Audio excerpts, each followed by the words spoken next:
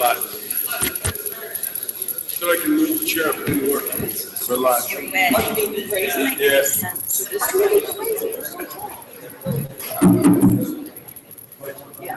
Test. We can't start for 5 more minutes, so you can talk among yourselves for 5 minutes. You don't have to be quiet.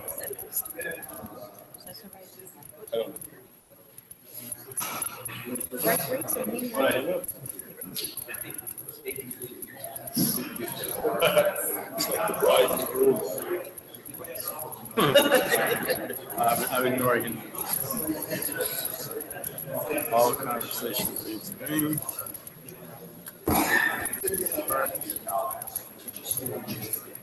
You should sit when I'm standing up. I thought you were. I am, but it's not gonna, you know how it is.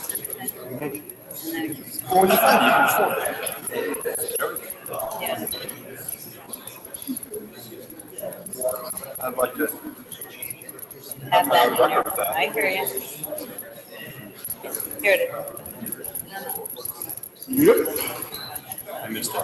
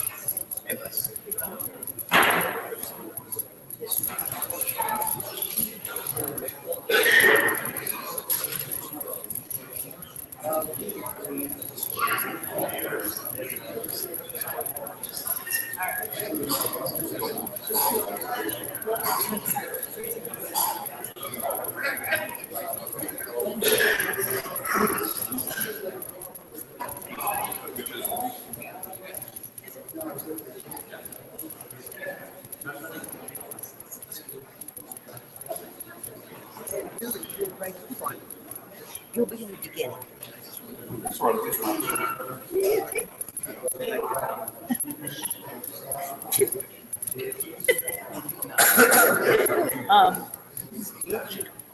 I just sent it to you. If you got it. Oh, I got it. I did.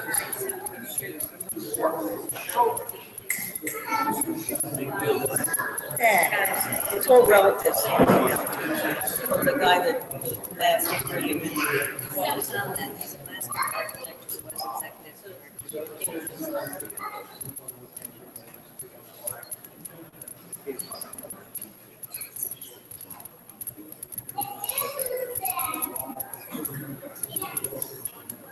That's right, Jess. Why is everyone outside? Maybe they all want to see Cap. It's not They're very all like that. Yeah.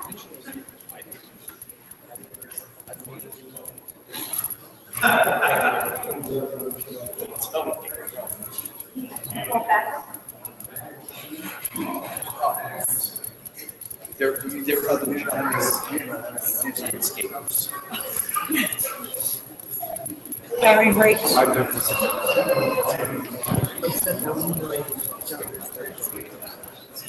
We're moving to the other side now.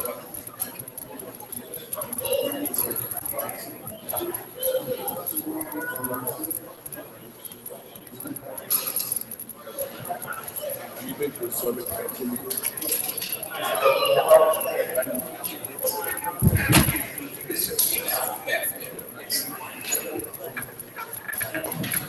Hey, we brought the yoga school.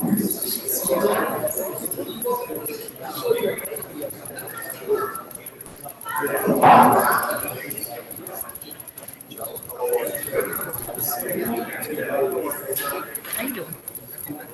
It's reusable. Correct.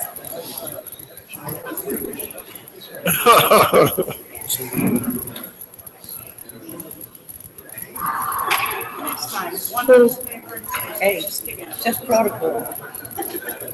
And guess what? It makes you bring these back. I know it's.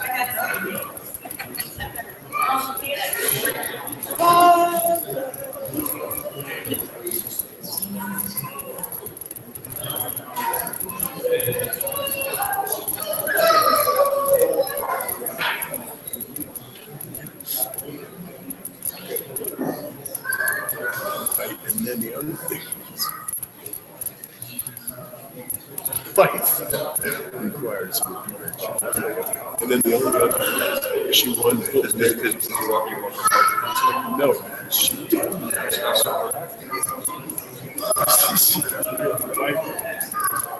I read the letter. Dean told me that.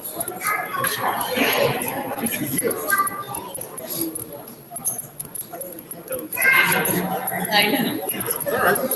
So it'll be interesting. Good evening, everyone. Would you please join us in a salute to the flag? Allegiance to the flag of the United States of America, and to the republic for which it stands, one nation, under God, indivisible, with liberty and justice for all.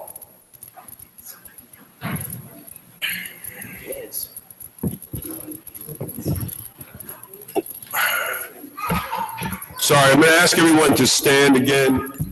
I forgot to pull out my note here.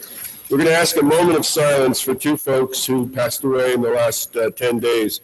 One is Agnes Bork. She's a retired Maplewood Crossing Guard, longtime Maplewood resident. She was on the executive board of the Hilton Neighborhood Association. The other is Peter Cross. He was the first manager of the Maplewood Community Pool. He was a coach, teacher, guidance counselor at Columbia High School, and also a longtime member of our community. So please, a moment of silence for Agnes and Peter.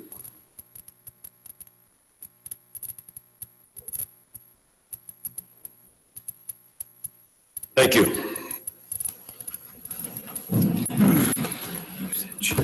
Okay, so from this vantage point, it looks like we have party of the bride and party of the groom over here, so it looks like it's fun. So we're gonna get started. Just to let you know, we have, before I read the statement, the reason why we were sitting here is because by law, we can't start till 7:30 on that clock. So now we're set to go, so. Pursuant to Section 5, Chapter 231, Public Laws 1975, this is to state for the record that adequate notice of this meeting has been provided to the public by posting and maintaining the annual notice of regular meetings on the bulletin board of the municipal building, by mailing the annual notice of regular meetings for 2017 to the news record and Star Ledger in December 2016, and by filing said notice in the office of the Township Clerk. Mrs. Adams? Here. Mrs. Larrier? Here. Mr. Lembrick? Here, good night, CC. Mr. McGehee? Here. Mayor DeLuca? Here. Whereas Chapter 231 Public Laws of 1975, commonly known as the Open Public Meetings Act, requires that all meetings of public bodies be open to the public. Whereas Section 7 provides that the governing body has the discretion to permit, prohibit, or regulate the active participation of the public at any meeting.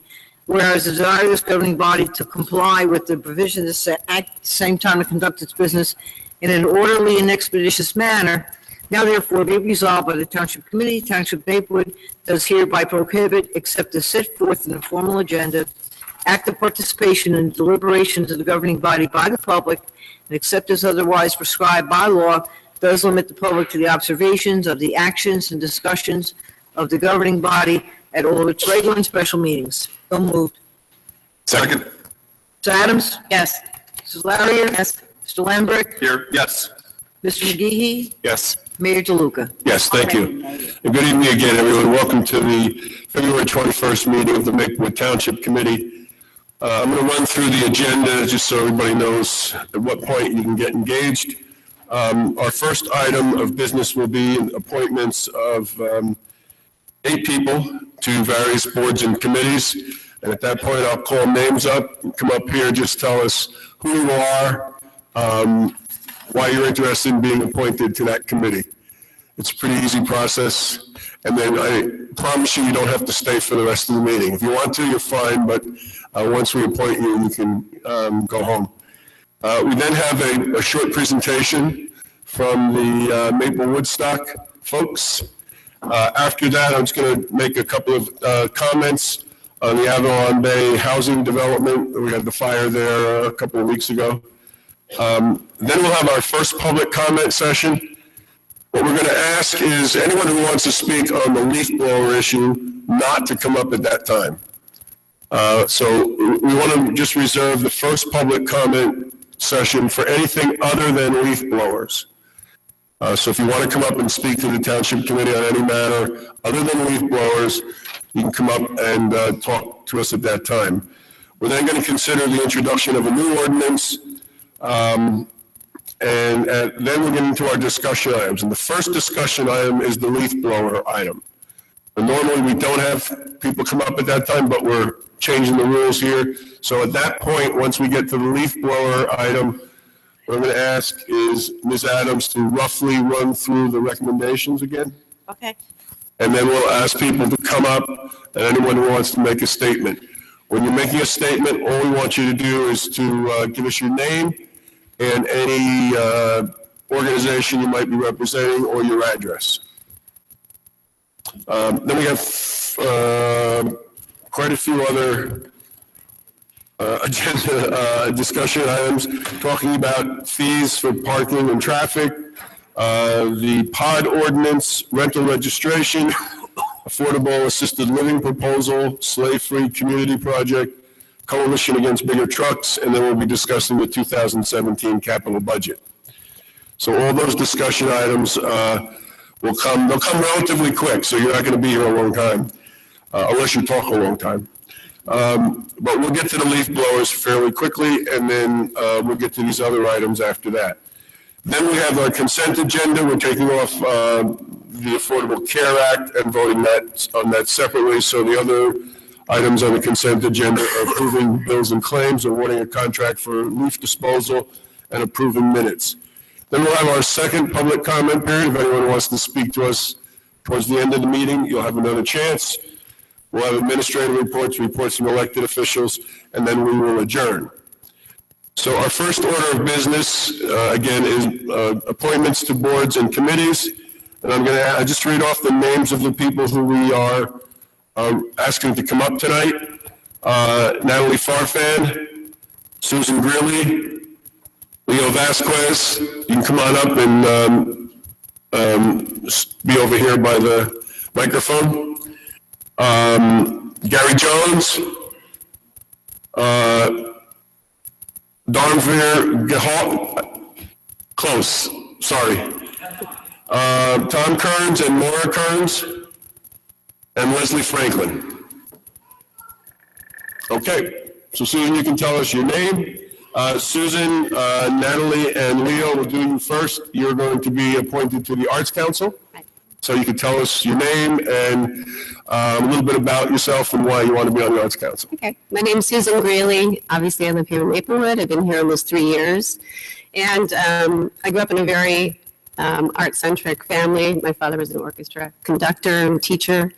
I've had a love of film and discovery of talent, and I've spent my career working with short and independent films, now with the Tribeca Film Festival, and also here with the Soma Film Festival. And I believe this community is fully entrenched with creative talent, and I'm looking to tap into that talent and put that under the umbrella of the Maplewood Arts Council. Great, thank you. Thanks. Leo? Oh, Natalie? Either one. Hi, my name is Natalie Farfan, and thank you for the appointment. I appreciate it. So I've been a resident of Maplewood for 2 years now, and I come from an arts background, specifically flamenco. So performing arts is one of my favorite things. But I hope to be part of this community and help grow other programs and flourish the arts community in Maplewood. So I'm very excited about that. Great, thank you. Thank you. Leo? Yes. Hi, I'm Leo Vasquez, and I've been a resident of Maplewood for more than 15 years now, and I'm an urban planner who specializes in making communities better through the arts. I've been doing it around New Jersey and around the country, so I thought I'd really like to do it as a part of my hometown. Great, thank you. And for the swimming pool, we have Darnvir and Gary. Thank you for giving me this chance. My name is Darnvir Gelod. Good evening, everyone. By profession, I'm a math teacher. I work in a high school. I love serving my community. I've been here living in this town for the last 14 years. And my two little beautiful girls, they love pool, and they said, why don't you serve in pool committee?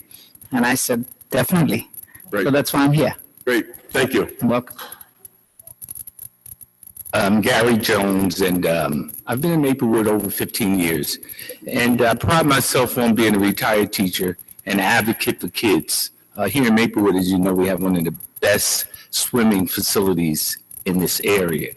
And it's my joy to service kids and to help them in any capacity. Many of you know we have the ski club that's a part of our Maplewood Recreation. I've done it for 4 years, and I've gotten that title as Gary Jones, the #1 chaperone.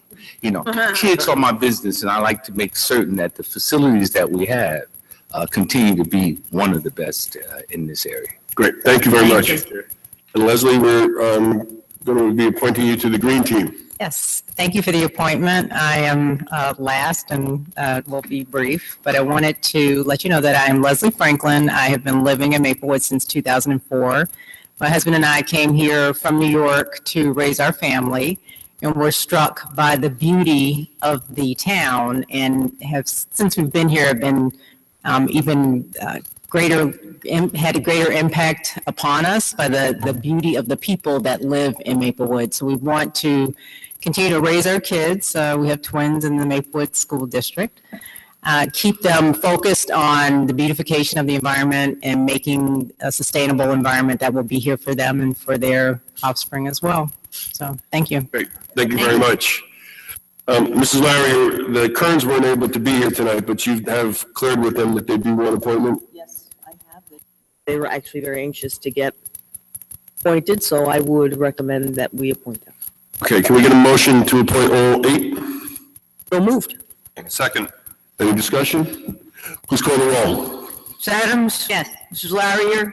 Yes. Mr. Lembrick? Yes. Mr. McGee? Yes. Mayor DeLuca? Yes, congratulations, and thank you very much for your service to the community.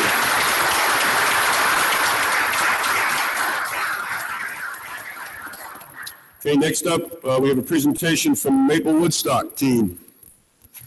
Team Maple Woodstock. conflict of interest. Hi, good evening. Drew Dix, Prospect Street in Maplewood. Gary Shipping, South Orange. And we are here once again to request the permission of the committee to apply for a temporary liquor license to enable a confined beer garden at Maple Woodstock. This year held July 8th and 9th. Maple Woodstock is an annual music and arts festival held in Memorial Park in Maplewood. Maple Woodstock is 14 years old. This will potentially be our 6th year with a beer garden in place, actually beer and wine, technically. We're working closely with a local New Jersey brewery called Climax Brewery. And along with our own volunteer staff, we enlist volunteers from the South Orange Elks Club to staff and run the beer garden area.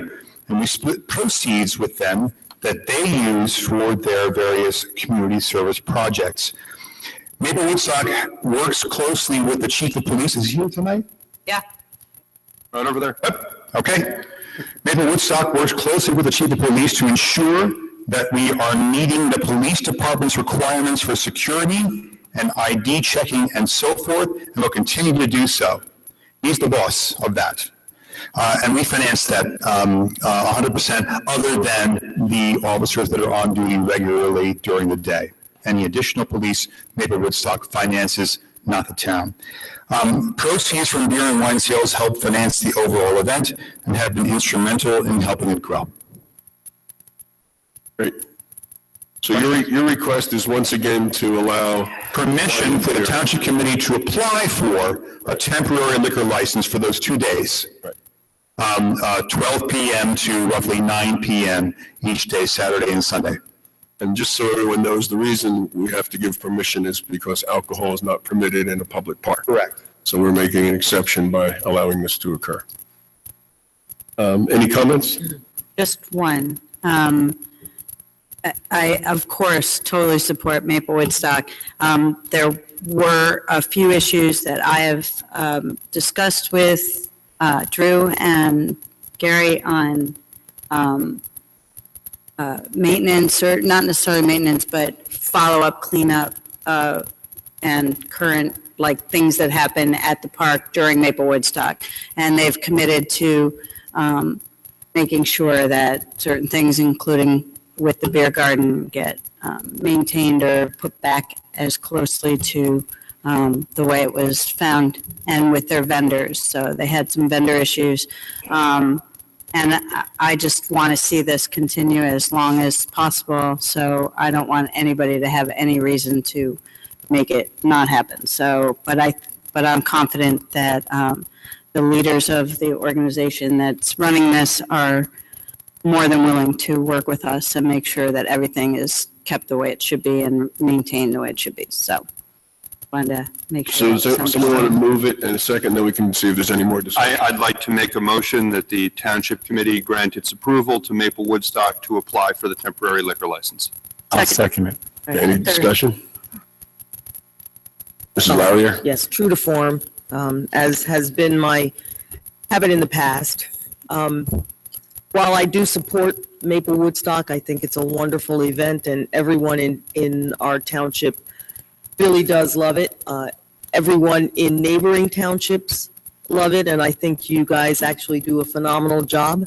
And I am actually very glad that some of the concerns that I expressed at the very beginning have not come to fruition, and thank you for working so well with our police. I am still committed to my belief that alcohol does not belong in our parks. It does not belong at this event where there are so many children. So I will be voting no again. Please call the roll. Mrs. Adams? Yes. Mrs. Loudier? No. Mr. Lembrick? Yes. Mr. McGehee? Yes. Mayor DeLuca? Yes. One other thing is congratulations on the. Thank you. At least I didn't have to break the tie this time. It was always 3-2 in the past. We now have it's called SOMA, 2 Towns for All Ages. We're trying to be cognizant of events that we run and how older residents might be impacted and how they might be able to enjoy it. You know, things we don't think about, mobility, seating, just the whole nature of the amphitheater, people not being able to walk up and down. So we've just hired a coordinator for that initiative. She's going to come on board March 1st. And one of the things we're going to ask her to do is reach out to groups who are holding events, just to put a sort of an older resident overlay over our events, to just maybe think through things that you haven't thought about, just from an older person's perspective. Well, I would love to see a band application from like a octogenarian band or something, rock, jazz, whatever, but putting somebody on stage, absolutely. Well, I don't know about that, but I think just the mobility of getting around and It makes stuff. total sense. Accessibility to that. And just so you know, I've already met with a planned meeting with Joe Manning and Calvin Bell last week, the first of 3 logistical meetings that are going to happen for the first time for Maple Woodstock. So we're meeting twice more, right, Joe? Yes.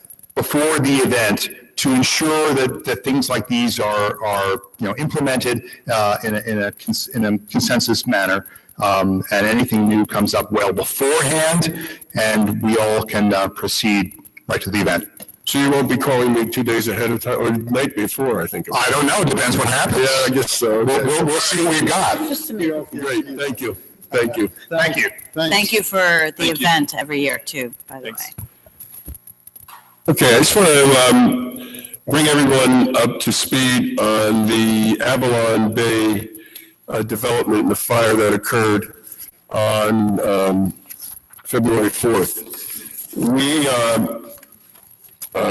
We're disappointed by the fire, to say the least, and we have been talking with Avalon Bay. They do intend to rebuild. They lost about half the project that was under construction. There's still a significant portion that's up and being dealt with because of water damage. But they are planning to start in March with reframing the parts that burnt. We said to them that we are not issuing any building permits until we get a fire safety plan and program that we're satisfied with. We did meet with them last week. Our chief and fire department has had further conversation with them. I just want to tell you some of the highlights that we're requiring as they go forward. One is they will be required to have construction fire guards on site during the times of non-working hours, which is generally 4 p.m. in the evening and the afternoon until 7 a.m. the next morning. And these fire guards will meet the Fire Department of New York certification of fitness or be a firefighter from this area. So this is actually a fire guard in New York City is a term of art. So these fire guards will be the managers during the non-working hours when temporary heat is being utilized. They'll do hourly rounds of all the construction areas, and they'll ensure compliance with the established fire safety program. They'll have no other responsibilities. There won't be security guards. They'll just be fire watches, fire guards. And we will require one fire guard for every 50,000 square feet of building that gets up. So if there's more, they'll be required to have more fire guards. Additionally, anytime that they're doing hot work means when they're using an open torch or creating sparks, they will have to have a plan. They'll have to have someone watching that. There'll have to be a fire guard during those times also.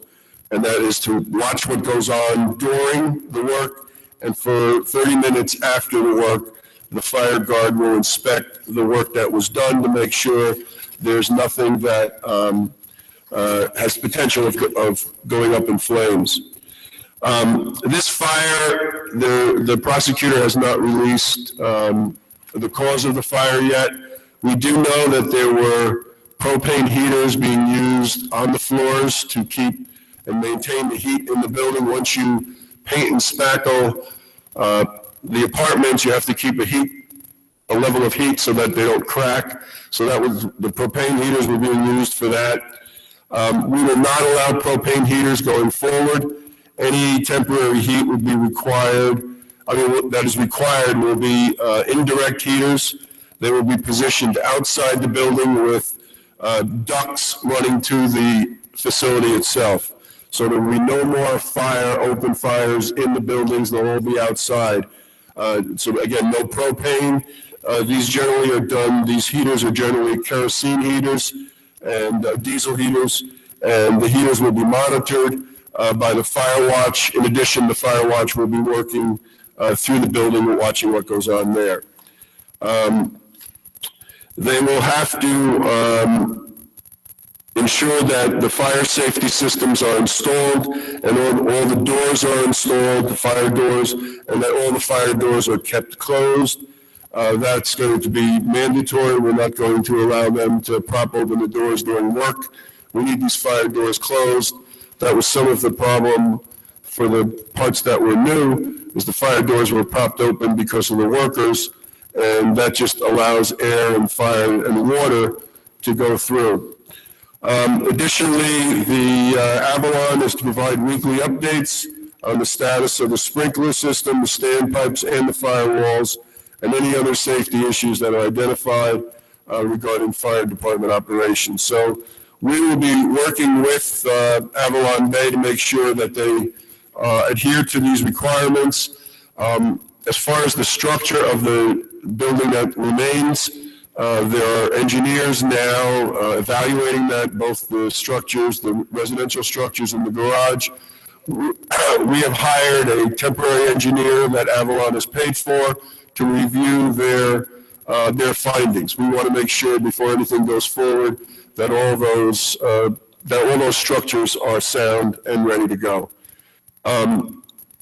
This was a sad occurrence. It's an important building that is part of our development plan for Springfield Avenue. It's a good anchor, so we want to see these up. We've been told by Avalon that they're going to expedite the building with additional crews working maybe double shifts. So they'll be up, they hope to get up and running by the end of the year. So it remains to be seen. Again, they do have to meet our requirements. So there are some additional requirements, but those are the highlights that I mentioned. So if all goes well, they'll be coming in probably beginning of March for permits, and you'll see the framing going back up sometime in March. Okay, so that's the update on Avalon Bay. Oh, and by the way, we have 3 other complexes under construction right now. We've talked to each of those 3 developers and told them that we do not want to see propane heaters in there. So they're all either using building heat or heat from the outside that will be ducted in. Okay, next up is public comment. Anyone want to address the Township Committee? Now, this is public comment now. Non-leaf blower items. Hi, I'm Carrie Gordon from Gerard Place in Maplewood. I wanted to speak about the DAPL pipeline, and I noticed that East Orange was divesting from Wells Fargo in support of the tribes that are protesting.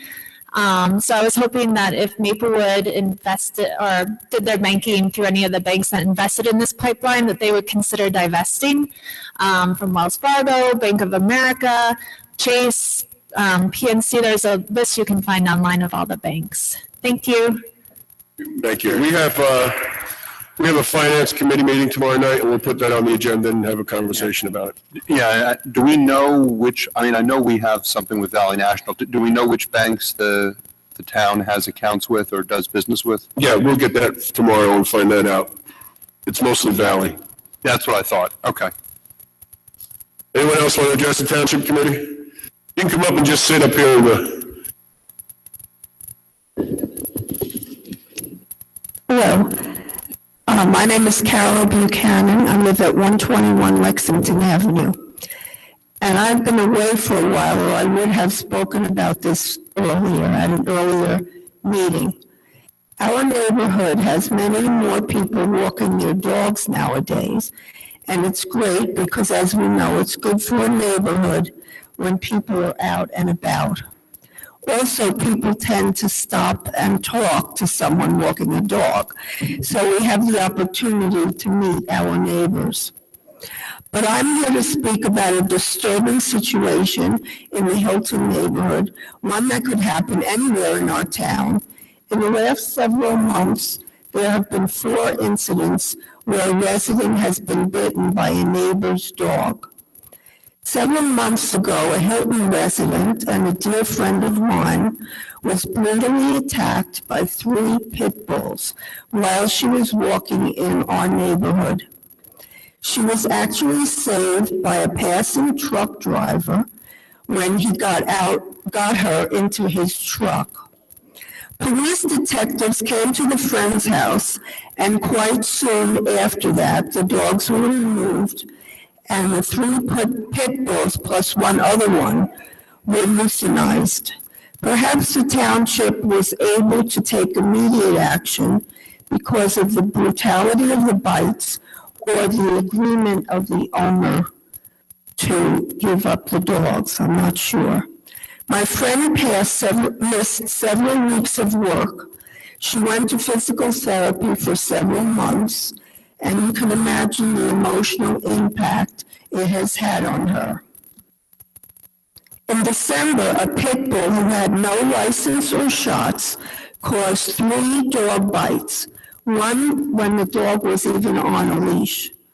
I was told that a dog could not be removed from the home if the owner refused to allow it until the situation was brought to court.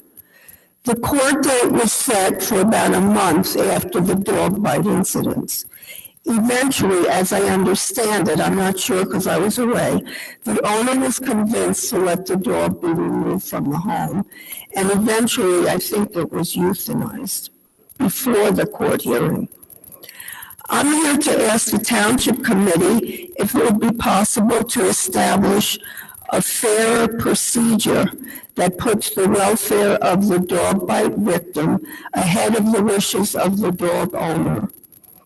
Is it possible to pass an ordinance that requires the township to remove the dog from the owner's home if, unprovoked, the dog has bitten one person? Could the dog be kept in St. Hubert's until the situation or court case is settled?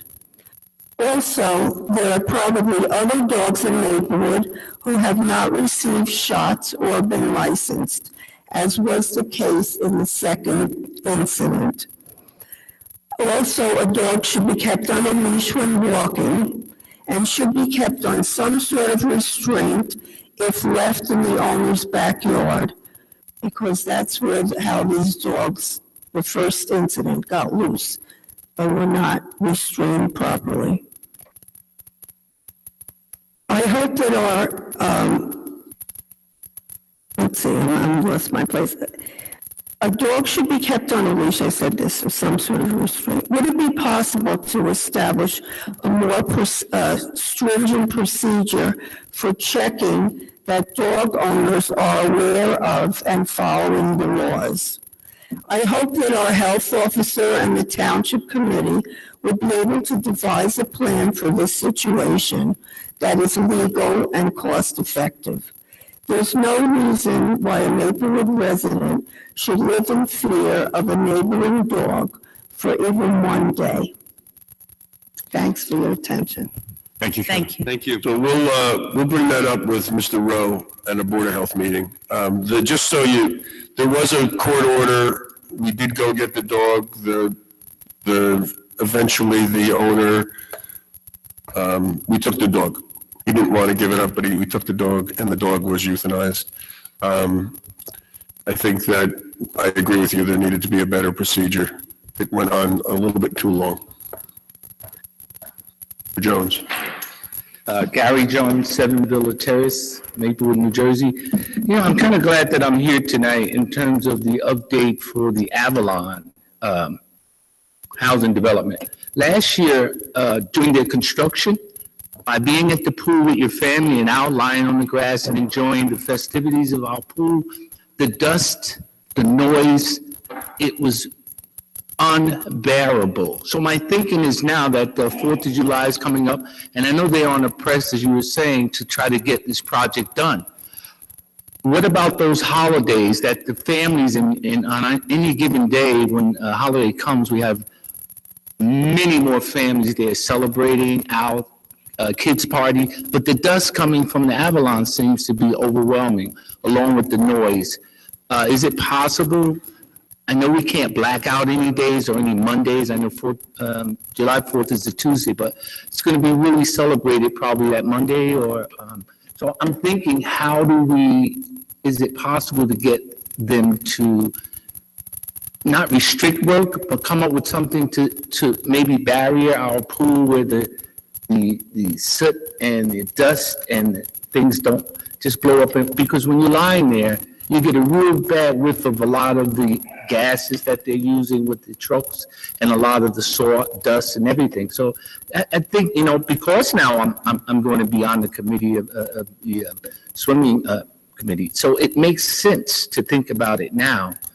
Just happened to think about. I had a brief conversation with the superintendent about this because I thought we were beyond it and then of course the fire. Yeah. So the good news is that the site work is already done, so they're not going to be moving dirt around. That's what that was the problem last year, is they were moving dirt around, and they were also going in and out on was unimproved area. They now have tar where they're going to be doing most of their work in the back. So, but I did mention, we did put up a barrier. There's a barrier along the fence. So we'll continue to monitor it. I think once they can close the building, and it might happen before Memorial Day, they'll close the outside of the building up. Then we're just talking about masonry and inside work. But we can talk to them about the July 4th. I don't know if they work on July 4th, but it's a big weekend. We can ask them what they're doing, try to minimize the noise. We did work with them last year to get a sweeper out there and they have to water it down when it starts to get dusty. The problem is the dust blows up because the cars go by, it blows up over the barrier and over the trees there, so. But I'm sure we'll hear from pool people, and we'll get on them where we can. Right, and if I have a moment, I don't want to beat a dead horse with the crosswalk. We did get a sign there, we did have a yield to pedestrian. Right. Is it possible that, I had spoke with Mr. Bell, is it possible to get a new one? No. What's the status of? Well, let me answer the question about the new. We put a sign in the road, it lasted 2 hours. It is so narrow there, it's just dangerous to put something there because it comes a projector, people hit it and it goes into the other lane as cars are coming, so it's too dangerous. One of the things we've been talking to the county about is a street light there on Pearson and Valley. So we've been continuing to do that. We haven't had as much success in having that conversation with the county. We've been trying to get them to come to the table and talk about this one.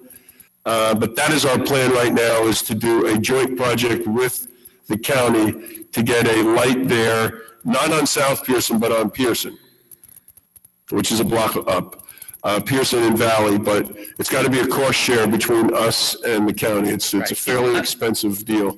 Mayor Luke, I know you're doing everything, hopefully, that's possible. Last week, there was a day out of school for my particular consultant obligation. I had the opportunity to walk my kid to school. There was about 10 other kids crossing there. It's a danger, and we all know that.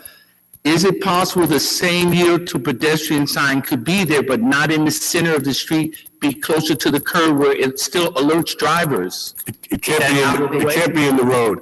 We already have a sign we can put it on the grass, but we already have a sign on the grass. There's already a sign there that says pedestrian crossing. I know, but we were hoping that there's one on Springfield Avenue, and we had 2 accidents last summer there. It's a press button and it lights up right in front of the Dunkin' Donut. Right. Is it possible that maybe because even at night, I don't know, I walk there. I walk through there. I use that. At night, it's like bowling for people. Right. So if we had something that would illuminate at night, it probably would even be another idea. Right. I mean, we're working toward it. I need you. The kids need you. The town needs you. That's very dangerous. There's no disagreement here. It's on our list. It's a county road. We cannot go in and put a light up. The county has to do it. We're willing to share on the cost because we have municipal roads that come into it. Yes. But until we can get the county to come to the table and say, they're doing a study, until we can get that, and it's not insignificant. We're talking hundreds of thousands of dollars to put a light there. No, I mean, just on the yield sign that's there, it lights up. It costs Press money. a button, we have one on Springfield Ave. We have 2 or 3 around town. Yep. So. Yeah. That may be what we do, but again, that's the county that does it. Okay. And I understand, when we had our meeting in October, we went out and put the sign there, the sign got plastered. We put another one there, it got plastered. I witnessed it. Okay, so the road is just too narrow to put anything in the street, even because then we said, let's put it against the curb. It's still we get hit. So we have the signs in the grass that say, crosswalk ahead. The chief is here, he's hearing you. Our county rep is here. And our county rep is here, so we sent another letter out. We had a meeting last week with our internal team. We're going to reach out to the engineer. We had the holiday Monday, so this is the week we're going to reach out and see if we can get a meeting going. Yeah, we are trying to get the county, as we said last meeting, to get another meeting because we found it very effective when we had a meeting with our engineer, me as chair of the Engineering and Public Works, with the mayor and with other staff and county staff to be able to address some of the issues. And through that, we got issues dealt with regard to the intersection of Valley and Tuscan and Valley and Baker that we're still moving forward with, and also brought that up. So it's and also crosswalks on Wyoming. So we're dealing with all that, but again, as the mayor says, it's a county road and we have to work in conjunction with them. So that's why we're asking our county representative to help us facilitate another meeting like the last one, which was successful. We went to county offices in Cedar Grove. We had one here and then we went One up there, here, yeah. So we had a couple meetings, and those seem to be more effective than just some of the less response than we want in response to our engineer contacting the county engineer. So we're working on it. In the meantime, I would urge everybody walking along there to use the actual crosswalks that are lighted. If you're going to Maplewood Middle School, I would stay on Valley Street on the east side of the street all the way to Tuscan Road where there's a signalized intersection. And same goes for wherever you're needing to cross, and to teach your children to do the same thing. So we lead by example in that regard. A couple of things. One, I think this may be an opportunity for us to work with the chief to maybe get a patrol car to be over there during the school, when a lot of kids are walking over from Golf Island. I think it's important, if we can have physical signs, to have some human capital there. And also maybe subsidize that with some of the Tuscan PTA parents, those who don't work, if they would like to come out there with some type of, reflective gear and help the kids get across the street, empower themselves. I find this to be a very serious issue. I mean, I was away yesterday walking my daughter from PTW, and the cars are going too fast. It's to the point that it's dangerous. I have my dog and my daughter, and I was just amazed at the speed of those cars. And it's personally an issue for me, and I think it's a safety issue. So I'd like to see the PTA of Tuscan step up and get some parents who, maybe work from home to step up. Chief, look at the rotation, see if we can get an officer out there during the hours in which the kids go to school. And also county, I'd like to see the county come back with a report at the next meeting to let us know what we're going to do about this. Thank you. Thank you. If I could just make a comment, I have no problem with asking possibility of police capital, as you called it. I would have a problem with the PTA trying to cross there. They're not trained crossers, and unless they're going to walk kids to a lighted intersection, I think it would be folly to ask untrained parents and well-meaning, and I'm not even saying that they are not capable, but to put that responsibility on parents, I don't think that would be a good idea. Well, that's one of three options. Number one, and I think also if we can get it done with our police officers and with the county, then we need to take action. And I think the most important thing are the kids. And we're not talking about making a crossing, not at a crosswalk, we're not at the crosswalk. And I know if I lived in Golf Island, I'd rather have a parent cross my kids than no one at all at this point, because it's that dangerous. It's that dangerous. Yes, sir. Hi, my name is Dominic Mazza. I'm an owner of Mazza Mulch, Inc., and we recently bid on the Township of Maplewood bid for 2017 hauling and disposal of leaves. There was a letter sent by my attorney today to Mr. Desiderio and Mr. Joseph Manning, the business administrator. And I believe first I wanted to make sure that they received that letter. Mayor, we did receive the letter. It was sent very late this afternoon. I actually did not see it at my office. It was sent probably around 5 o'clock or after 5. Mr. Manning was able to get it on his telephone, and I actually read it inside. So that's the first we've heard, from Mr. Mazza's attorney. So we have a resolution on to award to another firm. So without the benefit of seeing your letter, why don't you tell us what your objection is? Sure. Not read the letter, though, just tell us what your objection is. Don't read the letter? Okay, No. I'll try my best then. Basically, our intent is that Mazza Mulch was originally going to be awarded the contract, and Best Rotundi challenged that because they said that we could not accept 700 cubic yards, I believe, of debris in a day per the DEP permit we provided in the bid. The bid did ask for a copy of the NJDEP licensed facility, and we provided our own permit. Now, our permit does not permit us to accept 700 cubic yards in a day, but had the bid required us to provide other permits of other facilities, if we need them, we would have provided them. So it was not a requirement of the bid to provide permits that meet 700 cubic yards, but it was a requirement for the bidder to be able to handle and dispose and recycle of 700 cubic yards. This contract is a contract that I am very strongly know that my firm can handle. Had the township yet to the state has not asked us for DEP permits to handle up to 700 cubic yards.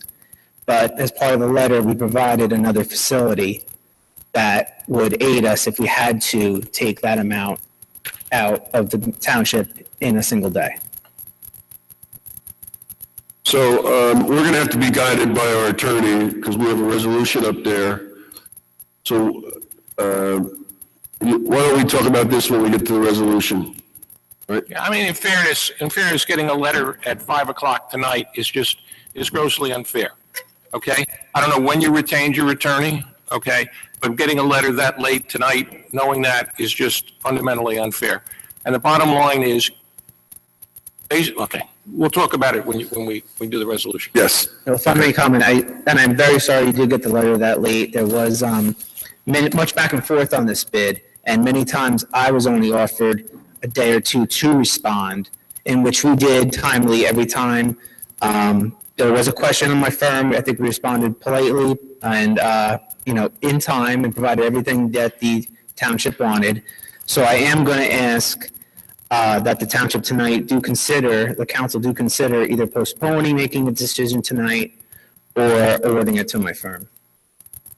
Okay, thank you. All right, are we going to take that off the consent agenda? It's not on, I think it's on a separate. No, it's not consent. Is it on consent? Yeah, we'll take it off consent. Okay. Did I miss it? Yeah, number 3. Number 3, I think. Oh, yes, I did say it leaves, right. Okay, we'll take it off and discuss it separately. And I will say thank you very much for considering my request, and I do hope to work with the township. Thank you. Thank you. Thank you. Good evening, Jeanette Page Hawkins, Essex County liaison. Just for clarity, what intersection are we talking about again? Pearson and Valley. Pearson and Valley. Pearson and Valley. Pearson and Valley, okay. And I'll await a contact for us to schedule that meeting? Yeah, we sent, the engineer sent an email last week, I think it was Monday or Tuesday. Yeah. And then we're going to follow up, I'm going to follow up with you and Sanji. Okay, if you could possibly CC me on those Yes. correspondence, so I'll Yes. be in the. Would you It might like be- us it might- to regularly do that? Would that make sense? Excuse me? Should we regularly copy you on that? Probably, Yes. so we should instruct our staff to. Yes, Okay. that would be helpful. I'm probably going to call Sanji, but I will let you know what happens. Okay, all right, good. I'm also wanting to extend the invitation to the State of the County address, which is going to be next Monday, the 27th at 7 p.m. It's going to be at the Hospital Center in Cedar Grove. That's 204 Grove Avenue. And there you will hear about all the accomplishments of the county for 2016. Okay, thank you. Any questions? Thank you. We'll be in touch with you. Thank you. Thanks very much. Anyone else want to address the Township Committee on non-leaf blower items? Okay, we're going to close the first public comment period. We have an ordinance introduction. Mr. Mayor, ordinance on introduction, ordinance number 2848-17, an ordinance to amend Chapter 6 of the Code of the Township of Maplewood entitled Administration of Government. This ordinance will revise the table of organization of the Maplewood Police Department. Okay, for purposes of discussion, I'm going to move this. I move the passage of this ordinance on first reading, its publication according to law in the Maplewood South Orange News Record, and hearing to be held on March 7th, 2017. Second. Okay, moved and seconded. Discussion, this is a proposal to increase the table of organization to add an additional captain, a third captain, up to a third captain. And Mr. Mayor, the chief is here, and I think some of my, comments are really more questions for the chief following up on the discussion that we started at the last meeting. So is now the appropriate? Yes, it is. Yes, it is.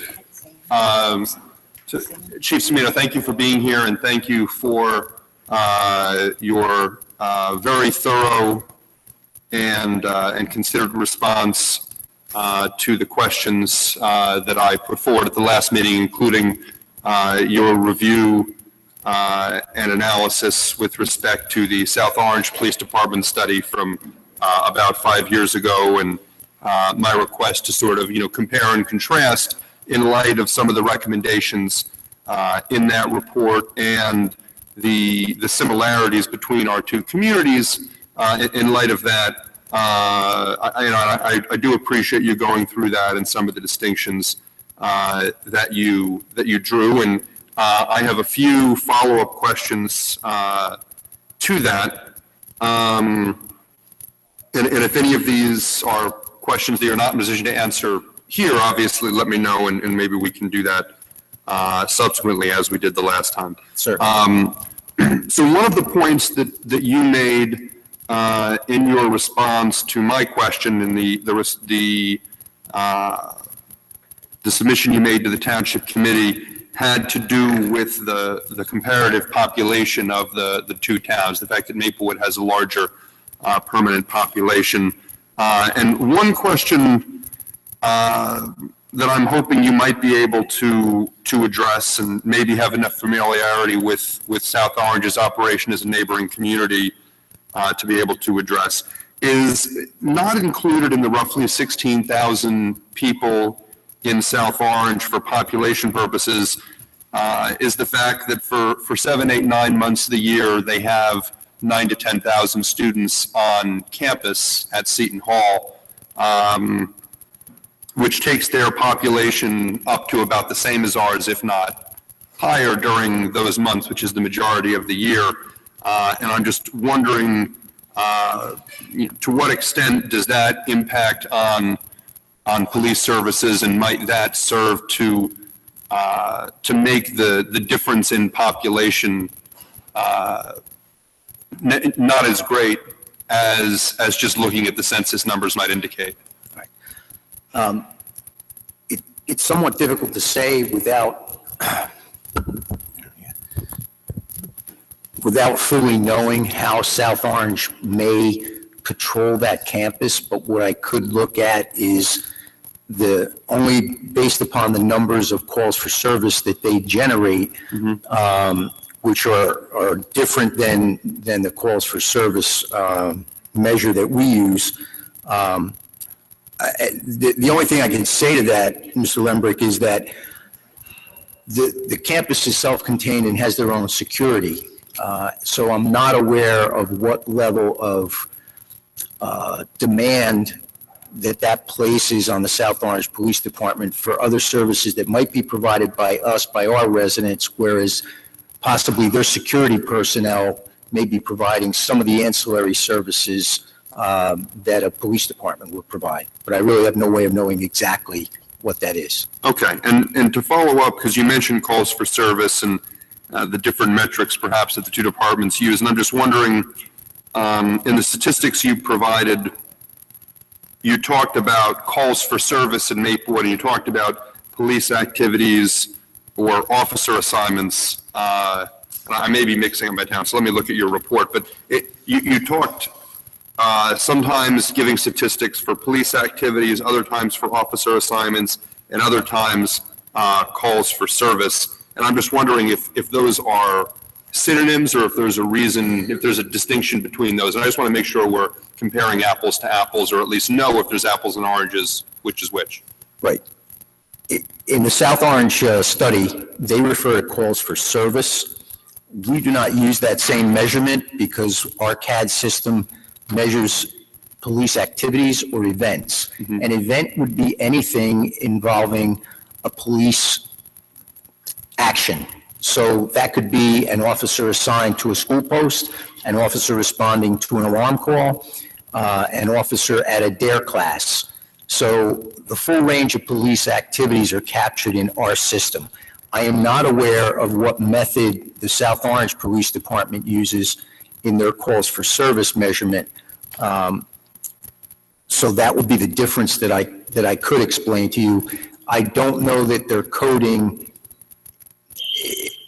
exactly equates to ours in terms of the basic calls for service. So they measure, we all measure crime. That's through the uniform crime reports. That's a standard measure. But the way that calls for service are measured in South Orange could be different than what would be considered a call for service in Maplewood.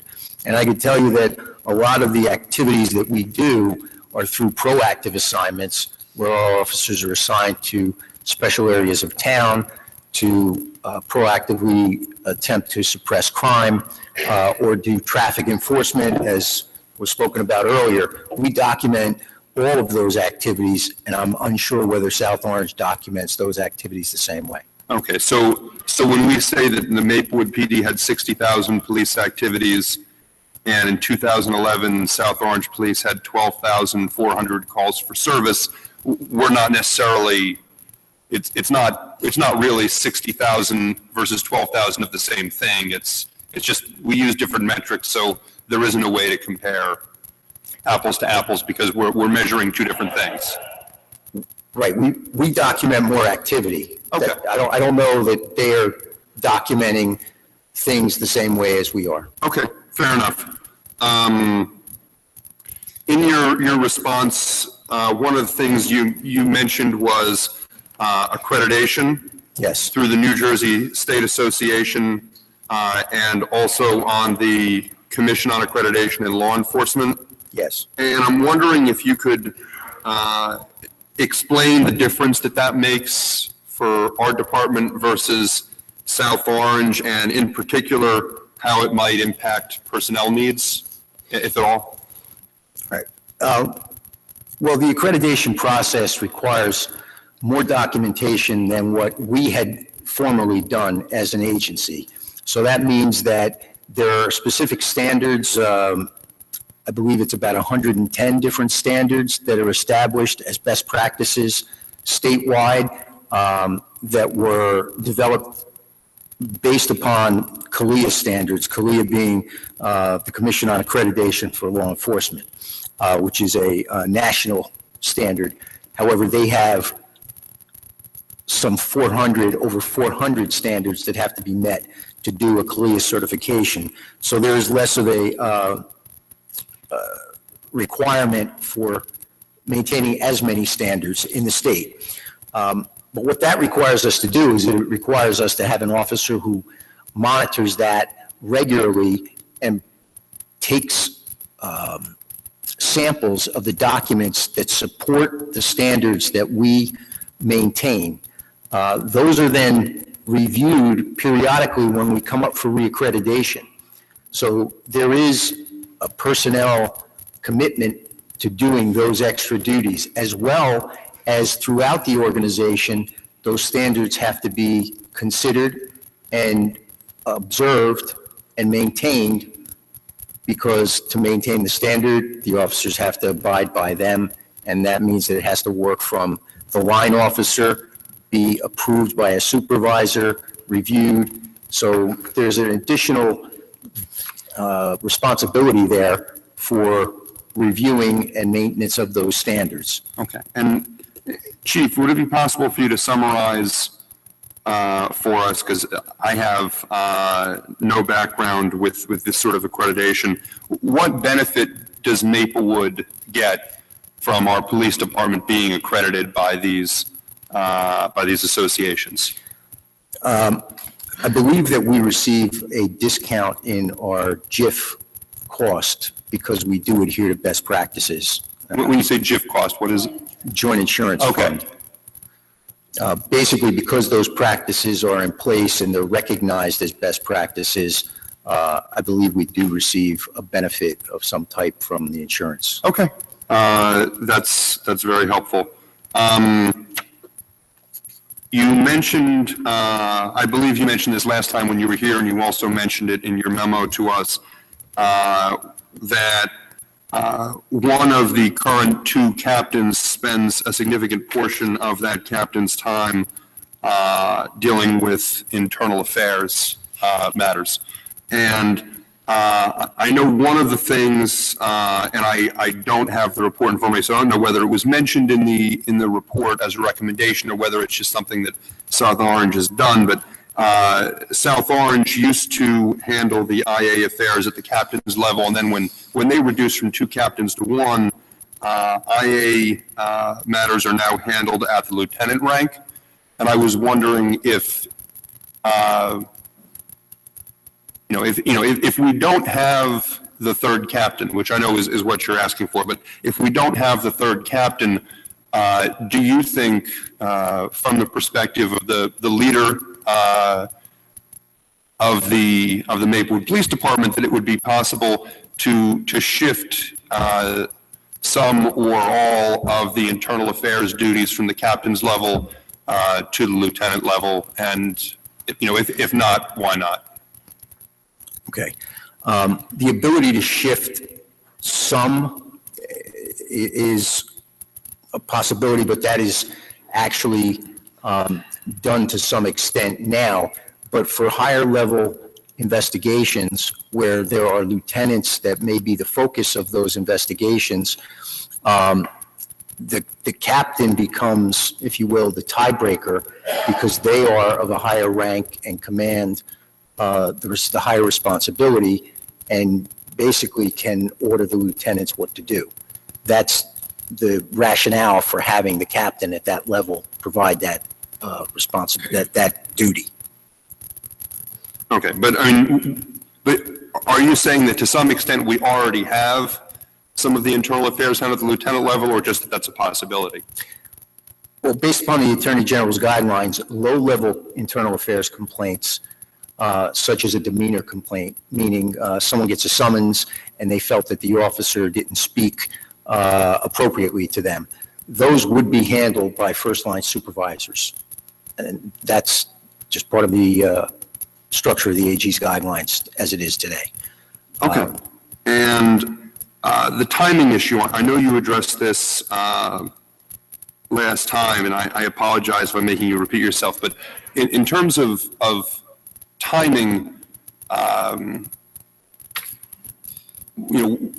now versus 6 months from now versus a year from now, what is it that makes the third captain's position, yes, as Deputy Mayor said, a time-sensitive issue beyond the fact that if it's needed sooner rather than later? Well, currently we have some illness issues that are pending. Unfortunately, that number seems to be growing. We have Issues? illness issues that we're struggling, and other leave issues that make this time sensitive, as well as the fact that this is also the onset of our institution of the body-worn camera program. Because it is new, I feel we need more intense supervision, certainly for a period of time while this is ongoing. Mistakes happen, training has to be provided, retraining has to be done in some cases because this is a very new program. Many agencies throughout the state are rolling out similar programs, and I think that it's something that we have to do to make sure that we can get it the best result possible.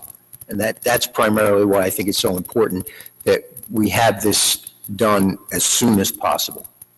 Okay. The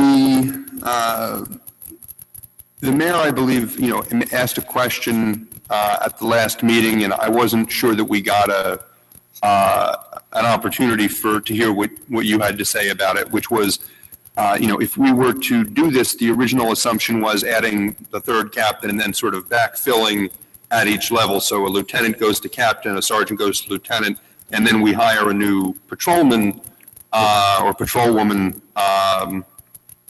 And I think that accounts for the moves, but maybe there's another move That's in there. correct. And, you know, if we were to just create the third captain and not do the backfill, or at least all of the backfill, which means that we wouldn't hire the new patrolman or patrolwoman, you know, what would your reaction be to that? And would we still be able to accomplish the work we need to do out on the streets and in the community? Or would that just mean we're taking, you know, we would essentially be taking someone off the street, away from the community, and putting them in headquarters in a supervisory role, supervising less people? Right. Well, we have a 38 officer patrol division. Those officers are deployed based upon the variety of needs that are presented daily, weekly, monthly, as we see our crime rate and our service needs evolve. Should the captain be made and the backfill not occur, there would certainly be, with 37 patrol officers, there would be certain times when certain assignments would either be filled by overtime or they would not be done. Okay, and I think this is my final question. So the last one I have prepared, at least, is, you know, having a chance now to review the South Orange study that was done by ICMA a few years ago. Do you think that doing such a study in Maplewood would be useful? If so, why? If not, why not? I think it's always worthwhile to review an organization's operations. I think in a brief manner, I've tried to count for you a comparison of sorts, which of course can't be as in-depth as an 88-page report that was done. No, and I appreciate that, Chief. But, you know, if that were something that were done, it may in fact, you know, support some of the other concepts that were brought forth in my limited report. So I wouldn't be opposed to it. I don't know that it's something that's entirely necessary when you look at certain of the data that I was able to parse out, but, you know, I would certainly not be opposed to having a review. Okay, thank you, Chief. Chief, I have just one question on that. This is not a reason to do it, but if we were to do it, there is some savings now because the lists are still active, the promotion lists. Yes. If we go beyond that deadline, which is April or June? April. Right.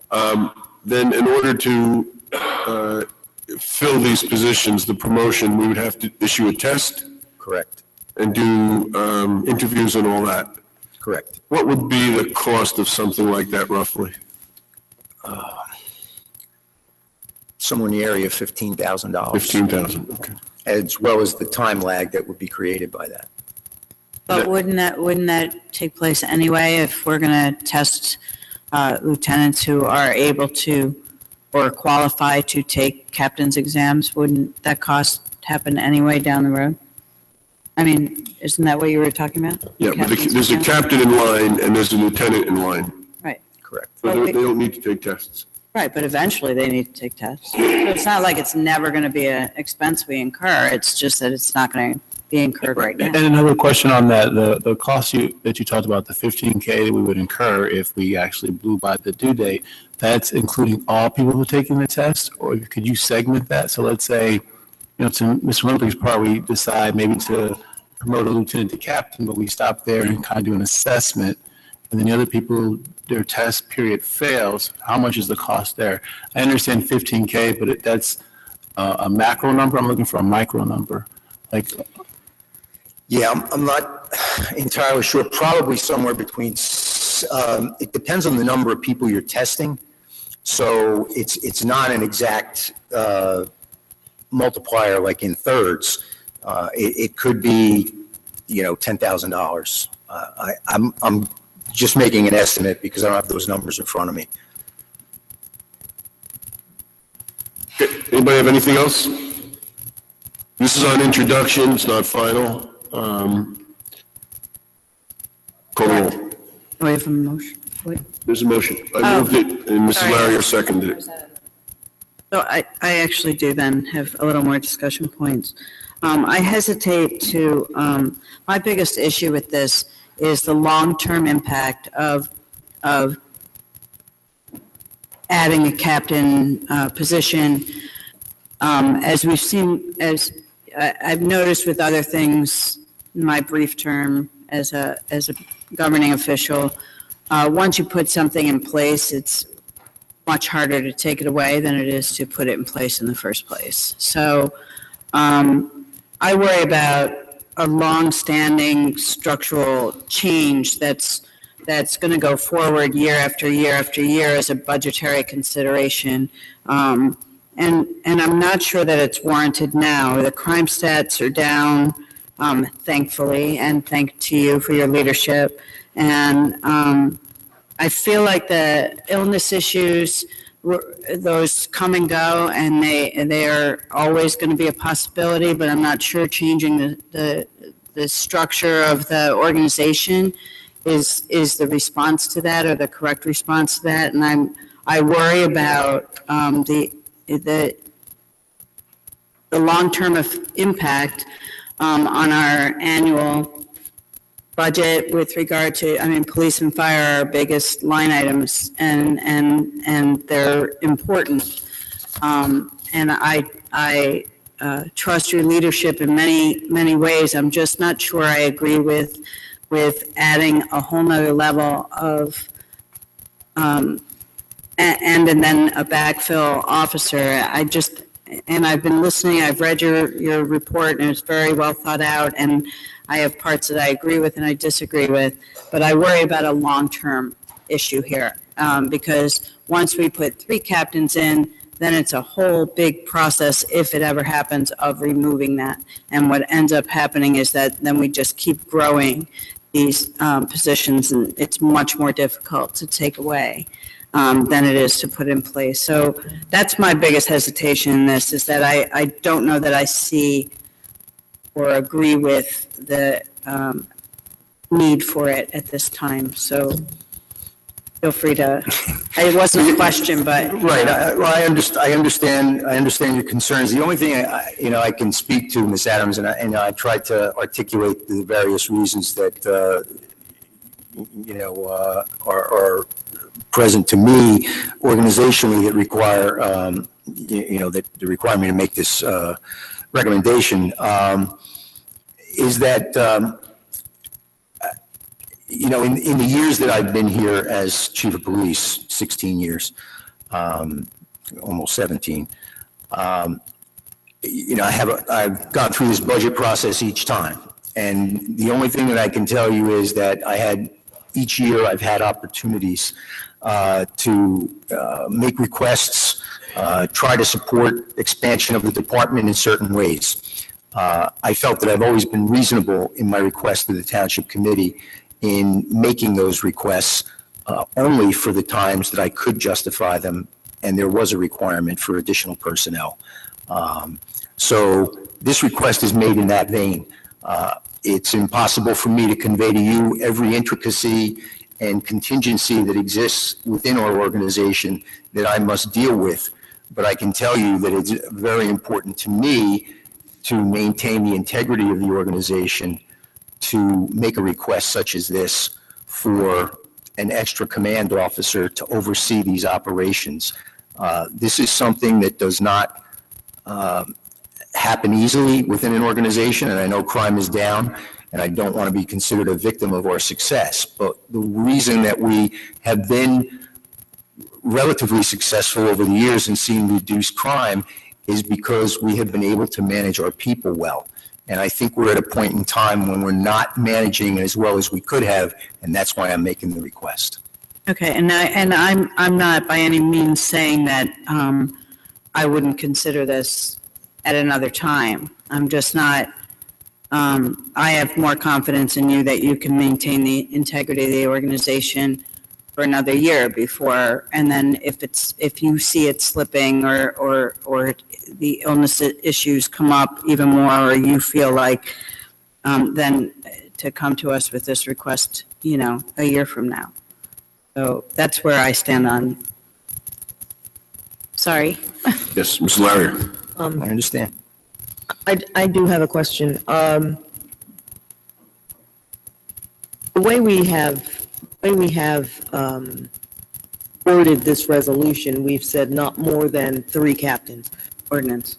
I'm sorry, this ordinance. We've said not more than 3 captains. We haven't said 3 captains. And I think part of the reason we did that, correct me if I'm wrong, was so that should a captain leave, retire, be dismissed for whatever, should we lose one, we simply could reassess and not refill that position. That was my understanding. That's correct. That's And it's correct. also, that's the wording that's in the ordinance now, or not more than is what exists right now. Not more than what exists right now. Right, and that would So- have to The happen. the language is not more than. Already in the ordinance, this is the language. We're not changing the We're language. not changing the We're language. just changing the number from not more than 2 captains to not more than 3. So we could always back up to 2. We could always back up to 1. We could back up to none if we needed to. Obviously, we wouldn't necessarily want to do that. My thinking, ironically, when you first came to us with this request, my initial request was, well, not likely. However, after having had discussion about, for instance, our issues on Valley, and the need for possibly having people there to be able to cover some of these issues, I tend to think possibly that this could be something that we should consider. Because backfilling the position, I was against backfilling the position.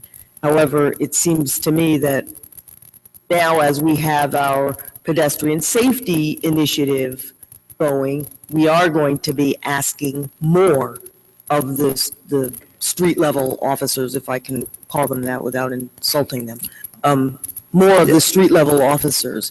And we need somebody to make sure that takes place. So I guess I have actually been swayed. I see no reason not to move this forward to final and plugging away. Maybe we might even. Thank you. Yeah, Chief, my biggest concern is, since I voted no last time, is cost. When we're looking at the budget and what we're looking at in terms of the incremental money that we're going to allocate to your department, and then this is incremental on top of that, I have a concern because obviously we want to meet your needs, but I also am responsible of the taxpayers who put me in this seat. And also knowing the amount of work that your team does. I know many officers do a phenomenal job, and understanding your need. That's where the question comes. I'm trying to ask you, is this a need of additional leadership versus additional personnel? And that's why I'm trying to segment this process. I'm saying I'm not necessarily in favor of moving one person up and adding. I'm saying if your real core need is a lieutenant to become captain, address that versus the incremental costs associated, which is substantial, with moving one person up the rank. So I'm saying segment it and look at it from that perspective and evaluate it on a long-term basis. Because right now, I have a very difficult time being able to approve something where I'm looking at this incremental cost, which is inclusive of adding another officer and ranking everybody up. All right. Well, to that point, Mr. McGee, and this may speak to Ms. Adams' concern as well. It is not impossible for you as the members of the committee to make the captain and then evaluate what we do from there in terms of the impact that may occur at the patrol level. And my request is for the captain and the complete backfill of the positions. However, if your concern is that you could support the leadership improvement with the captain's position, it's not impossible to segment that decision across. I would prefer to have all ranks filled. But the ordinance provides that there are up to 3 captains. Yeah, I think that's important. I think the ordinance doesn't say that we're going to hire another patrol officer. And I actually would not be in favor of that. I think that going from 38 patrol officers to 37 patrol officers, with having another captain that's going to focus on patrol, you're going to get more efficiency out of those 37 than we're probably getting now out of the 38. But I do just want to understand, you would want an lieutenant to move to captain and a sergeant to move to lieutenant. Correct. And an officer to move to sergeant. Correct. So you couldn't do it. You have to have your leadership team in place. Is that correct? Correct. With 3rd captain, making sure you have 5 lieutenants and 9 sergeants, I think it is, or something like that. Correct. 10. 10 sergeants? Okay. So, the cost here, I mean, we have an annual cost of $93,000 to do all this. But I don't think we should hire a 64th police officer. Well, that's fine. So that cuts it down to half of this by moving people up. I actually don't disagree with you that having a 3rd captain might get more out of your 37 than out of your 38. I have no problem not hiring. Well, this doesn't call for hiring. This calls for a captain. This calls for a captain. Well, then I'm in favor of captain. Right. It just allows for it. Okay. Anything else? Let's see where we are. Let's just go to a roll call. This is on introduction to move it to final in 2 weeks. Ms. Adams? No. Mrs. Larrier? Yes. Mr. Lembrick? No. Mr. McGehee? No. Mayor DeLuca? Yes. Okay, fails. Fails. 2 to 3. Or fails 3 noes. Thank you. Okay, thank you, Chief. Thank you, Chief. Okay, next up, we're going to have discussion items, leaf blower. So I'm going to ask if we could briefly just read the recommendations, and then we're going to ask anyone who wants to come up, give us your name. If you're a resident, you give us your address. If you're a representative of a business or organization, give us that. We're going to keep everyone to 3 minutes. 3 minutes. And often when we have a lot of people, we have the same thing being said. So there's... You can just concur. We got it. We usually get it. You know, if you want to repeat, you can say a few things and then just say you concur. But we don't need everyone to repeat the same thing. We kind of get it. So, okay, so let's hear the recommendations. Yes, so Mayor, the recommendation from the report of the subcommittee was an annual ban on gas, not electric, commercial leaf blowers from May 15th to October 15th.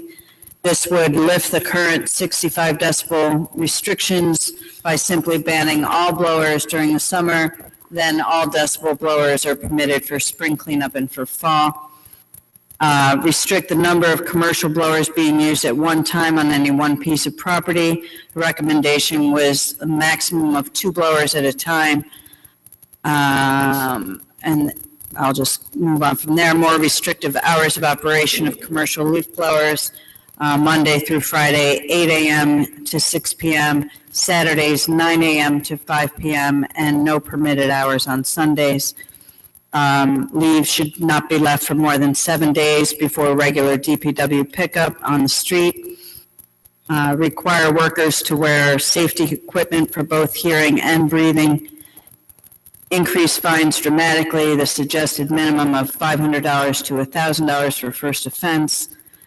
No ban on residential use of leaf blowers including not banning them on Sundays, but outside the hours of, the regular hours of operation. So we need to specify that more clearly, but basically the residential use of leaf blowers is permitted. No ban on electric leaf blowers, whether commercial or residential. And then the request for more regular and comprehensive educational information distributed to the public on a regular basis by the Green Team and the Environmental Commission. So that was just the end of the report I gave the subcommittee. And those are not my personal comments. Great, thank you very much. Okay, is there anyone who would like to address us on the matter of a leaf blower ban? So, Mayor, just to confirm that, so the public will be addressing us first, and then we'll have an opportunity to give our thoughts after. Correct. Okay, thank you. Good evening, Township Committee. I'd like to just start off. My name is Tom Castanello. I'm the executive editor and publisher of the Gardner News. You have to use the mic. You have to use the mic. Oh, You can just pass, we'll pass them. I got one, thank you. Thank you. So you're gonna have to say your name again and who you are. And keep the mic close to you. Good evening, everyone. My name is Tom Castanello. I'm the executive editor and publisher of the Gardner News, New Jersey's largest agricultural gardening and landscaping publication. I was also on News 12 New Jersey for 6.5 years as the backyard gardener, and I owned a landscaping company in New Jersey for 25 years. I understand that we're looking at banning leaf blowers in the township of Maplewood. I've presented each of you with a photo, if you would take a look at it. When I used to be in business, I was always concerned about cleaning the roadway. And by eliminating a leaf blower, I would have to put my people in the street with a broom to sweep up the grass that would be accumulating along the curb and the roadway. Now, with putting someone in the street with a broom, you have to put someone also in the street with a shovel so someone could sweep that grass up off the street into a shovel. Now, in a roadway with vehicles approaching both directions, you would have to put a third person in the road to make sure the first two people that are actually working won't be hit by a car. So I'm concerned a little bit about traffic safety, where if someone had a leaf blower, they could clean that roadway up in 20 or 25 seconds, and it would eliminate the excessive amount of time it would take with a broom and a shovel and someone doing traffic for somebody to get hit. So that would be my first concern. Second concern would be electric leaf blowers. How many homes have electrical outlets on the front of their houses? And how much extension cord would contractors have to carry on their trucks to effectively use an electric leaf blower, short of installing a generator on the back of their truck or on their trailer to power that electric leaf blower? And one thing that I do at home when it snows, 1, 2, 3 inches of snow, I can clear my steps and my walkways so much faster with a backpack blower. And now I would consider, I would worry about apartment complexes or condominium complexes with the excess amount of time it would take someone to shovel that walkway compared to how fast they could clear that walkway after it snows with a backpack blower. This is a summer ban, not snow. Okay. This is a summer ban. Okay. So that's, I think I hit my 3 minutes. I just asked one Sure. clarification question. Sure. When you say that leaf blowers are needed to clean the streets, Correct. but if you're using a broom, you need a shovel, you need all that stuff, where are they blowing the grass clippings if they're using? Back onto the property, back into the grass. Because you're not allowed to blow anything into a storm drain. So that grass would be blown back into the lawn. Correct. So it would be, be back into the environment. Okay. Great, thank you. Thank you very much. Thank you very much. Anyone else want to address us on this issue?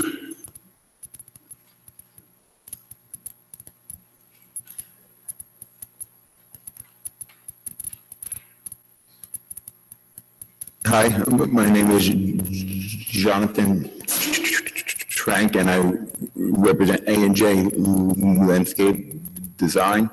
And as you can hear, I stutter, so I'm going to try to get through this.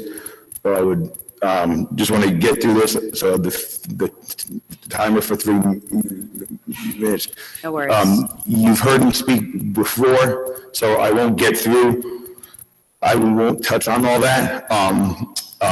The thing that I do want to talk about, which is, since we're going to focus on one thing, is the fact that you want to try to restrict us in the spring and the fall to only 2 machines. I work on the largest residential property in Maplewood, 15 Tower Drive. It's 1.5 acres. I think the back part is about 300 feet from the street.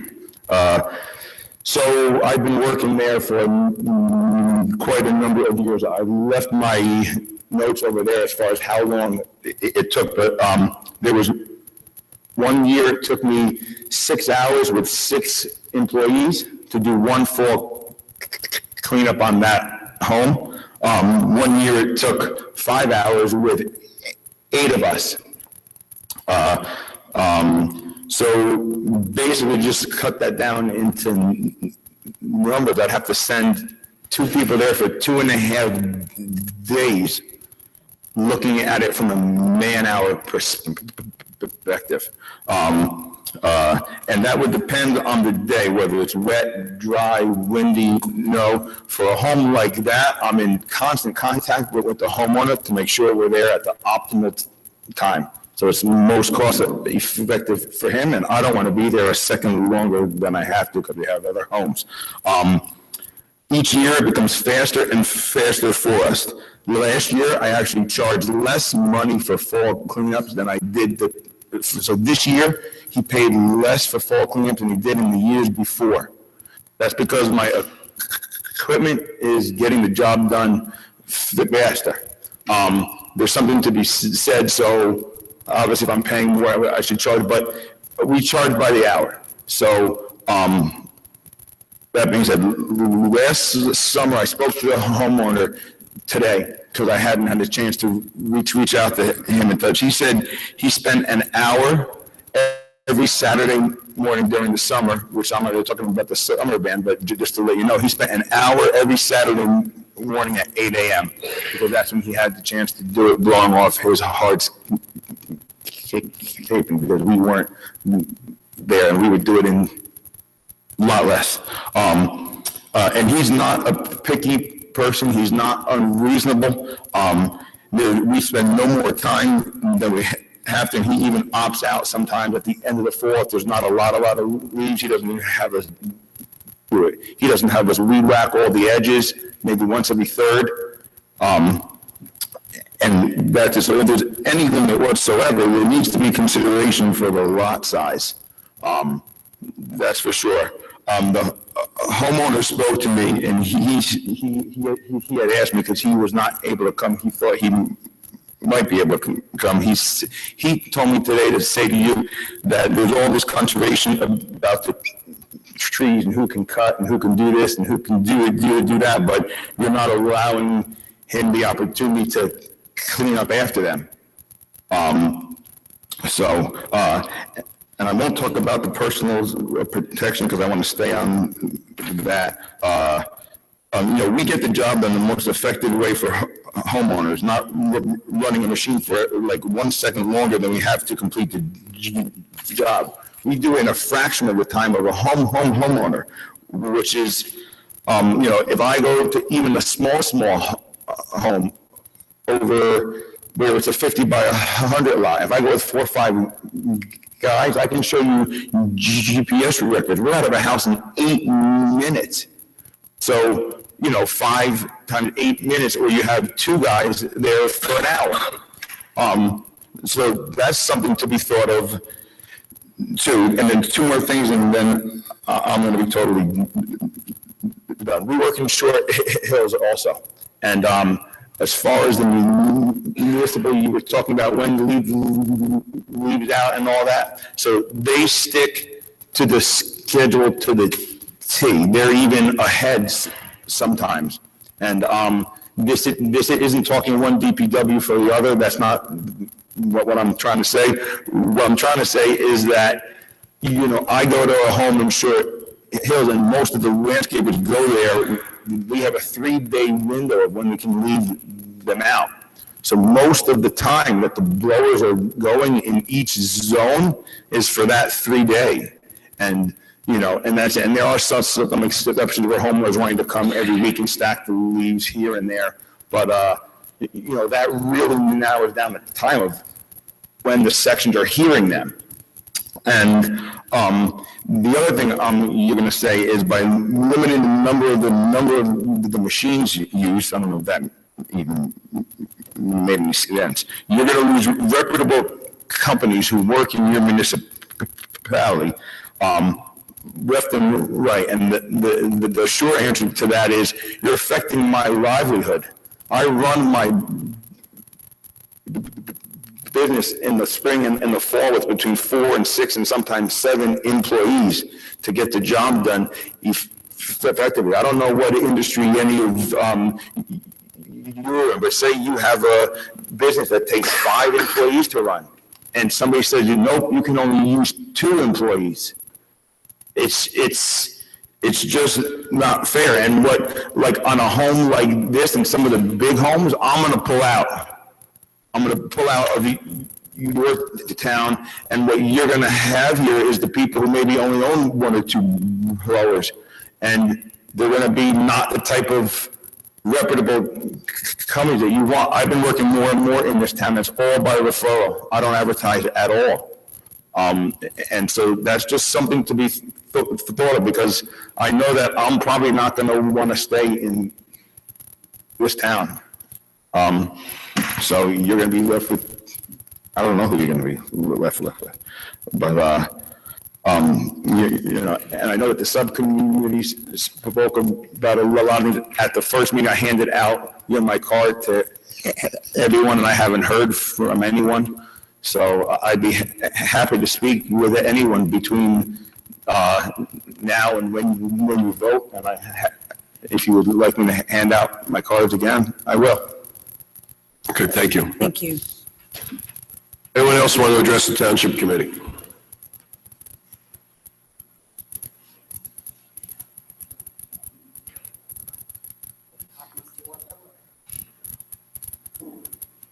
Thank you. Mayor DeLuca, distinguished members of the Township Committee, my name is Lori Jensen, and I serve as the Executive Director of the New Jersey Nursery and Landscape Association. And I thank you for the opportunity to be here tonight.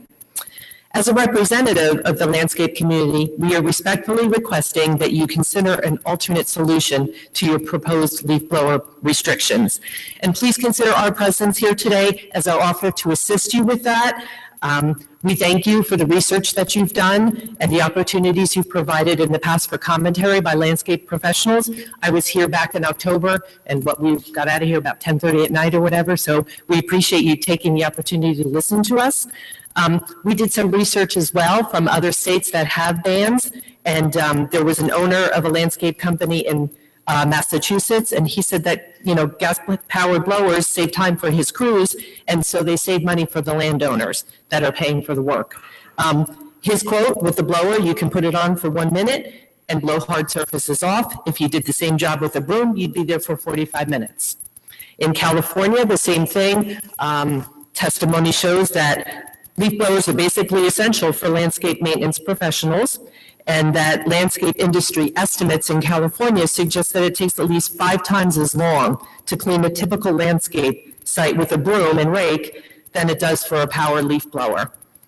Similar estimate, and this is actually by city maintenance supervisors, that their crews, it would take 50 hours to do the work that it used to take 10 hours to do with leaf blowers. And they also estimate that the cost would increase an average of about 21% if they had to perform the work manually, and they figure only 31% of that money they can pass along to their client, you know, because of rates. So I defer to the landscape professionals that are here to support this as far as the specifics of how we can help you to maybe come to an agreement that will be beneficial to your community, but also to our landscape professionals, and we're here to help. Thank you. Just one quick question for you. When you talk about the increase in cost for well, you just said it, it's like 21% or? Yeah, that is an estimate in California. You can go to the California. Based on the fact that they'd need longer time by manual labor? Manpower, exactly. Yeah. Does that take into account the lack of gasoline they're using?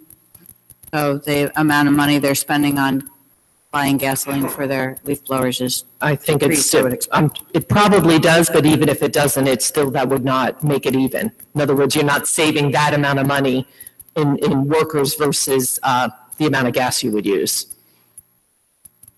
So anyhow, the research is there. And again, we're happy to sit at the table with you to try to come up to a solution.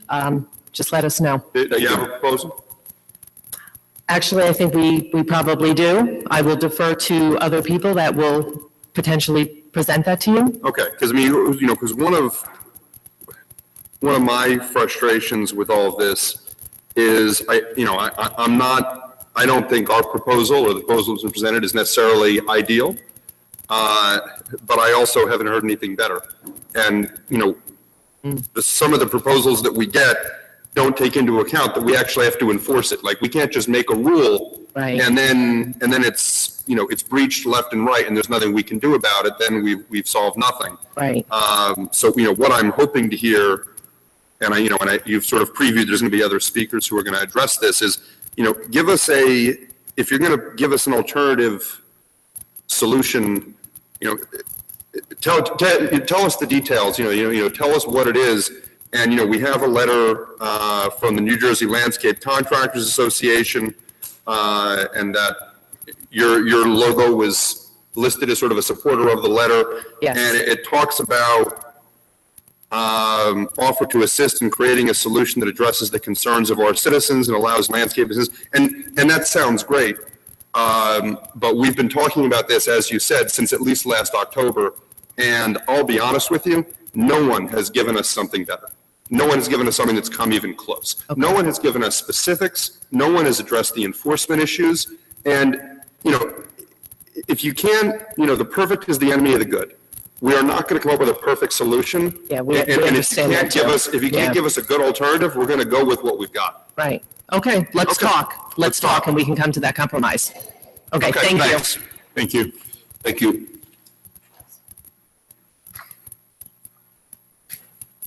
Jane Conrad, 35 Roosevelt Road. I'll just keep this very brief. I just want to thank the committee for their very thorough research and discussion, for sticking with this issue. I would urge the Township Committee to adopt the amendments that are suggested here. And I look forward, finally, after 13 or 14 years, to some relief for Maplewood residents from the noise and the dust of leaf blowers. And I just want to say I'm particularly glad that the ban is being spoken about as extending from May 15th to October 15th. Of course, if it were me, it would be, I'm against these machines generally, but I think just by including that time, the last month of the school year and the first month of the school year, that is a real service to children in this town. In the fall, kids are starting to walk to school, and the noise and the confusion and the dust that is there to inhale.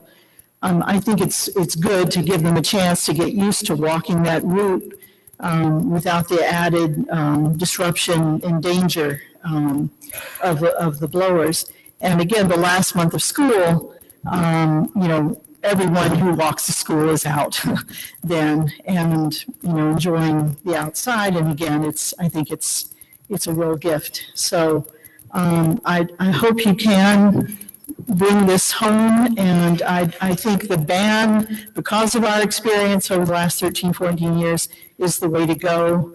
Anything else is just too tough to enforce, as I can attest. Thank you very much. Thank you. Thank you. Anyone else?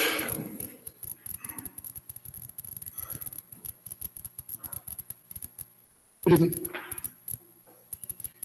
Thank you. Yep, okay. Are you Nelson Lee? I am Nelson Lee. All right. Good evening. Thank you very much I was for having hoping us you'd be here. Thank you. I appreciate the opportunity to be able to speak to the mayor and the council about this situation that we have on hand. So not only do I represent the New Jersey Landscape Contractors Association, but also the New Jersey Nursery Landscape Association, New Jersey Pest Management Association, Irrigation Association of New Jersey, Commerce and Industry Association of New Jersey, the New Jersey Farmers Bureau, and Golf Course Superintendent Association of New Jersey.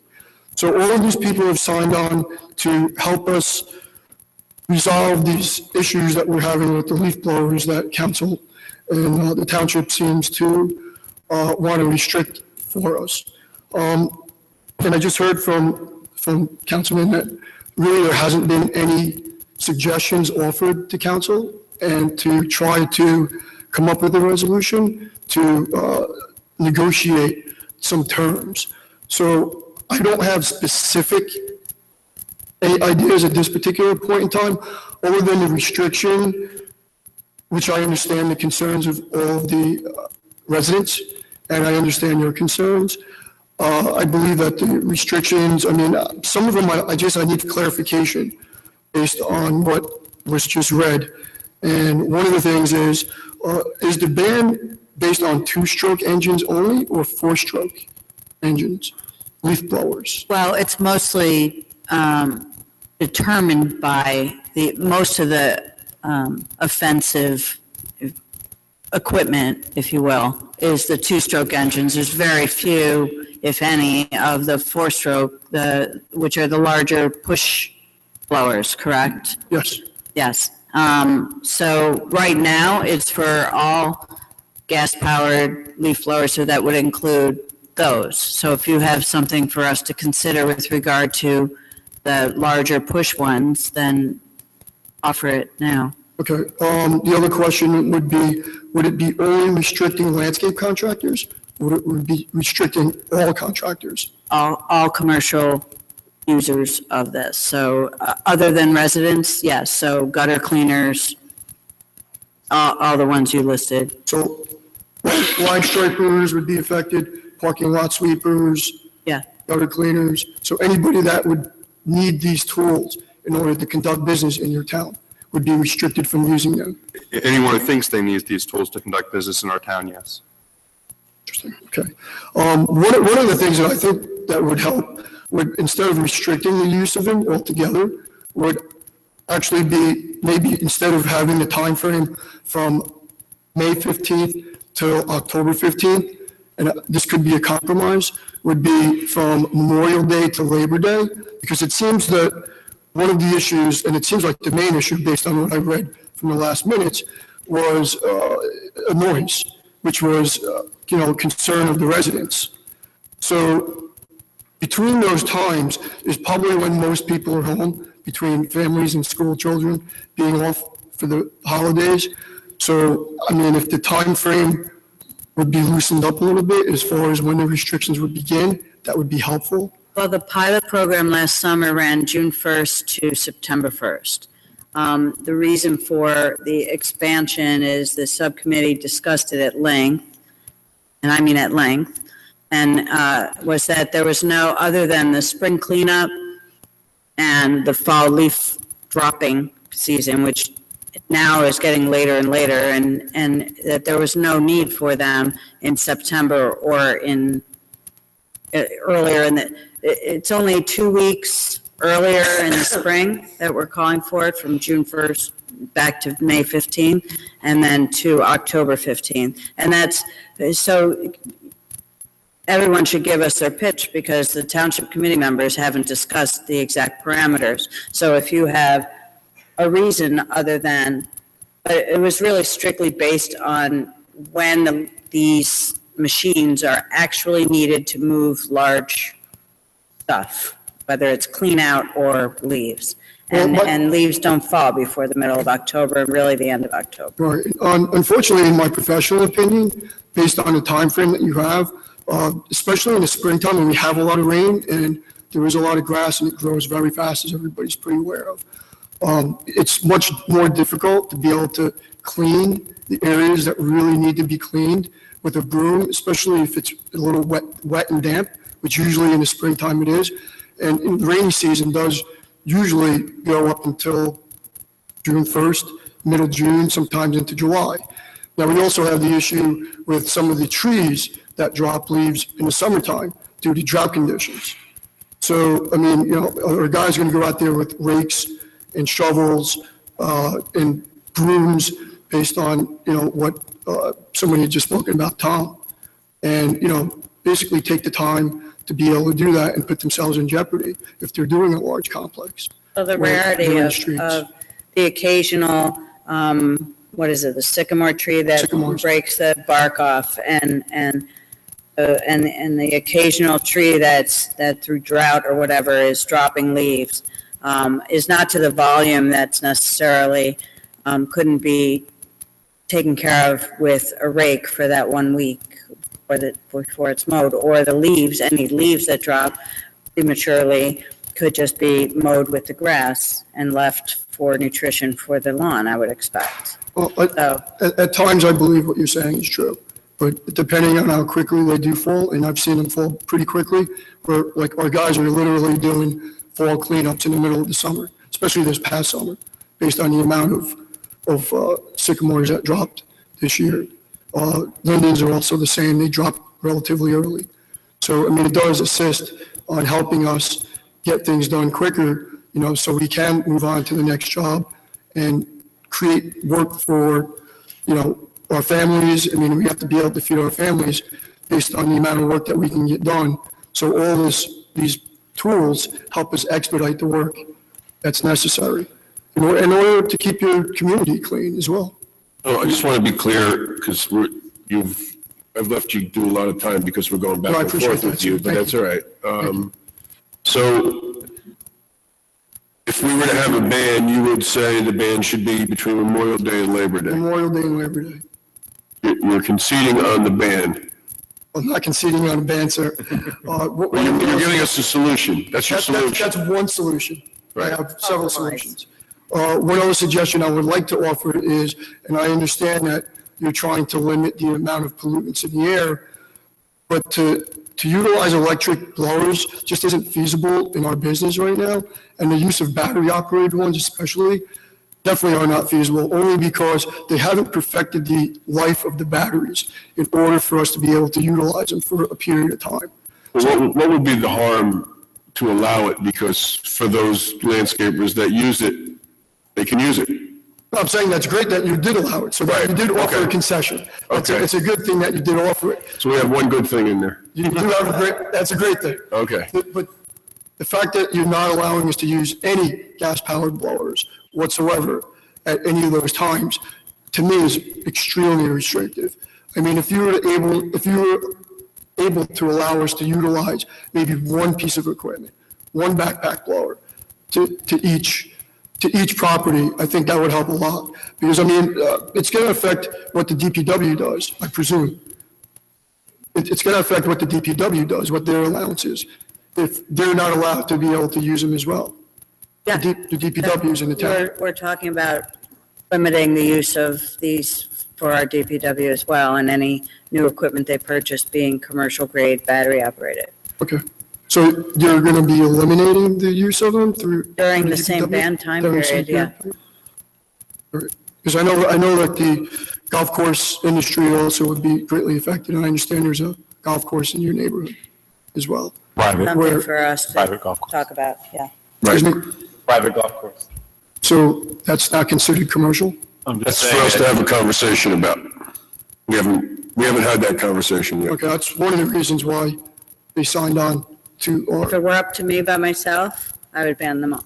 I understand. Okay. I understand. Sir, so just to ask a clarifying, so you've talked about Memorial Day to Labor Day. Yes, sir. As being a more reasonable time period for a ban. Not necessarily you're agreeing with it, but that's more reasonable. I think it'd be, yes. I'm not saying Definitely much more more reasonable, Yes. but more reasonable. Yes.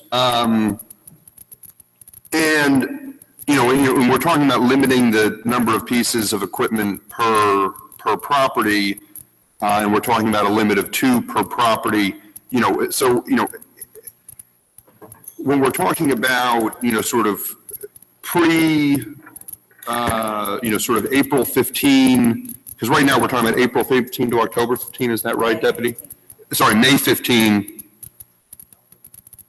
to October 15. So like, so May 15, well, May 15 to Memorial Day is really just about a 2-week difference. 2-week difference. Okay, and then Labor Day to October 15th, that's more like a 6-week difference. 6-week period. Okay, and, during those periods, in your professional opinion, assuming that we need 2 or more per property during the spring cleanup and the fall cleanup, during the period from, during those 2 weeks or the 6 weeks up until October 15th, do you need 2 per property or more than 2 per property, or would you say, 1 per property would sort of get the job done? You're talking about for the spring and fall cleanups? No. In the sort of the post May 15, pre-October 15. So I'm assuming that accounts for post-spring cleanup and post-fall cleanup. Right. Well, I would say one piece during the and I don't want to say ban, I want to say, I don't really like the word ban, but during that period, I think one piece of equipment, if we were able to use one piece of equipment during that time period, other than an electric option, that would be very helpful. But during the spring cleanup and fall cleanup, from what I'm understanding, it sounds like you're trying to restrict those time periods to 2 pieces. Is that correct? Yes, that's the proposal. Yeah, and I think that's extremely unfair. Okay. Because that, to me, would be, I mean, I don't even know how to compare it. If somebody had a computer and that's what they had to use to make their living, allowing somebody only to have one computer and carry that computer around with them everywhere. And Mr. Lee, speaking only for myself, I'm much more sympathetic to that argument than the summer argument. So, and I think that's something that I'll at least be considering in this discussion is, I recognize that the equipment is much more necessary during those limited times of year, and limiting it to 2 pieces of equipment at one time or 1 piece of equipment, it may be that it causes as many problems as it solves. So I recognize that.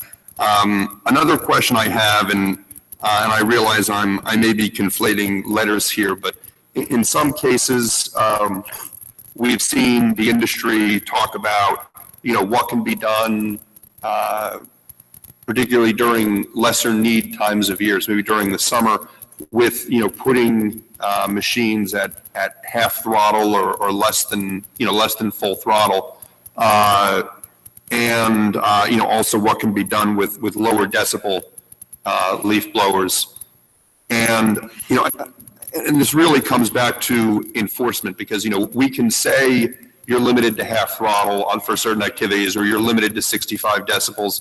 But, as a professional who works in this industry and who knows people in this industry, I'm sure you recognize that, and probably won't be surprised by the fact that many of the landscapers that came to talk to our subcommittee said that, their biggest issue was not necessarily with following whether it be a ban or restrictions, but the fact that they knew that others would not, and just wanting to have a level playing field. And that's really what we're looking to create is to make sure that, whatever we do is enforceable. So when it comes to,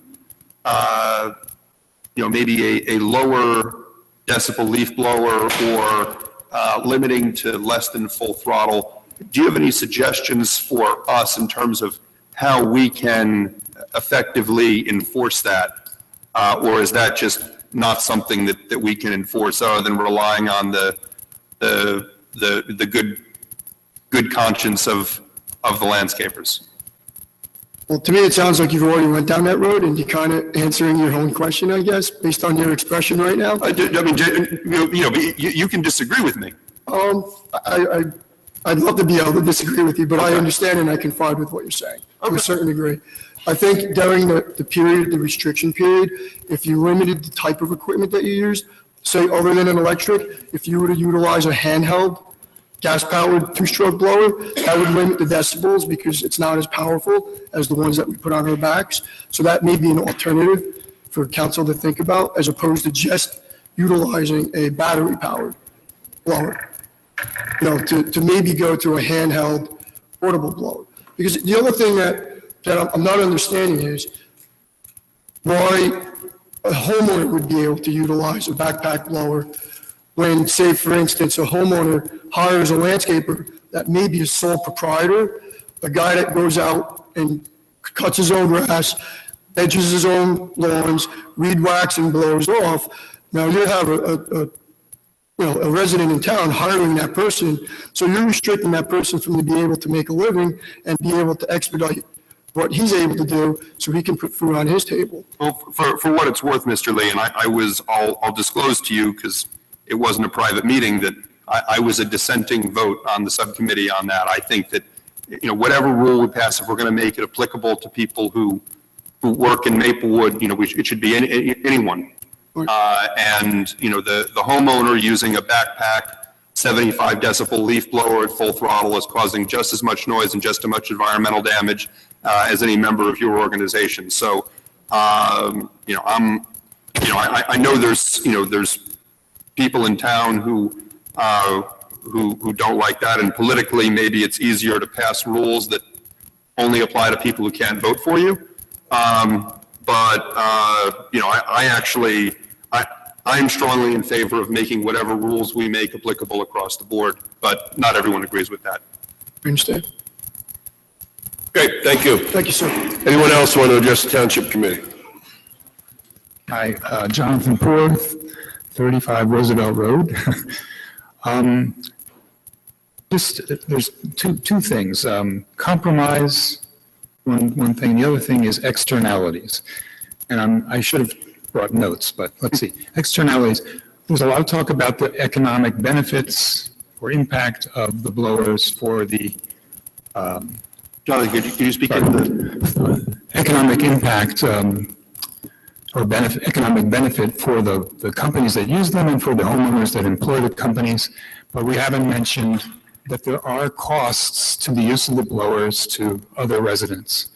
And that's the whole reason for this whole movement and the 13-year history of this thing, is that the noise and the dust doesn't stay on the lot of the owner that's employing the service.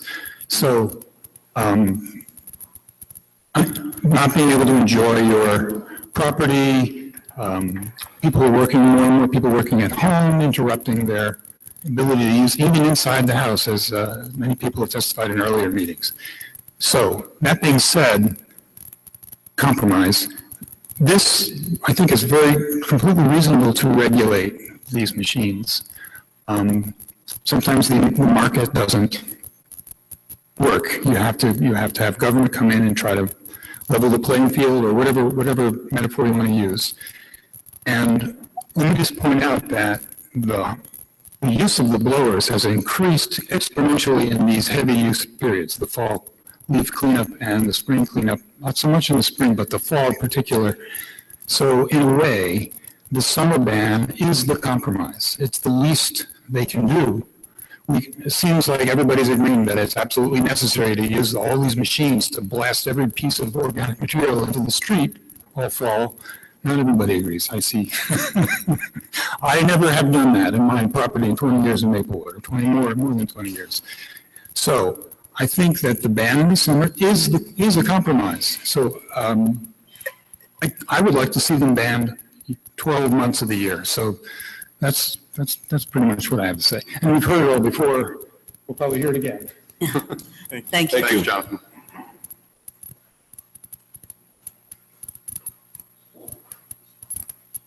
Good evening, Township Committee. My name is William J. Steinbrunn, 141 Jacoby Street, Maplewood.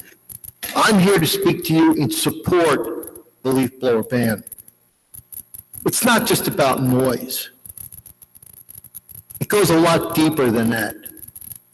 There's been a lot of studies done, scientific studies, environmental studies, health studies, that clearly show the detrimental impact on people, children, elderly, everyone, pets, the environment, of the use of leaf blowers. Do you ever drive down the street and somebody's using a leaf blower and it's blowing all over the place? You got to make sure your car windows are up. When you're walking down the street, you got to make sure you're clear of the dust from the leaf blowers. But it's not just leaves that are blowing around. It could be feces. It could be pesticides. It could be a number of things. And even if you have your windows rolled up, you do have air intakes on your cars. People do have air conditioners on, and this stuff can also be pulled in through their air conditioners. There's a lot of studies. In California, there's over 400 communities that banned leaf blowers. There's hundreds of communities throughout the United States. The country of Israel banned leaf blowers. In British Columbia, there's bans on leaf blowers. There's either partial or permanent bans on leaf blowers throughout this country. California, New York, Massachusetts. It's all based on data. Data that was collected, scientific data, environmental data, health data.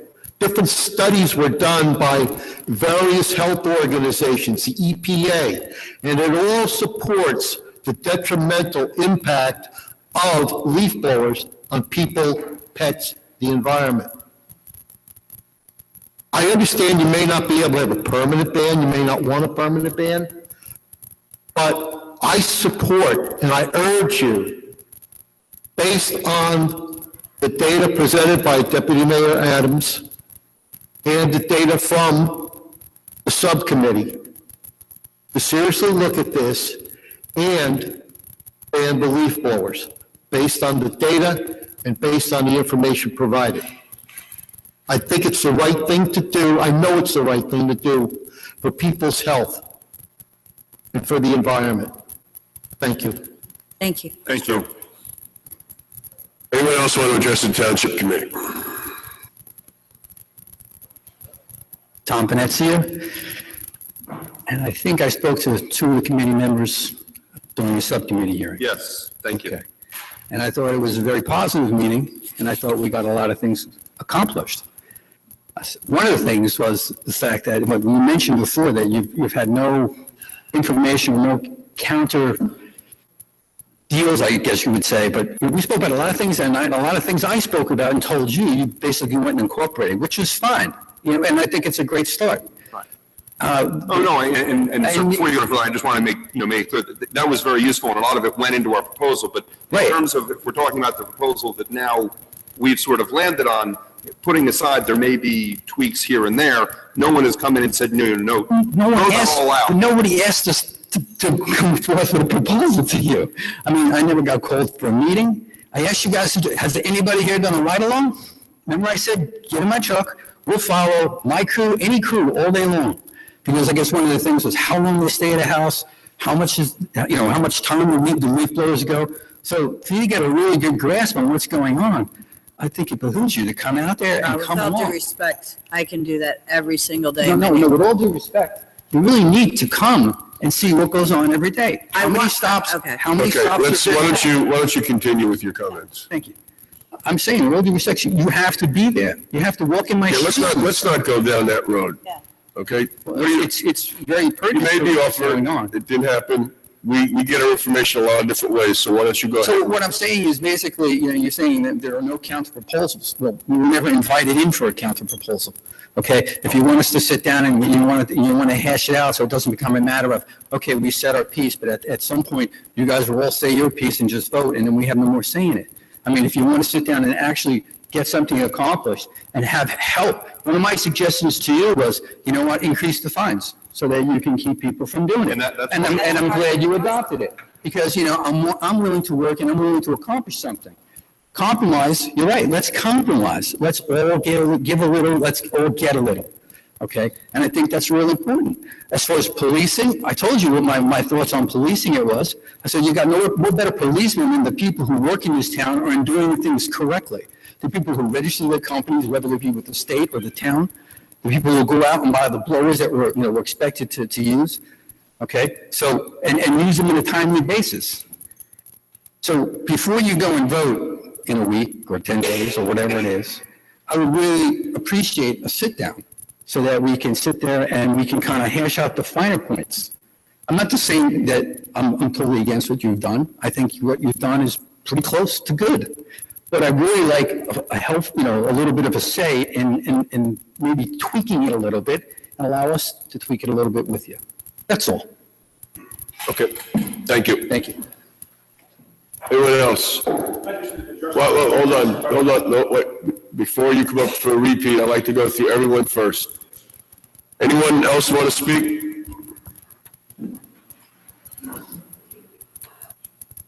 Hi, I'm Carrie Gordon from Gerard Place, and I've spoken before about my support of the leaf blower ban. Since there are so many landscapers here, I just want to encourage people to consider ecological options. We hear so many people requesting which landscapers mulch the grass, which landscapers don't use leaf blowers, which and other options. I have small children. One of the reasons I got involved in the green team was I was picnicking on my lawn with my little kids, and a landscaper came up on a ride machine spraying chemicals on a lawn, and we ran inside and we couldn't go outside for the rest of the day. So I just want to say I would prefer the leaf blower ban to include homeowners as well, and I appreciate the extension. Thank you. Thank you. Anyone else want to?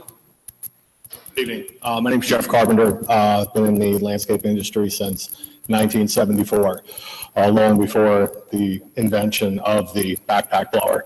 Just a couple of things that weren't addressed so far that I'd just like to bring up. The proposed limit of the blower use in the fall. I think that when the reality of that hits the residents of your town and they see that the cost of their fall leaf service could double or triple in some cases because we don't have the same amount of equipment, I think is, not going to sit very well with them. The other thing is that we provide a definite benefit to your DPW because we can put the leaves out so that they can come and clean it up, whether you're bagging them for them or if we're sucking them up with leaf vacuums. If we can't get them out as efficiently, then that's going to prolong the leaf season, which could potentially make your DPW have to work harder. Because at the end of the day, the leaves need to be out of the street so that you can plow snow. So I think that that's one thing that should be considered as far as us only being allowed for 2 machines. The other thing that nobody's addressed yet is that we're mandated by the DEP to clean up after pesticide applications. And if we're forced during the summer months to use a broom, we're really not going to be able to clean up as efficiently. If you have fertilizer put down or an insecticide product, you're going to want to make sure that you get all of that off of the homeowner's property as well as municipal sidewalks and whatnot. So if this gentleman mentioned about reduced decibel, that could be something, that could be beneficial that we would say, okay, as, we would use the machine to clean up afterwards so that we can clean up the pesticide residue and just not use it at full blast. As this way we can, do a better job with that as far as cleaning up after the pesticides go. Okay, That's all. thank you very much. Thank you. Good evening, how are you? My name is Richard Goldstein. I'm sorry for the way I'm dressed tonight. I came right from work. I'm also the vice president of the New Jersey Landscape Contractors Association. This is actually the first opportunity I've had to come and meet the Maplewood board, so thank you for having us here tonight and hearing all of our comments. Something that really stood out to me before pretty hard and heavy was when you were interviewing the chief for a position of captain. And one of the things that kind of resonated through my mind the whole entire time is how the board was very careful to not vote for something that could potentially last forever. Once something is voted on, it was brought on by your own members, that changing something that's voted on is generally very difficult to do. Once it's voted, it typically never passes. It's kind of like your taxes, they never go down. Once they go up, they stay up and continue to go up. So all I'm saying to this board tonight is, we're here tonight to try to help make a solution, and I don't know what's been offered before for us to sit down with this committee. But I think you can see by the membership that's here tonight that we're all willing to come in and sit down and come up with some sort of resolution to this that's going to make everybody happy. And I think the best resolution is that we all walk away not happy. Okay, the people who are for the ban and the people who are not for the ban. Because that's the best resolution of all. I mean, somebody got something and somebody got nothing, and everybody's kind of dissatisfied with the results, but the end result is you do have a ban. But I think we need to look at this hard and heavy and really think about how we're going to pass this ban and how it's going to affect everybody, not just the contractors that do this for a living. I did have the opportunity to speak to a power equipment company during the week. You may be familiar with the company name of Steel. They're pretty commonly known for chainsaws for the most part. STIHL? That's correct. Okay. They have a backpack blower that is a two-cycle blower that runs at 63 decibels. Now, the whole joke of this with the decibel things is that I don't think you're going to be able to walk by a blower that's blowing 85 decibels and one that's blowing 63 decibels and say, hey, that's the one I want. I don't really know that you can be able to tell the difference. And I also don't know how you're going to enforce that, because somebody would have to walk around with some kind of meter that's going to detect noise. Of course, the way decibels work is the difference of 10 decibels is double the sound. So if you're going to tell me I can't tell them between an 85 decibel and a 65 decibel, I'm going to disagree with you. But what if it's 100 decibel and 80 decibel? You still have the same differential. So it's kind of hard to tell right off the bat. I'm just saying it's not an easy thing to regulate. It's really discretionary by somebody who's going to actually be listening to both of these blowers. So I agree with you when you said before that's a very hard thing to enforce. Yeah, and enforcement is really one of the biggest problems we have. No question. Because the ordinance we currently have is at least in theory very reasonable and should be workable if people actually followed it and/or we could enforce it. And I realize those two things are not mutually exclusive. Absolutely, I agree with you 100% that you have to have something that's enforceable. Mm-hmm. And you also have to have the ability to have people that can enforce it. So again, all I'm saying to the board tonight is, I know that we're coming into the summer months and the ban taking place, and I know you did your pilot program last year. Again, we're here to work with your committee, whatever committee it is that we need to sit down and work with, and hopefully come up with a little bit better resolution that's going to work for all parties, and put something in place that a year from now, we don't have to sit here, or you don't have to sit here and say, well, we should have done this, or, well, we should have said the same thing. I mean, at least give us the opportunity to sit down with you. We've done a lot of research internally. I don't know what's been shared with your committee yet, but you've heard a lot of comments tonight, and I concur your statement with a lot of what was said tonight, and I hope that you give us that opportunity to sit down with you before you pass some kind of law. So thank you very much. Anyone else? Charlie, you coming up?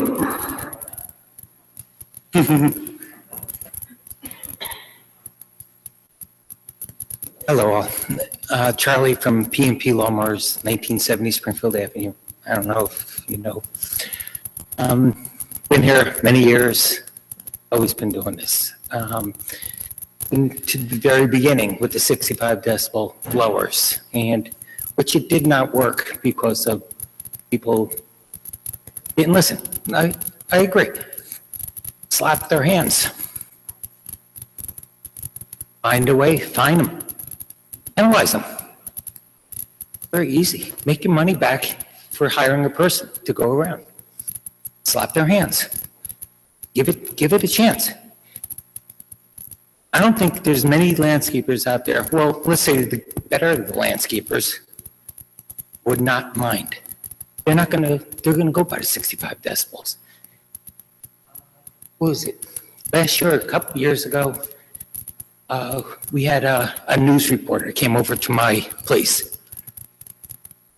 It was just last year. Last year, yeah. Came over to my place, and he was blown out by the difference of a 65 decibel and a 75 decibel. It's a complete difference. Complete difference. I mean, honestly, if I put one outside your door, you wouldn't hear it. You know, because doors are shut, you wouldn't hear it. It's like a vacuum cleaner. Does it work? Yeah, it works okay. But it'll work okay for the summer months, which is what we're talking about.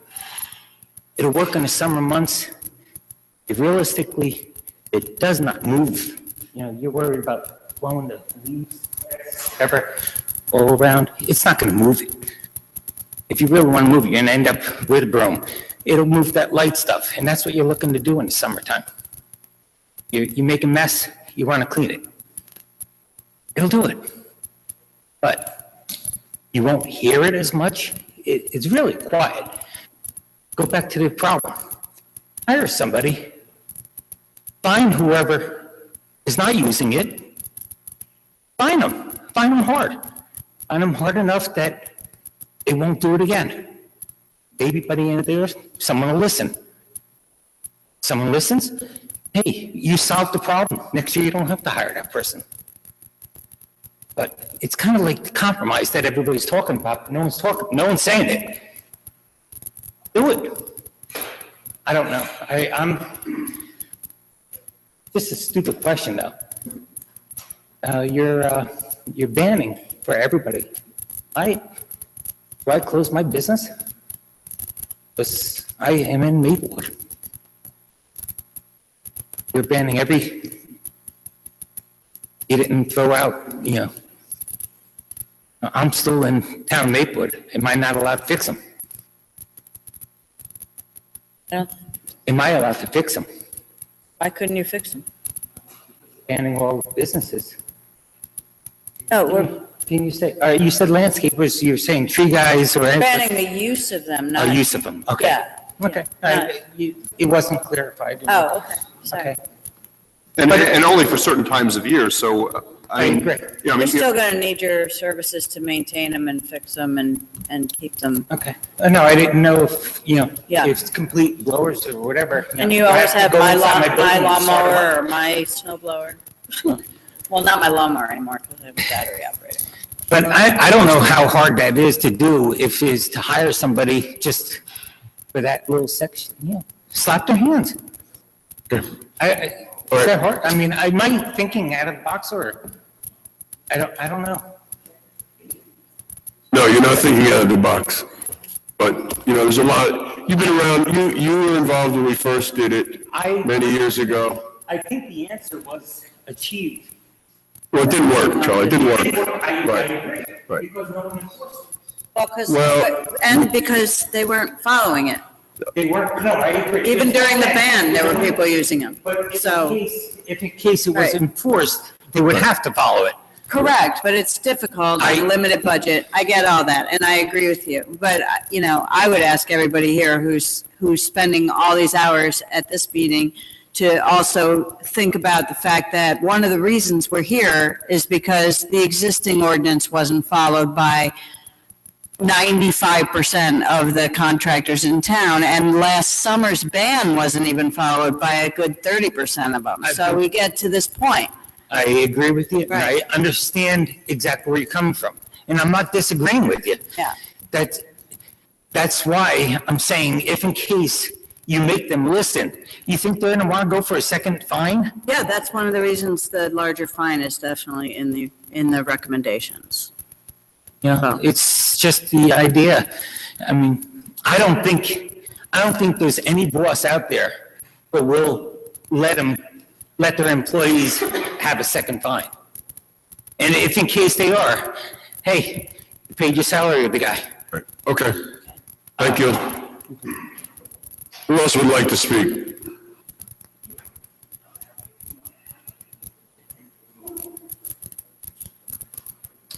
Hi, Joe Zizzo. I agree with Charlie on the 67 decimals. It could work. Mrs. Adams said they didn't have enough people to police it. But last year, there was plenty of people out there policing us, not using them. Well, they do have the manpower.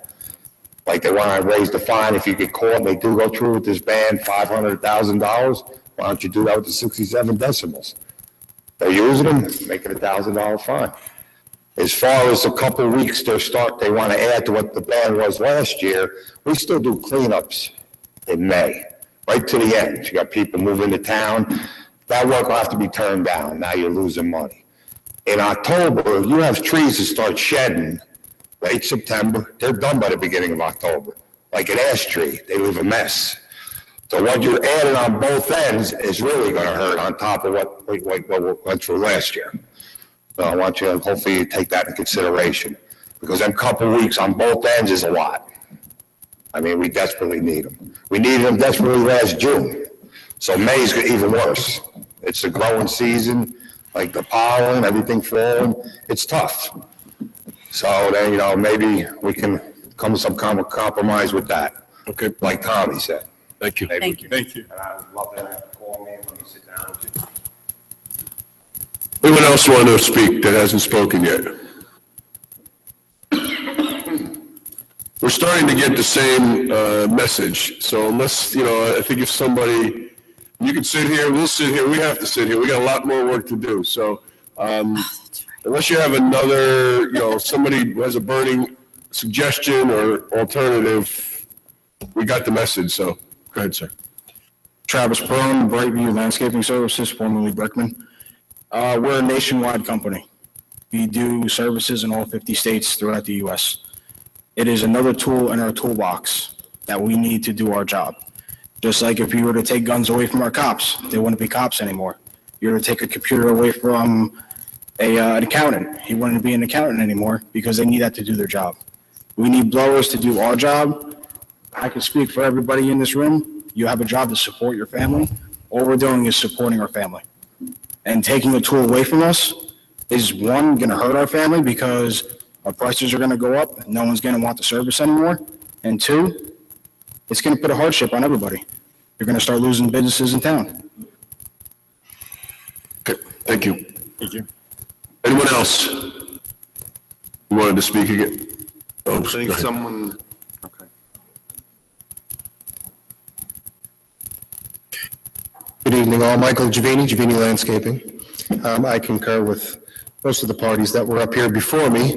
One, most importantly, is with the pesticide cleanup, because we do have to clean up any residue of pesticide.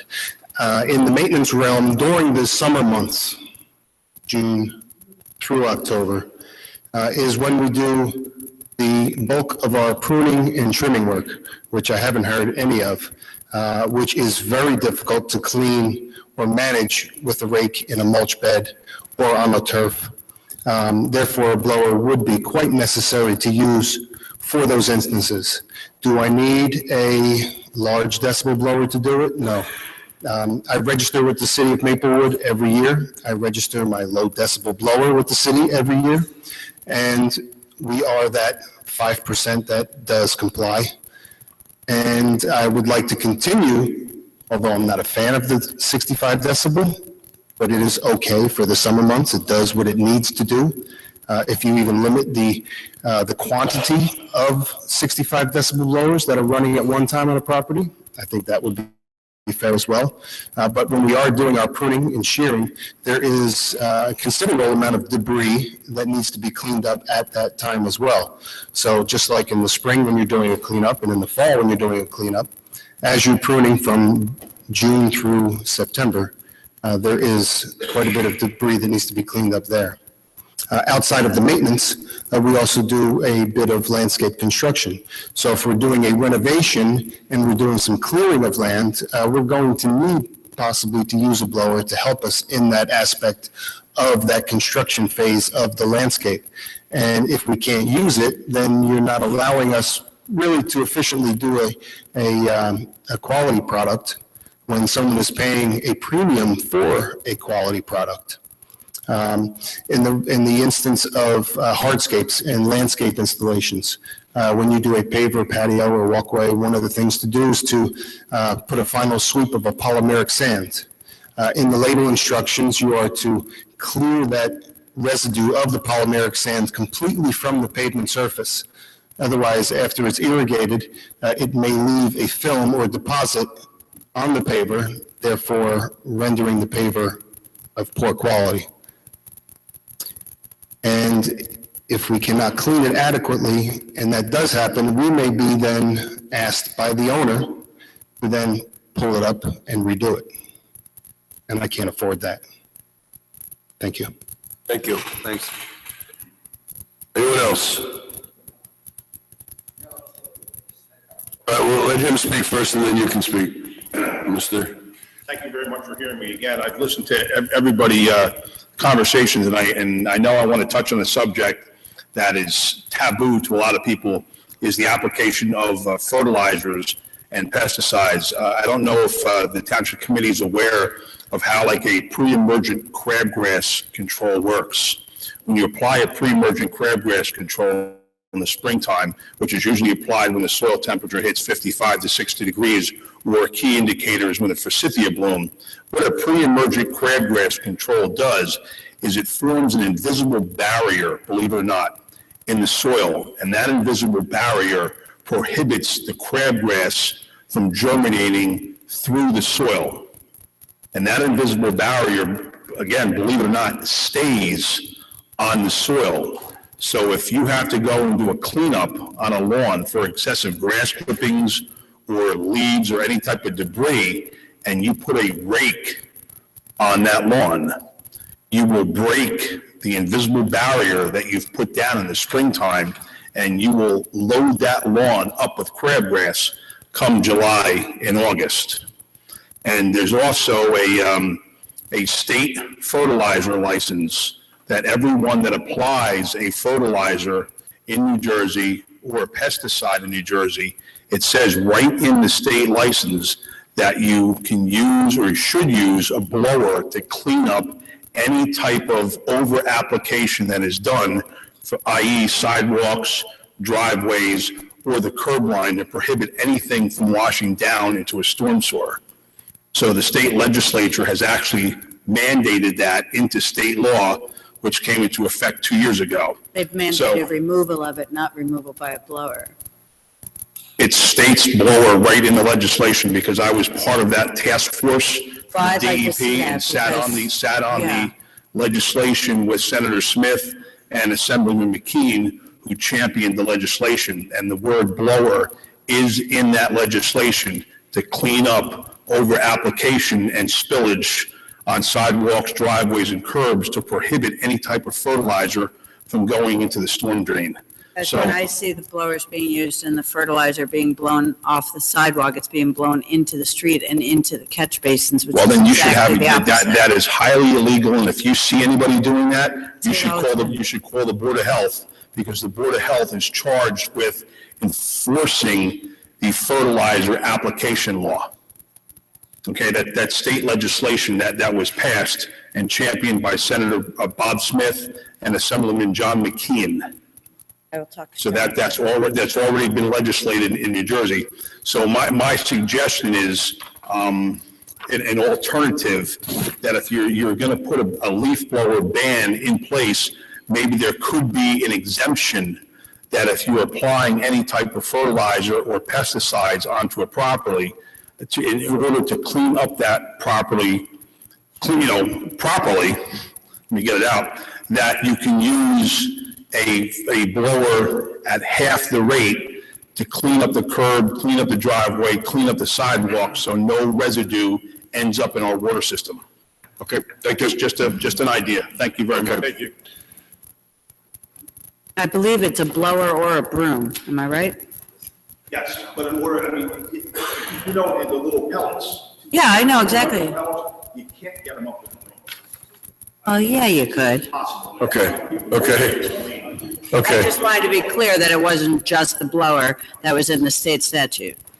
okay. Okay. I was up before, but I was just wondering, is this it tonight? No. No. We haven't even proposed an ordinance yet. Okay. So is this- I was under the guys that did. Yeah, no, for tonight. this It's is all why done. it's on for discussion. The process is there'll be an ordinance proposed Okay. at some point, in, maybe the next meeting or some future meeting.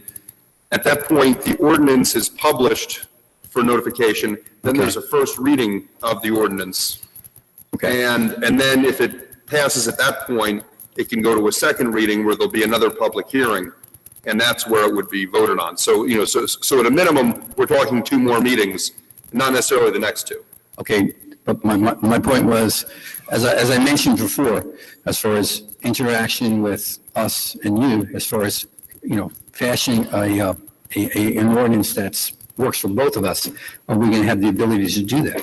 I mean, will you reach out to us and say, okay, listen, we need some more input and we need to tweak this or tweak that, or we're close and we want to do this or want to do that, or is it just a matter of now we just go back to our benches and? Well, no, I mean, I don't mean to dominate the discussion, but communication is a two-way street, Right. and we're here, our email addresses are public, we're easily found. Okay. So, and Would you like a full counter proposal, where things are tweaked so that you can review something that? Well, if you do a formal counter proposal, I'd like, one thing I have not heard from anybody opposed to the ban is how to address the environmental, or even a desire to address the health and environmental issues that are well documented and well studied and well researched on these two-stroke engines that are not even allowed on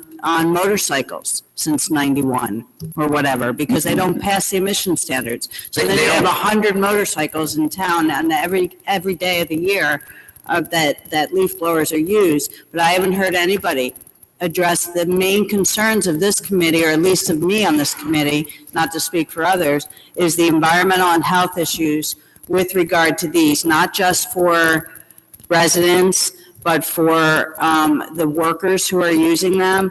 And I'm not hearing any of that. All I'm hearing is what I've heard tonight. So I just want to say, if you want to give counter proposals, I would like that to be part of what you address. You would like to be part of what we spoke about as far as safety equipment that the Right, we did. employees receive. And that's in here too. Which is Right. obvious. Okay, so let's just get right down to it. 4 of the 5 of us up here were on the Township Committee last year and voted for the ban. Okay? Right. So I think it's reasonable to assume that there will be at least a majority of the 5 of us here that will do some kind of ban going forward. So to come here, and to anyone to come here and say not to do a ban is not, and I think you understand that. I don't think that. So Mr. Lee has said, he's given us some parameters of Memorial Day to Labor Day, even though he didn't necessarily want to do that. We have a different time frame. Other people have suggested tinkering with the before date and the after date. So we have a lot to think about. We haven't had that conversation yet. We haven't had the conversation about any limitation on backpacks prior to May 15th or after October 15th. We haven't had a conversation yet about whether this applies to landscapers or everybody else, including pavers, tree people, gutter people, the golf course. We haven't had any of those conversations yet. So, but I can assure you that at the end of the day, there will be some kind of limitation on the use of leaf blowers in town. Okay, which I understand. Okay. I'm just saying. So if you know what we did last year, there's a proposal to expand it. So it's not like we're like on way opposites here. You know what we had last year. You know what we're proposing. If you want to compromise, then come within where we are, with some real specifics of, if you say, if your proposal is Memorial Day to Labor Day, then say that to us. If your proposal is to use unlimited number of leaf blowers in the fall and in the spring, say that. Right. Or is it 2? Is it 3? Right. Okay? I mean, you seem to have an issue with the environment impact of these blowers, which I understand, but we happen to be in a place and time. I'm sorry, just a very specific portion. Yeah, but Mr. Valencia. We got off of the subject of the blowers and onto this more. If we're going to go back and forth about the science, we're going to be here all night and we're going to waste our time.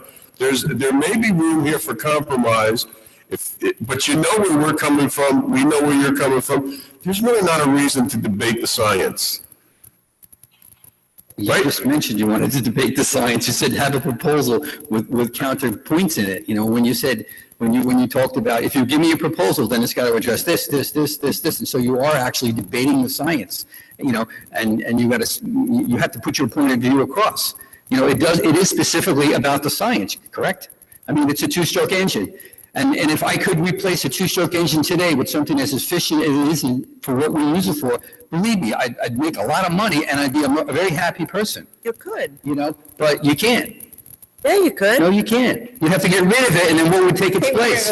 Are we gonna go back to wagons? Are we gonna go back to horses? Right. I mean, you can't do it. It's Okay, impossible. so clearly your position is that two-stroke engines are necessary.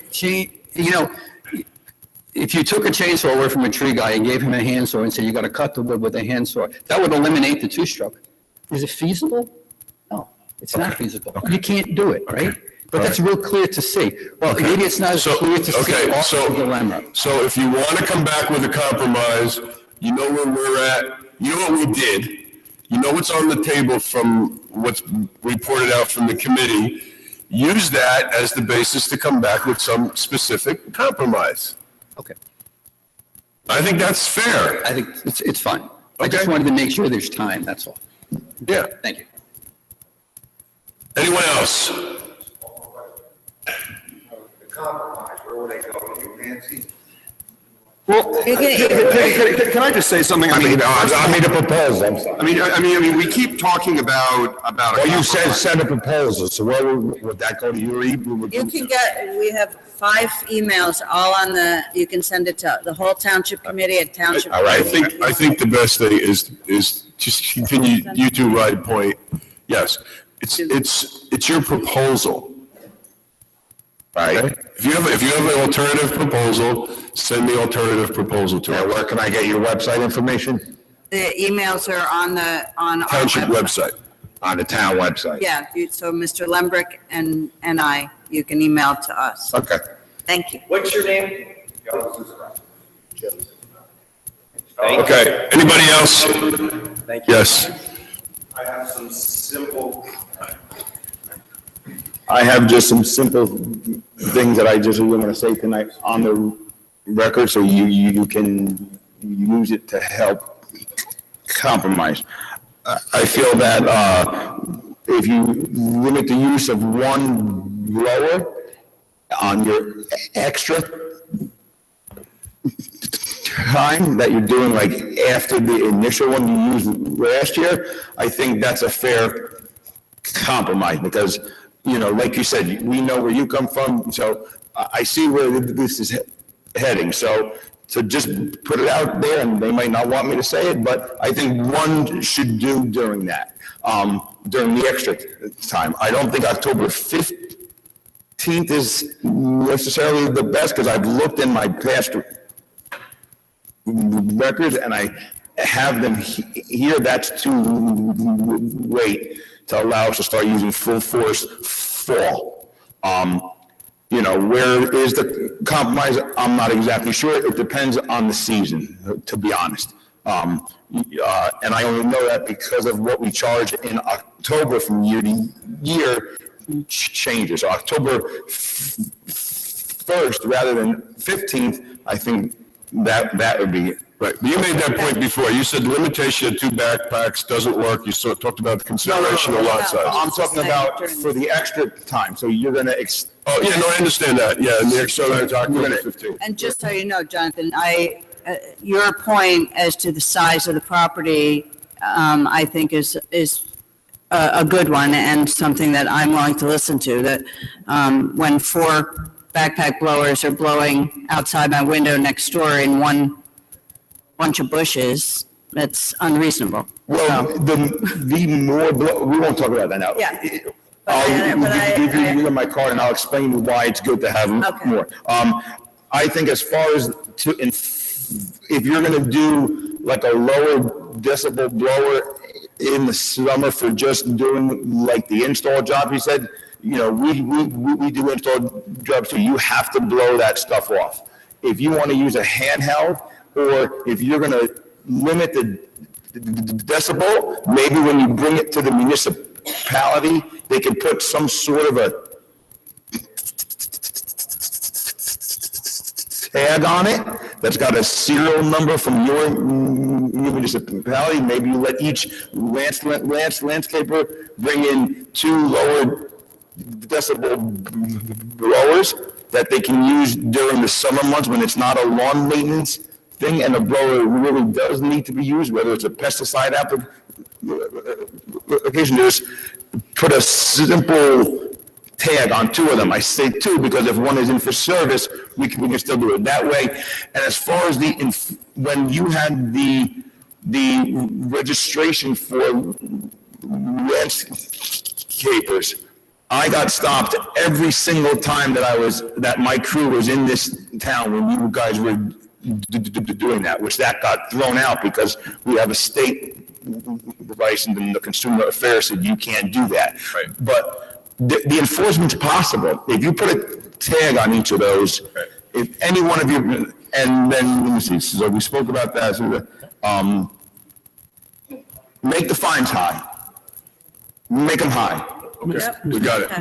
All right? Okay. Mr. Mayor, may I make a statement? Let me see, is there anybody else who hasn't spoken that wants to say something that's new and original? Okay. Just tell us your name. Thank you. Tell us your name. My name is Rich Steeling. I'm from Clark. I own a landscape company out there. It's called R&B Landscaping. There's a few things, if you tell them no leaf blowers, who's going to enforce that? The police? Well, and enforcement is one of the issues we have, and I That's the thing. If there's no leaf blowers, period, who's going to write the fine and summons for that? Same people who did it last year, and that's code enforcement. Okay, and so they're going to write a summons. The code enforcement is hired by the township? Yes. And the township is employing the DPW. So they're going to fine the DPW? No, the DPW won't be permitted to use leaf blowers during the. I'm just saying, if they have to do a job that's permitted to use that. We have authorization over the department heads, and the department heads will be instructed that they can't use Okay. leaf blowers. let me. I'm just saying. Public Works personnel violate a township ordinance, they're going to have a lot bigger problems than a $500 fine. Okay, no problem. I just want to make that clear because I just wanted to find that out. And then I also heard when you guys spoke about, in the beginning of the meeting, nobody brought this up, about the safety equipment that you guys are going to be requiring. Right. While doing the work. Is that going to be all year?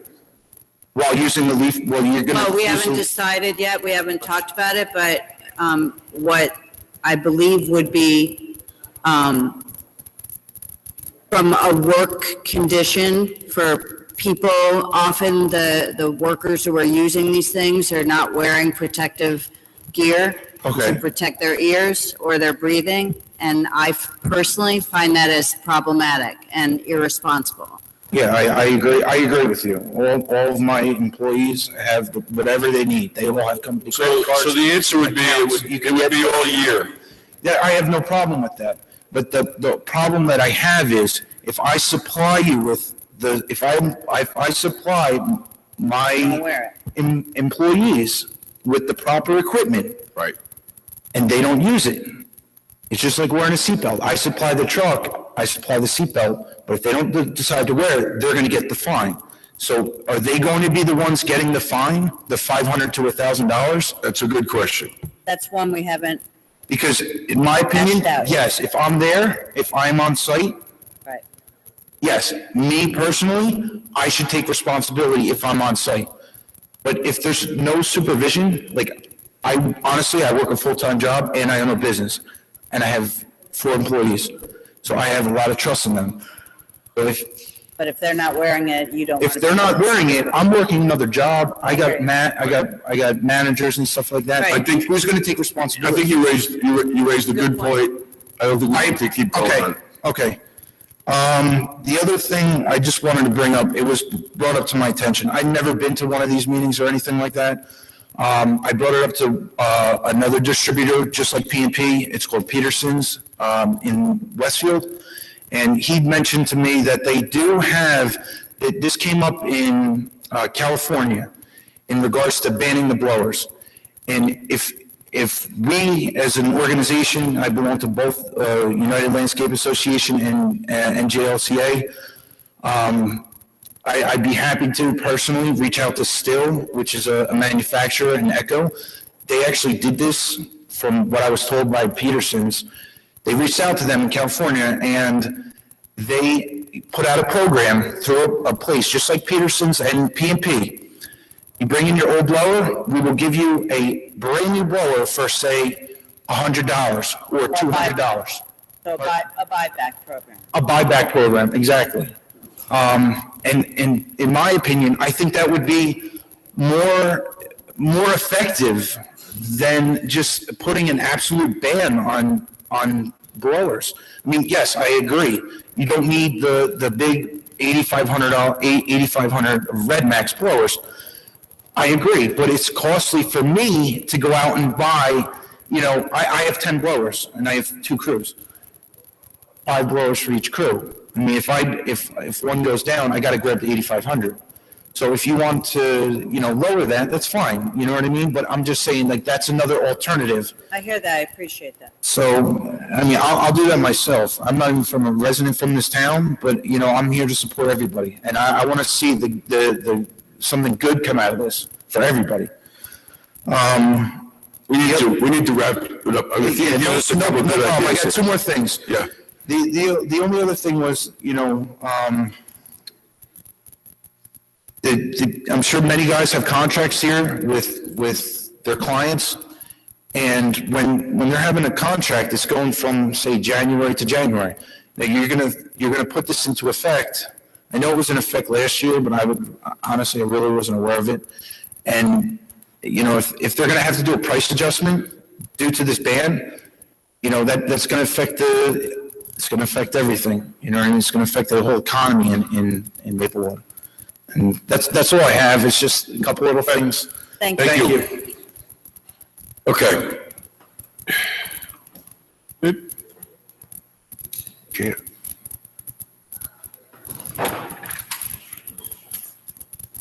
You didn't speak yet, right? Huh? I You didn't speak yet. no, first time. My name's Michael McMorrow. You have a rule on the books. It's for the 65 decibel blower.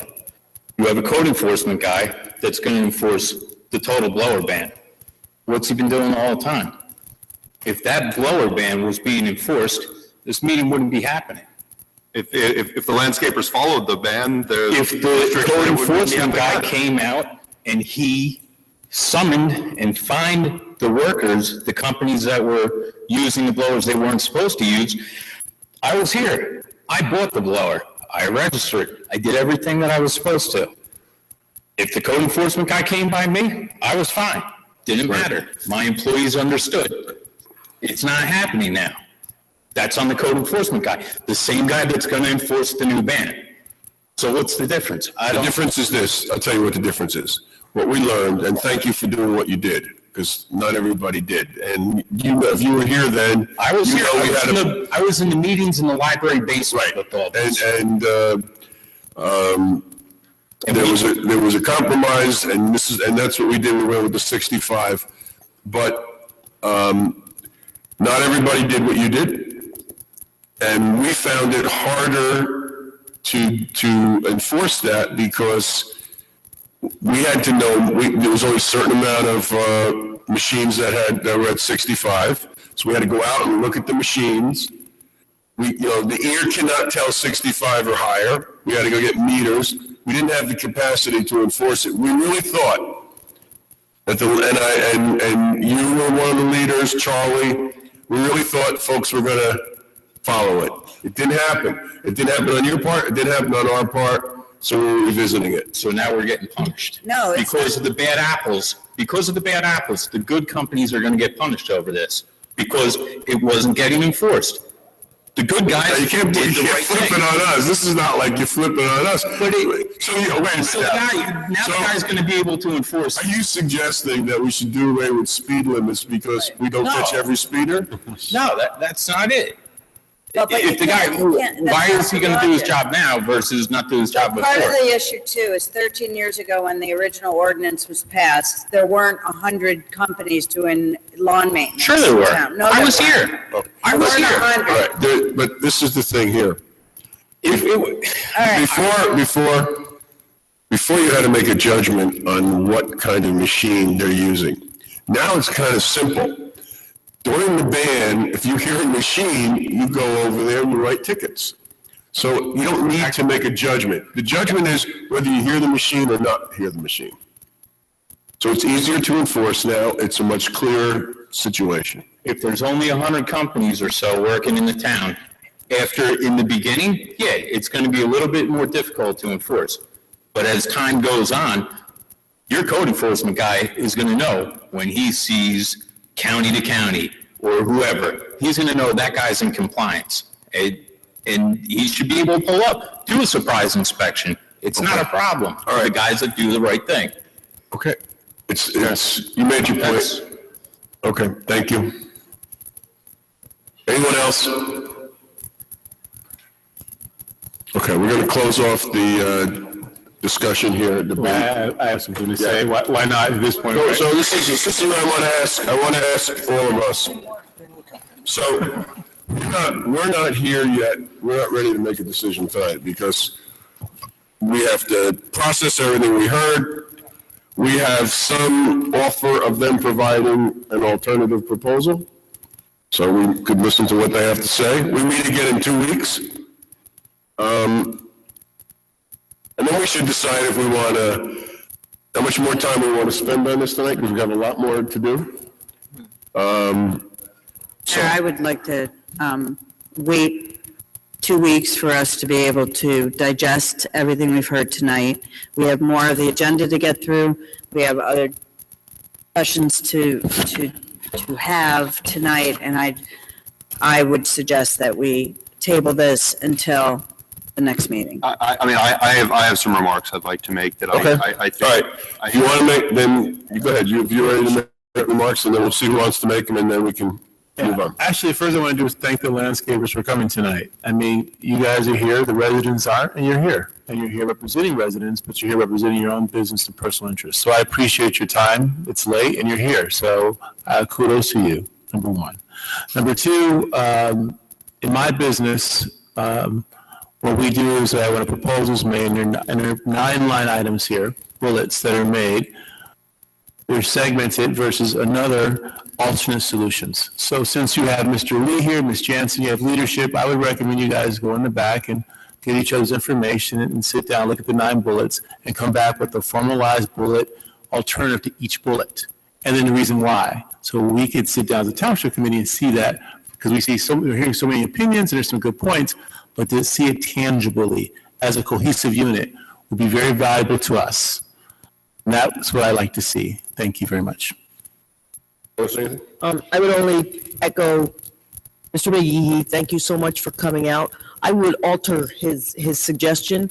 When you go back, you get everybody's information, you come up with that one piece, that tangible piece of proposal, send it to Ms. Adams and Mr. Lembrick so that they can get it out to us rather than wait and come back in 2 weeks. I would. Yeah, no, clearly. Yeah. Yeah, I mean, I did say early on that I'm open, and I think we're all open to alternative proposals and better solutions, but I also want to get away from phrasing this in terms of a compromise, because I just want to clear up an apparent misconception that governing like we're doing is not a contract negotiation, and we don't have to agree or compromise on anything. We've been elected to serve the best interests of the residents of this town, and I'm not going to compromise on that. And we've pointed out some serious issues with leaf blowers, with the way leaf blowers are being used in this community. And there's, while some of them were here tonight, we've heard on a number of prior meetings from people around this community who wanted the ban, who were very happy with the ban, and who want more of the ban. So what I see is, in terms of our proposal that Deputy Mayor Adams put forth, is a number of issues on which there's actually consensus. There seems to be consensus, or at least no objection to increased fines, and to that helping with enforcement and helping with things actually being followed, whatever they might be. I haven't heard any opposition to the requirement that leaves be left out no more than 7 days before the scheduled pickup.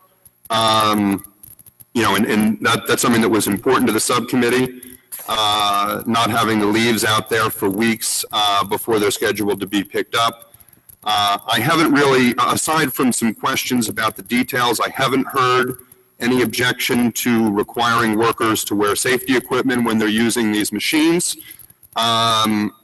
And there also seems to be a consensus that while they may not work, at least in a commercial setting as well, that there would be no ban on electric or battery-powered blowers. So those are issues on which it seems there's consensus, and that's actually at least half, you know, if not more than half of the bullets from the report.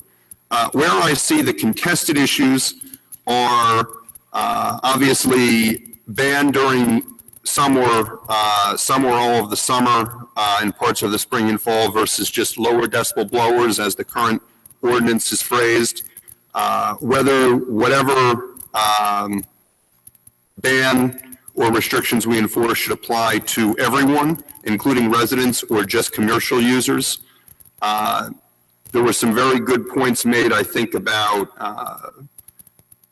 considering the potential downsides of the proposal to limit the number of blowers during the busier times, particularly in the spring and in the fall, you know, whether that be 1, 2, or 3, that any of those limitations, particularly on larger properties, may cause problems that the subcommittee didn't fully consider. And finally, it seems there's a big issue about the timing of the ban or the timing of restrictions. May 15th versus Memorial Day or June 1, which is about a 2-week gap, and then Labor Day, September 1st versus October 15, which is about a 6-week gap. And, you know, so I think for those 8 weeks, we have some thinking to do.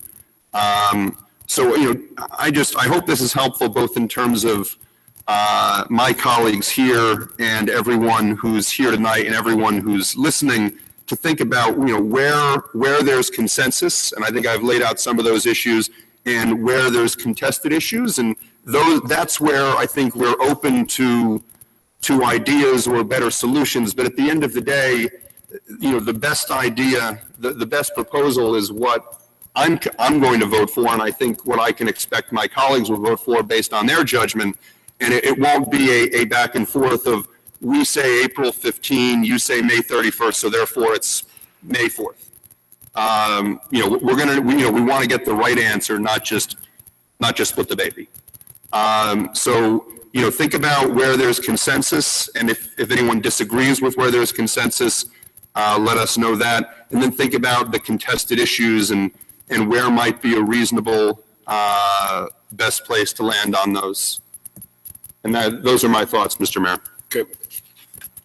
Anybody else? Okay, so here's the game plan. This is going to be on for discussion again at the next meeting. You don't need to send a blast out having everybody come here because we've gotten everything. If you want to, that's up to you. I think Mr. Lembrick laid it out pretty well. You got solutions that you think we should be considering, put them on the table. But, you know, there's going to be something. There was something last year. It's going to be something going forward. So, yeah, we need to hear it. You know, the sooner you get it to us, the better, because you know, we're going to be discussing this and trying to fine tune it at the next meeting. Then it will take, you know, another meeting after that to introduce it, maybe even discuss it before we introduce it. So this could be a couple of months before it gets put in place. And we do read what we're sent. So, you know, just to back what the mayor is saying, I think you heard us even before some of you spoke, we were referencing letters that we were sent by people who we didn't even know were here tonight, but, you know, we do read it. So, you know, so definitely send it to Deputy Mayor Adams, send it to myself, send it to all of us, but, you know, this is something that we read and consider before we show up here. This isn't just a job that we do on first and third Tuesday nights. But I think we would want to get this done by early April, because people, you have to know and your customers have to know. So, you know, predictability is more important than yeah, then hammering this out. You need to know at some point we're going to say this is the best we can do, and this is what we think is going to be in the interest of our community, and that's what we're going to do. Okay. All right. If you all leave, please don't go around the corner and talk or go outside, because everything you say back here just comes back into this room and it gets very noisy. Thank you for coming. Thank you. Thank you. Okay, Mr. McGee, you want to increase the fines on parking and traffic tickets? I vote yes. We'll be very quick. I mean, essentially, I think as we continue to look for ways to enhance the safety of our communities, one thing is if we are unable to address some of the challenges of preventing drivers from, speeding at excessive rates, as well as not listening to or abiding by the rules of our town, is to make sure that when they are in violation, that they do fill it from a substantial financial perspective. I provided some data that came from Mr. Manning regarding some of our current levels of costs in terms of ticketing violation, and what's interesting is that all of our pricing is below average for various towns in our area. What I'd like to do is potentially go through the process of increasing the prices, not potentially from a monetary perspective, but just some that put us at least within average. And what that will do is, again, it will help enhance, our commitment to our residents to say, if you are in violation in terms of trafficking or in terms of speeding, that you will pay in your pocketbook. Okay. So, Mr. Desiderio. Okay, because I'm somewhat confused. I thought this was parking fees. We have no control over speeding fines. We have no control over left turn fines. We have no control over any of those. Any moving violations? Any moving violations are state controlled. The only thing the town can do is parking fines. And even then, it's subject to the approval of the assignment judge. So we can't affect any other fines. I misunderstood this topic, or I would have actually called you about that. Well, that's I thought it was fine. just parking fees. Parking is fine. I mean, those are violations in terms of what we're trying to do. So I'm fine with moving forward with traffic. Let me ask you, wasn't there something in the stuff that you sent out that there's some kind of municipal surcharge or local surcharge that can go on moving violations? But that's also set by the state. It's also set. There are a whole series of fines that go into various funds. Okay, and do we know if we're collecting everything that we can collect? Are we up to the maximum on, or those are automatic? The answer is I don't know that, but I would be stunned if we were not. Right. Okay, so why don't we check on that? Sure. Sorry, just to remember, Mr. Desiderio, so if I'm going 20 miles over the speed limit, I'm doing 55 and a 35 in Livingston and get a ticket for it, or in Milburn or South Orange, the fine is going to be the same as it is here in Maplewood. Absolutely. Okay. And you would not go that fast in Maplewood, right? I wouldn't go that fast anywhere. Oh, okay. Now, just so you understand with regard to parking, the parking fines also are not set by the governing body. The governing body can have a conversation with the judge. Right. All right? And the judge can then request that the assignment judge, increase the parking fines. All right, but there is no control of that by the governing body. Is this the county assignment judge? The county assignment judge. Okay. Yes, this county assignment judge, whose name we met her, I just can't think of her name right now. So what's the process? Do we send a letter to the judge asking for these Yeah, increases? I think that would be, or you could certainly have a meeting with the judge and say, listen, we've looked on a comparative basis and I got that list, and make what suggestions you want to make with regard to those fines. But if you were looking in our ordinances or in our code, there are no specific fines, and that's because there's a schedule of fines that is approved by the assignment judge. I believe the last modification was in 2013. But that's the process that has to be done with regard to that. I'd be in favor of that, absolutely. So, we have a finance committee meeting tomorrow, and we can go down a little bit more on this, but I just want to get a sense.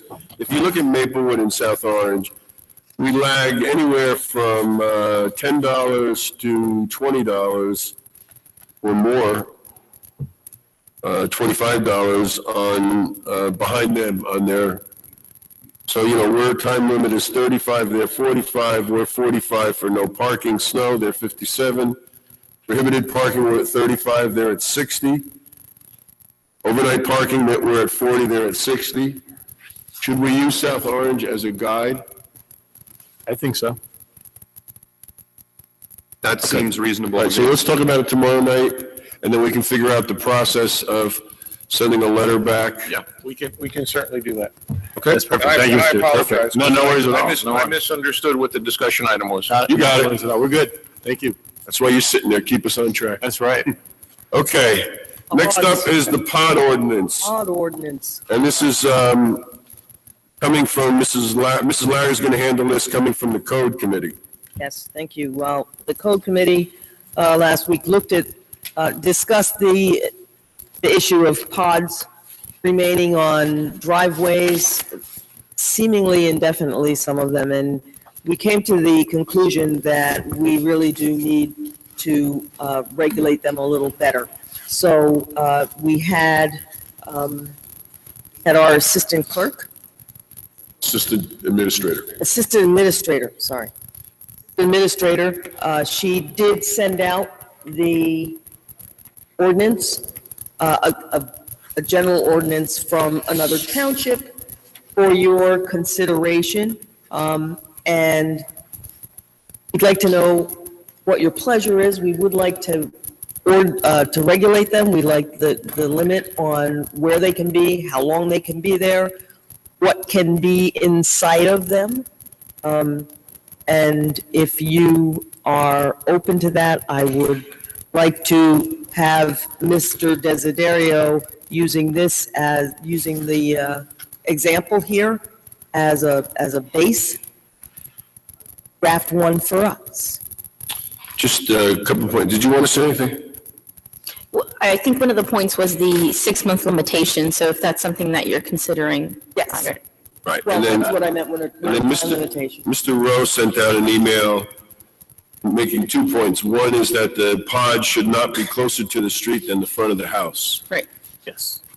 And then second, that while we have a 6-month maximum, he's suggesting there should be some language that the pod cannot be put again on the property for 24 months. Correct. Now, that may be a little long, but we don't want a situation where somebody comes for 6 months, it's away, then they come back for another 6 months, and then it's away, and then it's 6 months. So, and I think in a 2-year time, is it reasonable to consider 6 months of having a pod? So long as it's a different owner. No. I mean, so long as it's not a different owner. Well, how would that work, Mr. Desiderio? Because you might have someone who is leaving a house and gets a pod to put stuff in, and then someone's coming to buy the house. It would be the same property, but within a period of time, they. Yeah, but it would be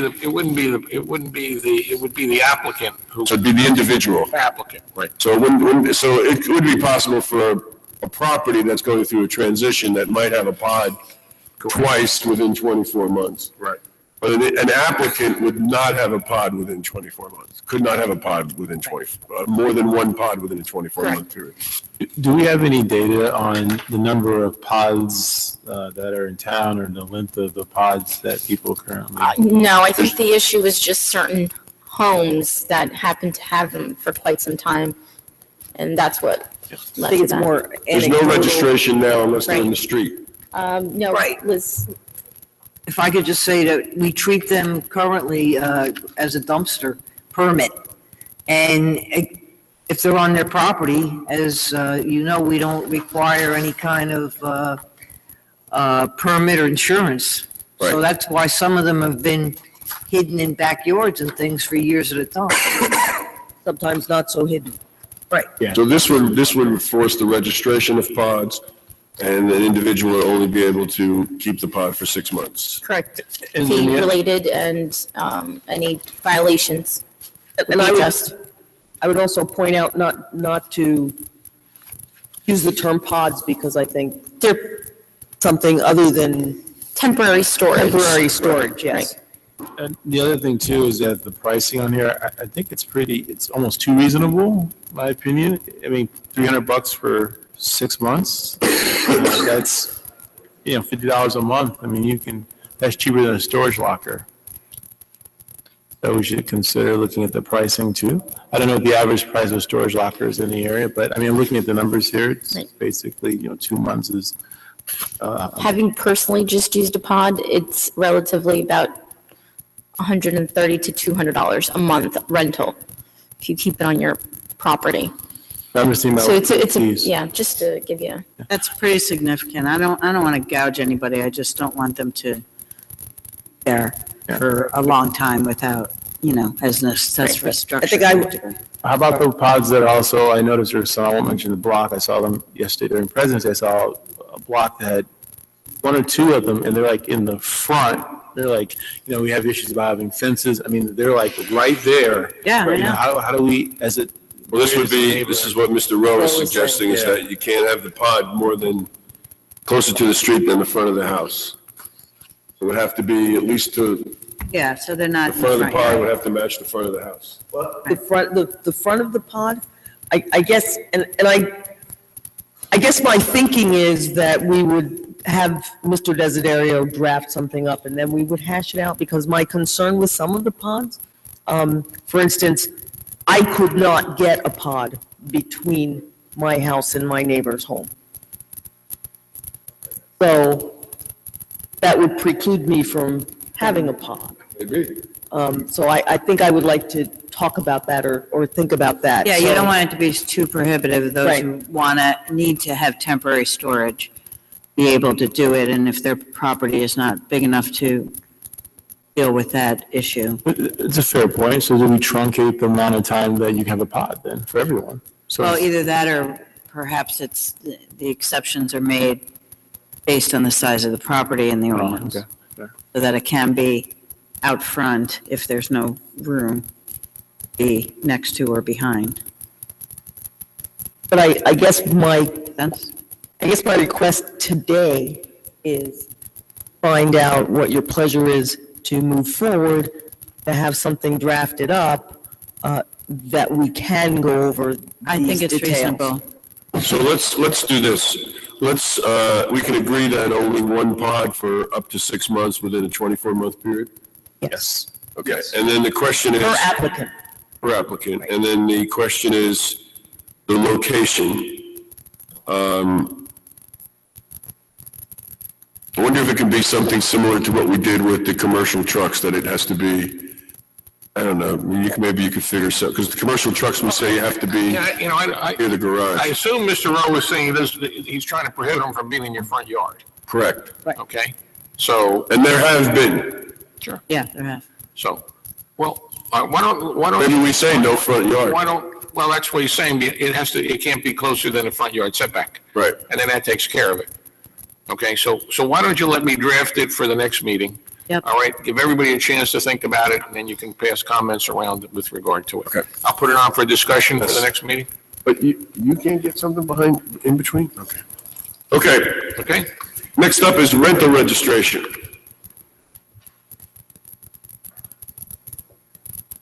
So this was also brought up at the code enforcement meeting, and it was with regard to the definition of family. So I don't know if, Roger, if you want to describe what you perhaps considered was family, and that would be The answer is yes, I will, if I can find my notes. the spouse and just the children. Yeah, this arose out of a recommendation from Beverly Mazzone of the building department with regard to issues that she was having with interpretation of the rental registration. So there were, as a result of that meeting, I think, several recommendations. One was that there be a definition incorporated which would include title owner and spouse in terms of owner and senior citizen or family. I'm sorry, and the definition of senior citizen would be added to be anyone who's reached the age of 62, And then, consistent with what the prosecutors asked, the fine section be amended to specific fines for violation. The first fine would be $100, second fine would be, these are my suggestions, they're not obviously binding. The second offense would be $250, and the third, any subsequent offense, would be $500. So that's the recommendation, and I leave it to you to let me know whether you're interested in doing this or not. So let's just run down some scenarios here. So if I have a house, if I'm renting to my brother upstairs, it's considered a rental. It's not a family exemption. That is correct. They would pay the fine and have to register that, right? Okay, so they pay the $50, pay the fee, and have to, if I'm renting to my child or stepchild, that would be right. Same thing. Okay.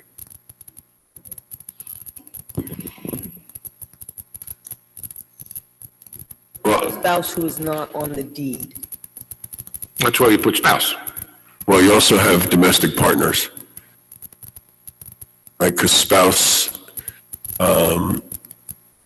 doesn't include that, so we want to be inclusive here. Okay.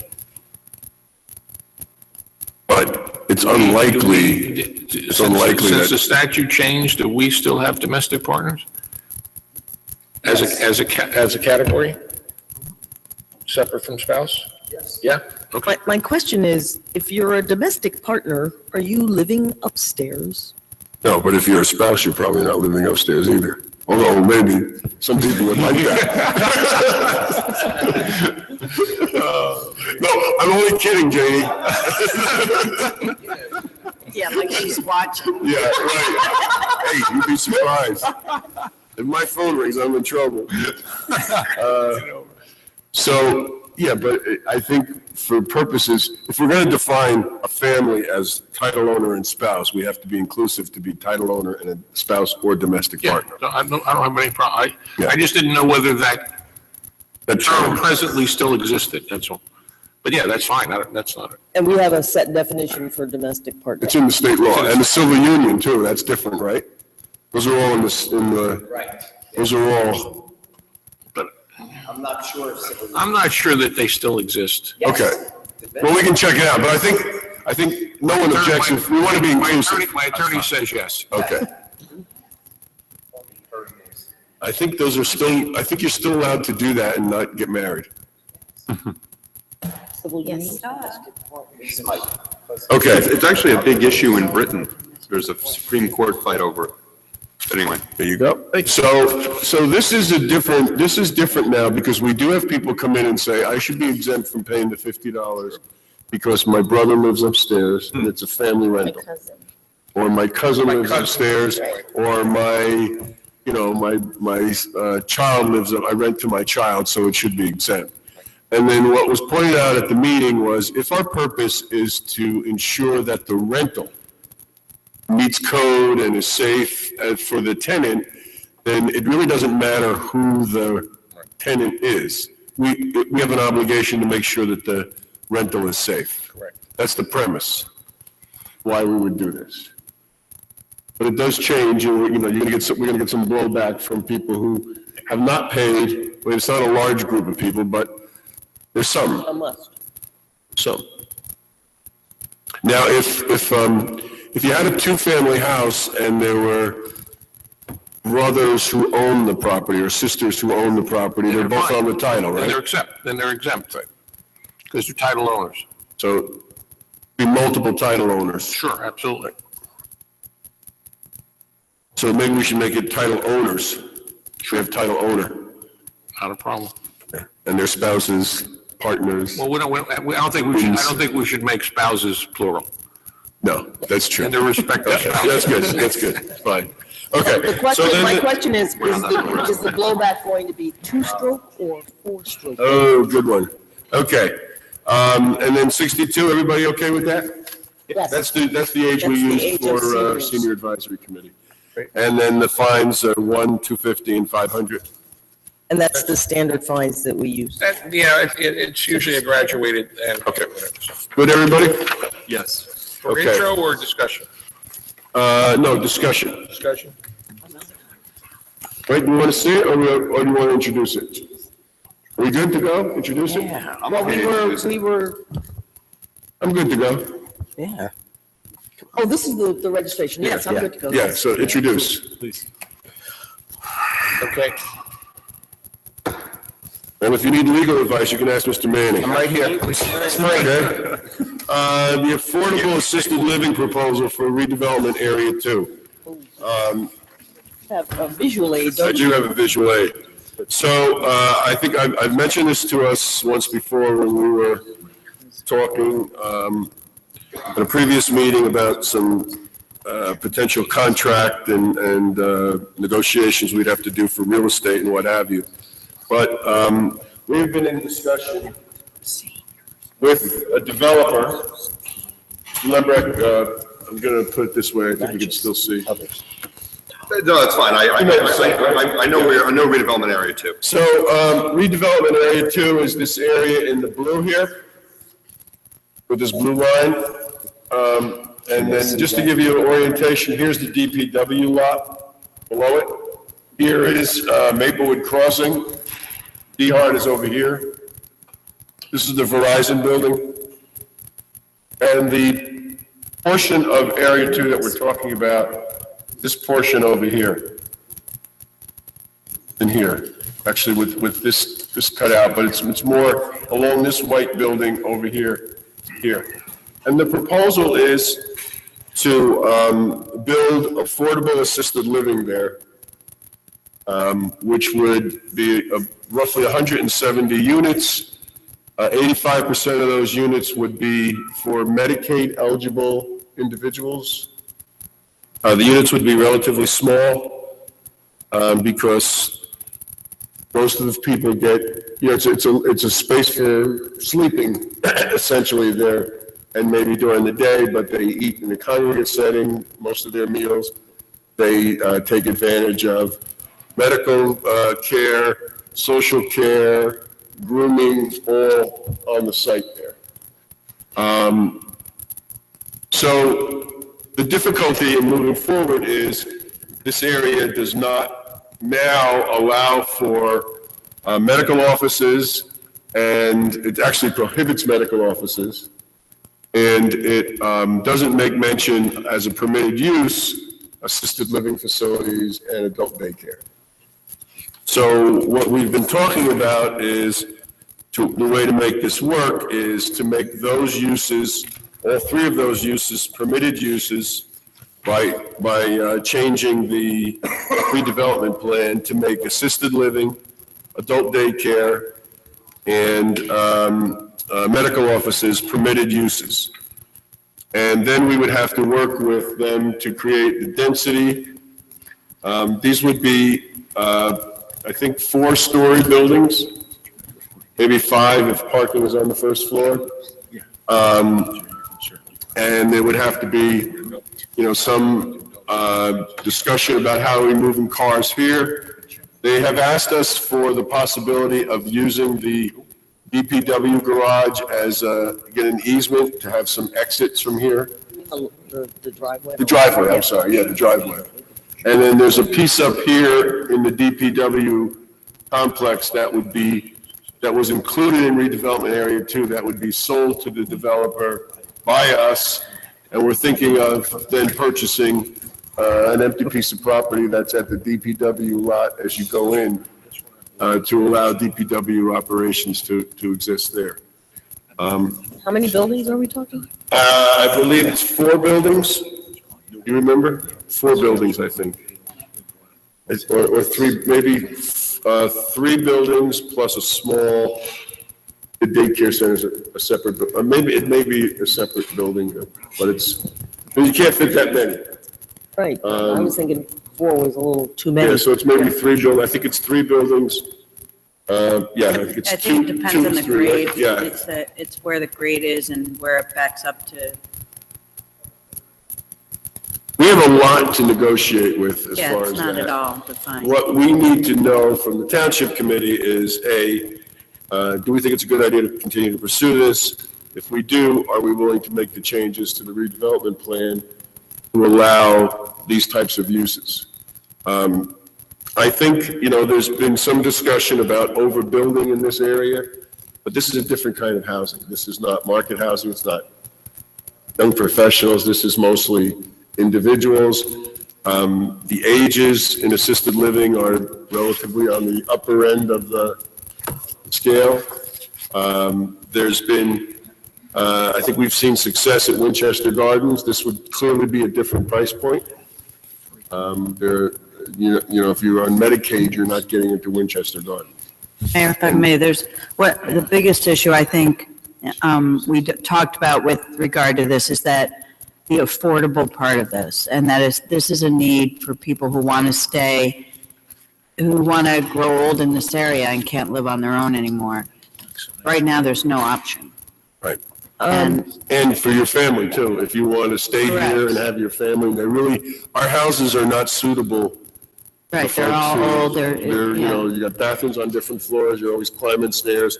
So if you wanted to have your parent or an older sibling living nearby, this could be an opportunity for that to happen. So then this does not work necessarily like affordable housing where they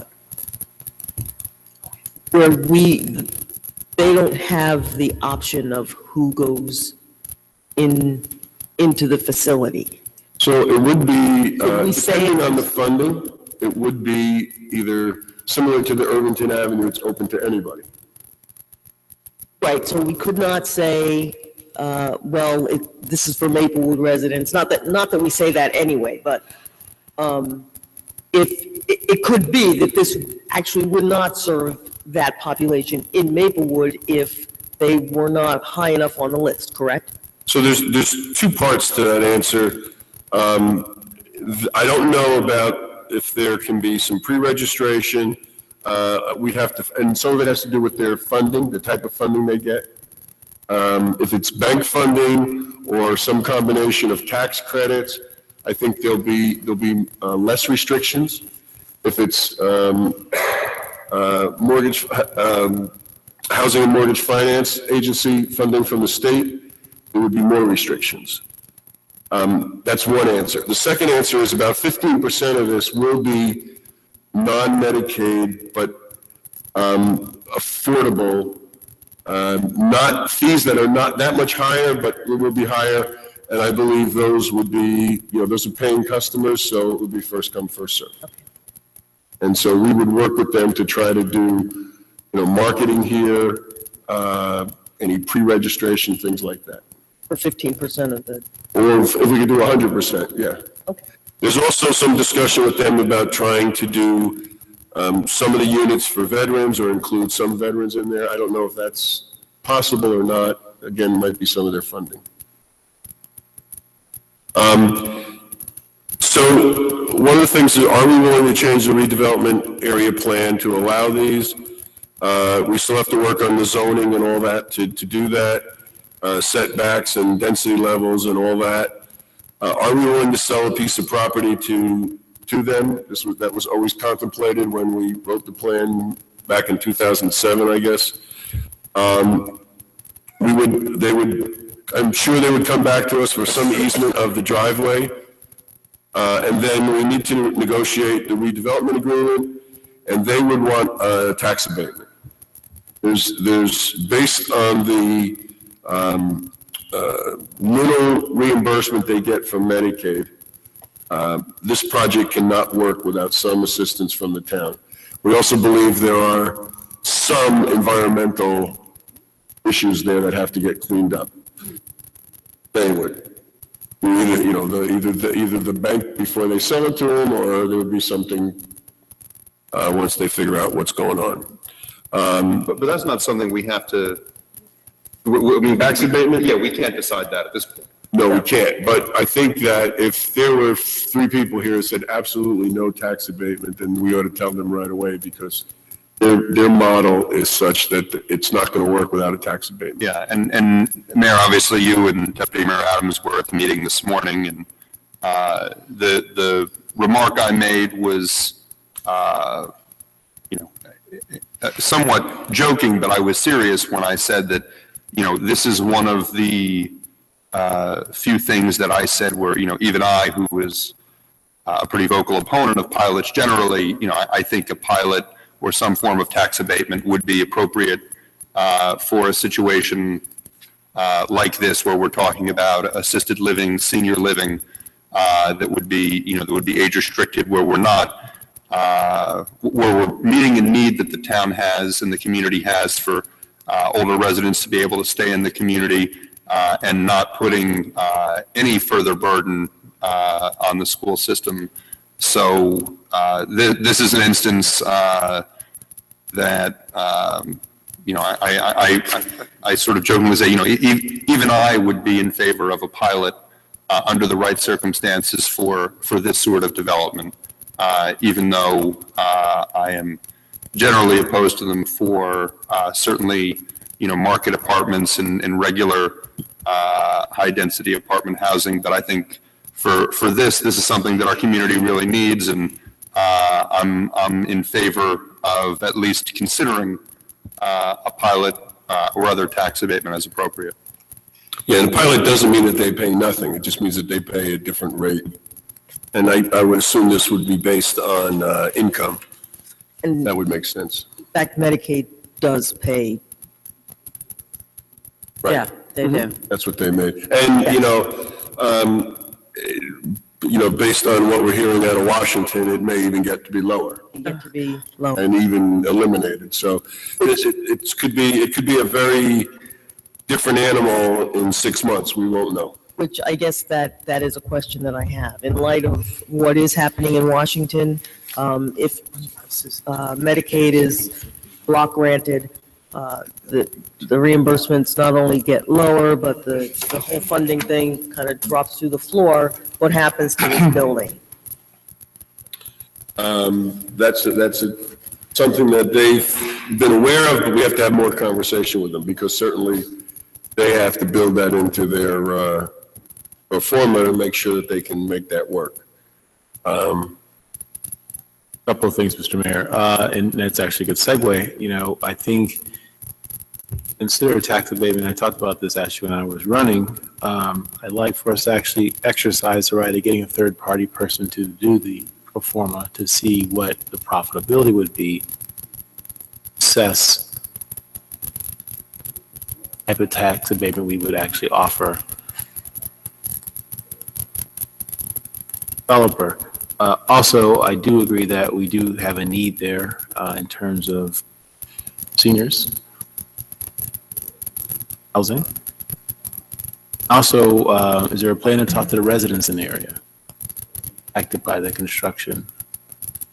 We would, if we're moving forward, we would have a meeting with people in the neighborhood to let them know what's going on and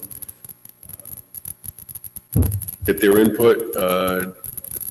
I think we need to have a better handle on some of the design issues. They're looking at it, they're bringing engineers over. I think they brought engineers either today or tomorrow over there to look at stuff.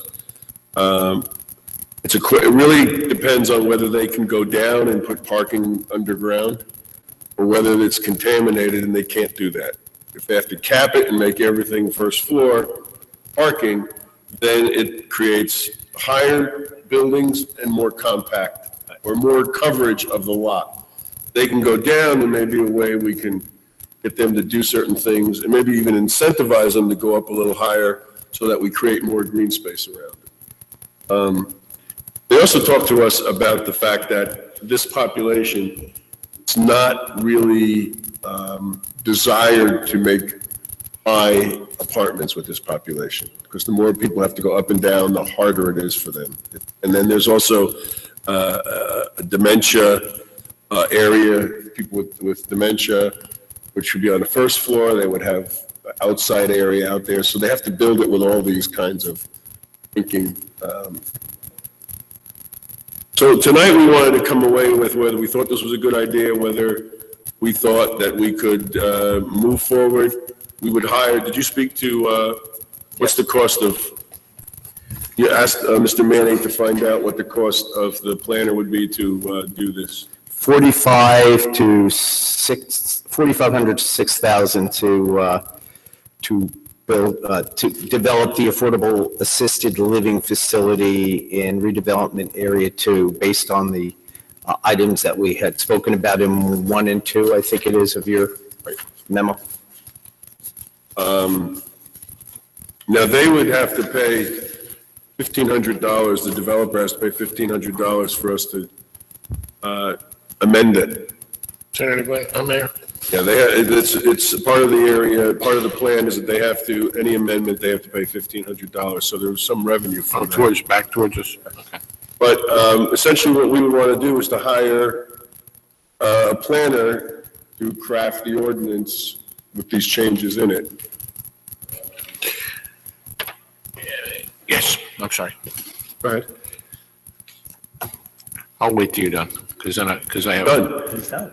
I'm thinking, and I was at the meeting, and I thought, but it seems to me that doing this is premature until we know they have a contract. Right. Right? So, okay. Unfortunately, because we have to get a contract with them, and we have to do, but we want to set it up. Right. You know, now we know that this could happen. This contract may happen in a week or less, or a little more. But until we have a contract, we're not going to hire anybody. Right. Does this not have to go to the planning board? Yes, once we introduce it, it goes to the planning board, and then they send it back. The amendment has to go before the planning board, and the planning board has the hearing. This is the same thing as what Mr. Greigel did for us. This is it. This is So we're talking about Mr. Greigel doing it again. doing it again, okay. And we did it before where we added For the wall. no, when we did it for here, we added health spas and club, indoor commercial, mixed development. We added breweries and distilleries. So it's the same process. We introduce it, goes to the planning board. They make a decision whether it is within the master plan, compliance with the master plan. We get a recommendation back, have a public hearing, and then we pass it. Greigel comes first. Yes. That's the initial stage. So what we want to do is come out of here with a willingness to move forward with this. Once we get a contract, once we know that they have a contract, we will engage our planner. He's developing the proposals, he'll send it to me. Okay. Okay? Everyone's feel good about this, or we should move forward? I do. Okay. Yes, Mr. Mazza? Yeah. Let's deal with Mr. Mazza's issue so that we could keep him here.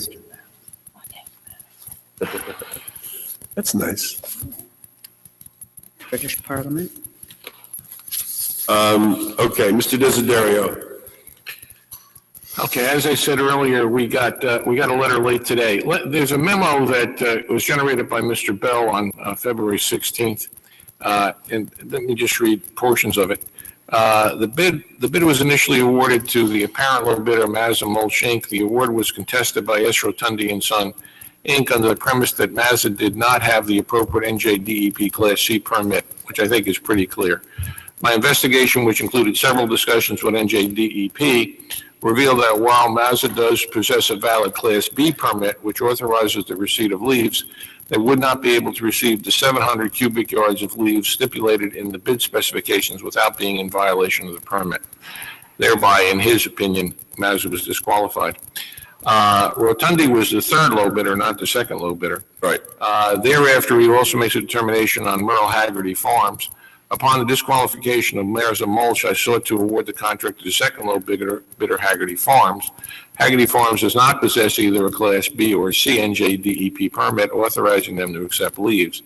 However, the NJDEP has confirmed this company is operating under exemption number 12 for leaf mulching activity, which allows them to receive up to 1,000 cubic yards of leaves per day.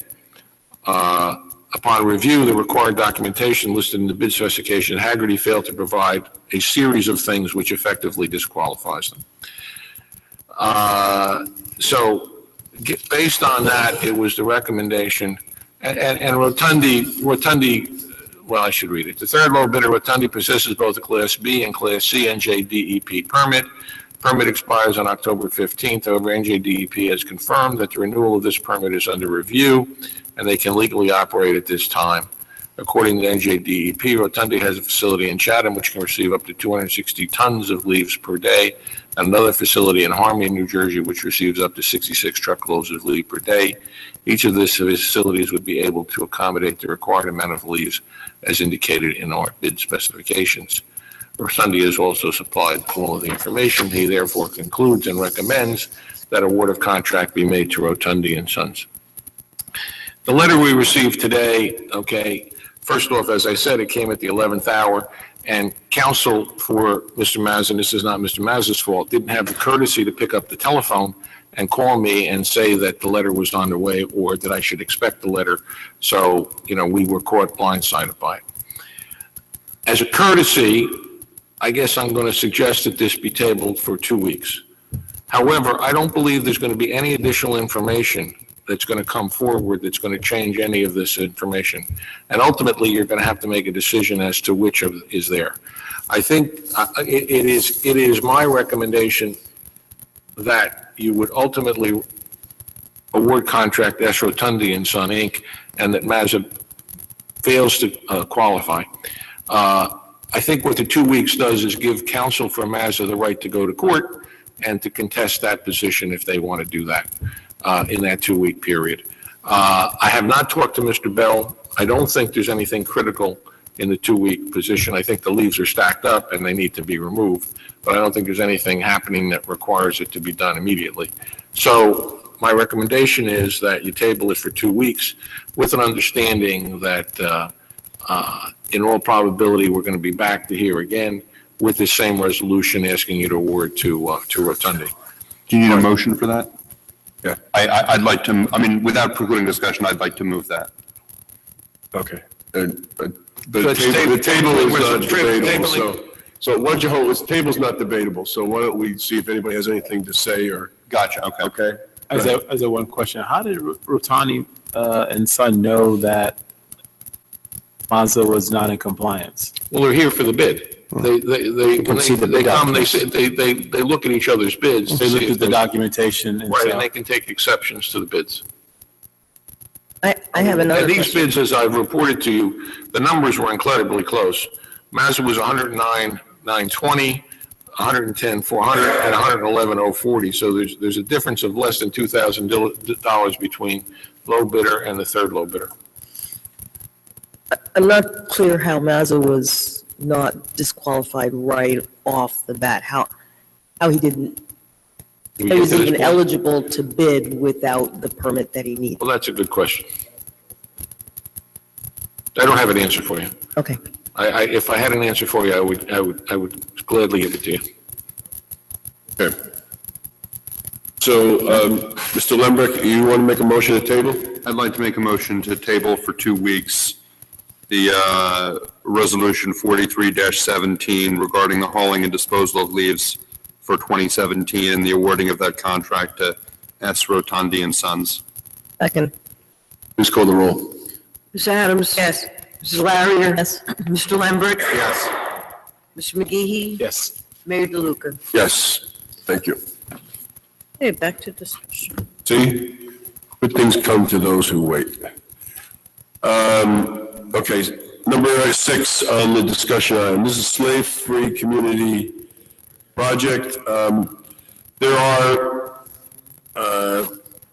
let's say, a fair number of Maplewood and South Orange residents who have put together this group, or actually, it's a national effort, and this is the local folks working on it, and they would like us to take a position based on their letter, which would really deal with human trafficking, and also that our products and purchases are not facilitated or made by modern slavery, which I think is a little bit difficult because we do purchasing through the state contract. Right, so we're assuming they do that.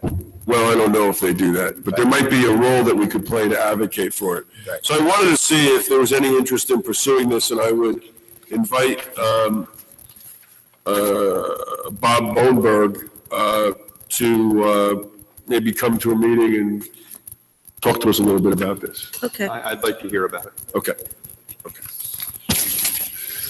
Okay, the second thing is the Coalition Against Bigger Trucks.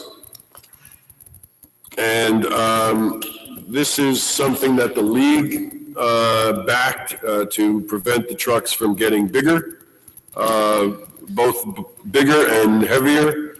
And our representatives have been opposed to it. I was told that, opposed to the making bigger trucks. Oh, okay, not opposed to it. No. And I was told that our congressman is not signed on to this.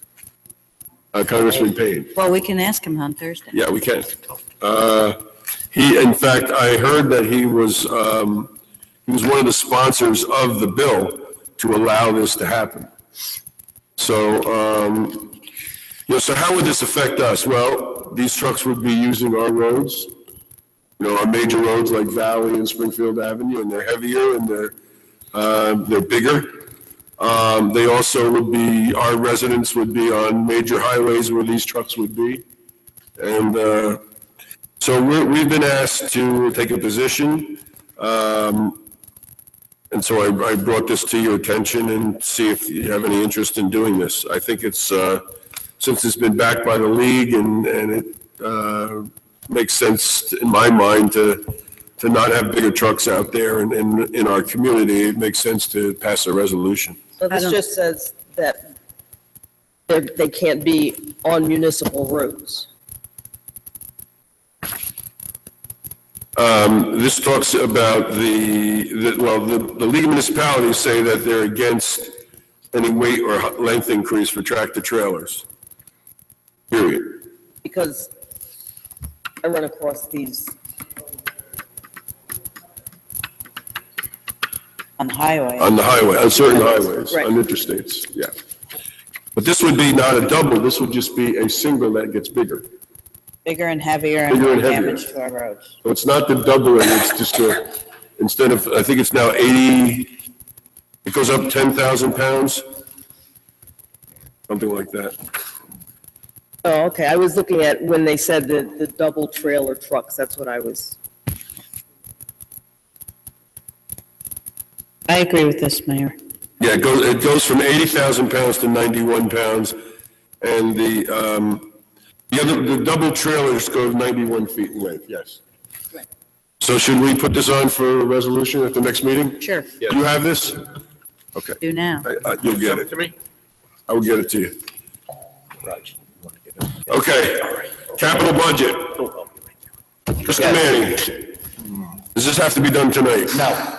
Oh, thank God. Thank you. Does not, but please look at the recommendations so that we can we'll bring it up at the next meeting. March 7th. Yes, and we'll talk about it some more at the Finance Committee meeting. Is March 7th is the night we're supposed to introduce the budget too, right? I don't have the list. I have it. Hold on, somebody does. I thought it was the second meeting, but Second meeting? I could be wrong, so, if it is, I don't think that, I don't think you can. depending upon what happens tomorrow night, we may not be it's on the back.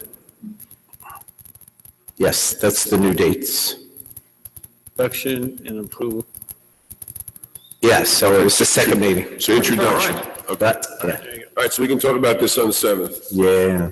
Now, just, you have stayed with the 80%, correct? Yes, Right. I mistakenly sent one out that was over that because I thought I got the vibe that people wanted to increase that. Well, there still may be some vibe to There it. may, yes, but the thing is, that's my recommendation was Correct. this one here to stay in the 3.1. Right, and I think we have to have, we have to take a look at it and see some things we thought we were going to do or not going to do, so we'll take a look at it. Okay. Yeah.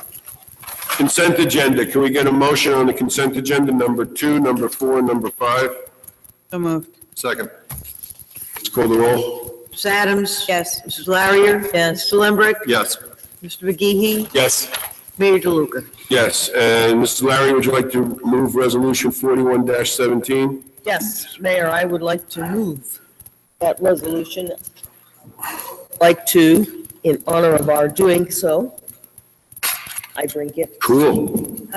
This resolution is basically a resolution in support of the Affordable Care Act. Already, if they repeal, we know, based on a study that came out today, that Essex County alone lose at least 106 people could lose their coverage, could lose 106. funding and 106. I'm sorry, 106,000 people. That makes sense, okay. I'm sorry, 106,000 people could lose their Everyone's benefits. important. And that's But just, still. that's just in Essex County. So we've talked about Medicaid block granting, we've talked about a lot, it means a lot to those people that are standing in support. The Essex County Board of Chosen Freeholders has the state of New Jersey, the legislature. So, and I have bills, pins that say ACA saves lives. And I Wear them Thursday night. wear them Thursday night. There's two more people to my left. Everyone counts. For you. Okay, so you are moving this resolution which urges Congress and the President of the United States not to repeal the Patient Protection and Affordable Care Act. Is there a second? Second. Please call the roll. Ms. Adams? Yes. Mrs. Larrier? Yes. Mr. Lembrick? Yes. Mr. McGee? Yes. Mayor DeLuca? Yes, thank you, Mrs. Larry, for bringing it to us. And I even brought pins for you guys. There you go. I will come and get them. Okay, public comment? Anyone want to address the Township Committee? Thank goodness, thank goodness. Thank you. Administrative reports, Mr. Manning. I have 3 items, I'll make them brief. We have received notice from the Department of Environmental Protection, New Jersey State Forestry Services, that our Maplewood second 5-year community forestry management plan was approved for the years 2016 through 2020. If you would like to see a copy, it is on our website. Second is we have applied for hazardous discharge site remediation funds. We are being approved or recommended to the, what is that? We are being recommended for a $748,600 grant for looking at the hazardous discharges at Fresco Silver Company site. So that's something that we had applied for. This is, I think, our 3rd grant in my tenure here that so maybe one day they'll finish that report and we'll be on our way to cleaning it up. Third item is removing the farmer's market. Removing the farmer's market from the Indiana Street parking lot down Springfield Avenue to the parking lot that we just leased for a year. Better location, we're going to move the sign. We spoke with Springfield Avenue Partnership. There's more parking in the back, less crowded streets, et cetera. I think better visibility. So we're going to be approaching our vendors within the next week and letting them know the change. That's basically it, unless there's any questions. Are we going to expand any of the vendors? Is your office like reaching out to potential new vendors so we could get more vendors? We're constantly getting calls from vendors. We're also going to be attending, my assistant is going to be attending, they have a kind of a yearly startup thing where a lot of the vendors, what? The Farmers Bureau Association of New Jersey. Right, so they'll be there. Next week I'll be there. Is that associated with NJ Fresh? Yes. Are we New Jersey Fresh? Yes. Okay. And so we will, yes, we're going to have more space. We have to. More space so we can get more vendors? If it's economical for them to come, we can host more vendors. I don't know exactly how many yet. It's also just a different kind of layout too. I mean, I think it gives us a lot more options and you don't have to worry about the car. I mean, it's a tight spot. Cars coming in and out of Indiana and being blocked off there. Well, and people walking through the parking lot, people are backing up, et cetera, so this will be much better. Are you going to move the sign that's at the Indiana line? Yes. Yeah, you might need extra signage too, since it's really like behind the building. It's not really visible from Springfield Avenue. Oh, it'll be visible from Springfield Avenue. Okay, oh, you're gonna go down that driveway? We're going to be on Springfield Avenue, yes. Okay, So we just want to make sure everybody's okay with this, just we consent to this move. Yeah. Everyone's okay? Yes. Okay. Yes. Anything else, Mr. Manning? No. Mr. Desiderio? I just have one item, and I just want to make sure it didn't get lost. On February 16th, I sent an email about a Verizon request. I just want to make sure that that's being referred to. Going to go committee. to Engineering, Public Works, and Planning Committee. Okay, that's fine. Okay, Okay? that's it. Ms. Fritzen? No report. Fritzen, I just want to publicly thank your assistant, Sonia Harrison. Yes. On Saturday, she came in, there was an emergency that somebody needed a marriage license. They were getting married in about 3 hours, and they had failed to pick it up Friday, so we just want to thank her for doing that. Everybody went away happily ever after. It was great. It was great. That's good. It was great. Okay, anyone have any reports? No, I have no report. no, oh, no. I would have, but I'm saving it for March I 7th. have a report. I have a report. It's Oh, important. we- Go ahead. I will truncate it, and I will truncate it for the green team, but really quick, March 9th, John McKean will be coming to help celebrate the green team's anniversary. Also, they are working on the Maplewood Solar Challenge. The Rake Finder program is being started up by the green team, perfect timing based off of this evening's conversations. It's an app where residents can find youth, and will link the youth who are interested in raking lawns for money with residents who do not have the ability to use a leaf blower for chance. YouthNet, they are helping to tutor or help train tutors from Columbia High School who are now helping to actually tutor Syrian refugees. I wanted to recognize a couple of businesses on Springfield Avenue for their participation in Black History Month, Express Yourself Studios, as well as Top Hat and Tails. And I'd like to give a shout out to Top Hat and Tails, not only for their mentor program for young youth, black male youth, but also for suiting me up on my suit tonight. My business, I don't have a lot of suits, so I went to Top Hat Tails, and I recommend everyone go there as well. It's a fine, mighty fine suit. There you go. All right. Oh my God. Is this part of your report? Oh my God. Is that like Kellyanne This is the Conway thing. Oh my goodness. Are you allowed to do We're that? not calling you Kelly from now on. Shop local, shop local. Oh, It's okay. Okay. Also, the Maplewood Middle School is having their annual Addams Family. Is it after March 7th? This weekend. No, Tickets this are weekend. $12 to $15. I recommend that all residents come out and support our middle school, our students, and our faculty, as well as our PTA. And also, Village Trot is celebrating 25 years, so please support them and celebrate them. Congratulations to Village Trattoria for 25 years. They're a great, great small business and do a lot for our community. Are you going to have all new T-shirts from now on? in the next few years? I might. And finally, thank you to going on? Village Coffee for office hours, and I will be at Cedar Ridge this Saturday at 10:15. That's my report, Mr. Mayor. Thank you very much. Couple things. This Sunday from 2 to 6 p.m. is the chili cook-off at the Woodland. Be there, get ready to eat. March 2nd, we have a community forum on immigrant rights. Immigrants and allies come here from local immigration experts and ask questions. It's going to be at Seth Boyden School Library, March 2nd, 7 p.m. And then the Black History Month celebration, we have Asta's concert, Saturday night, 6 to 8 p.m. And Always a very good time. it's always a good music, good time. And the mayor And- dances. All right, so that's it. Anything else? Motion to adjourn. Motion to adjourn? Second. All in favor? Aye. We'll see you March.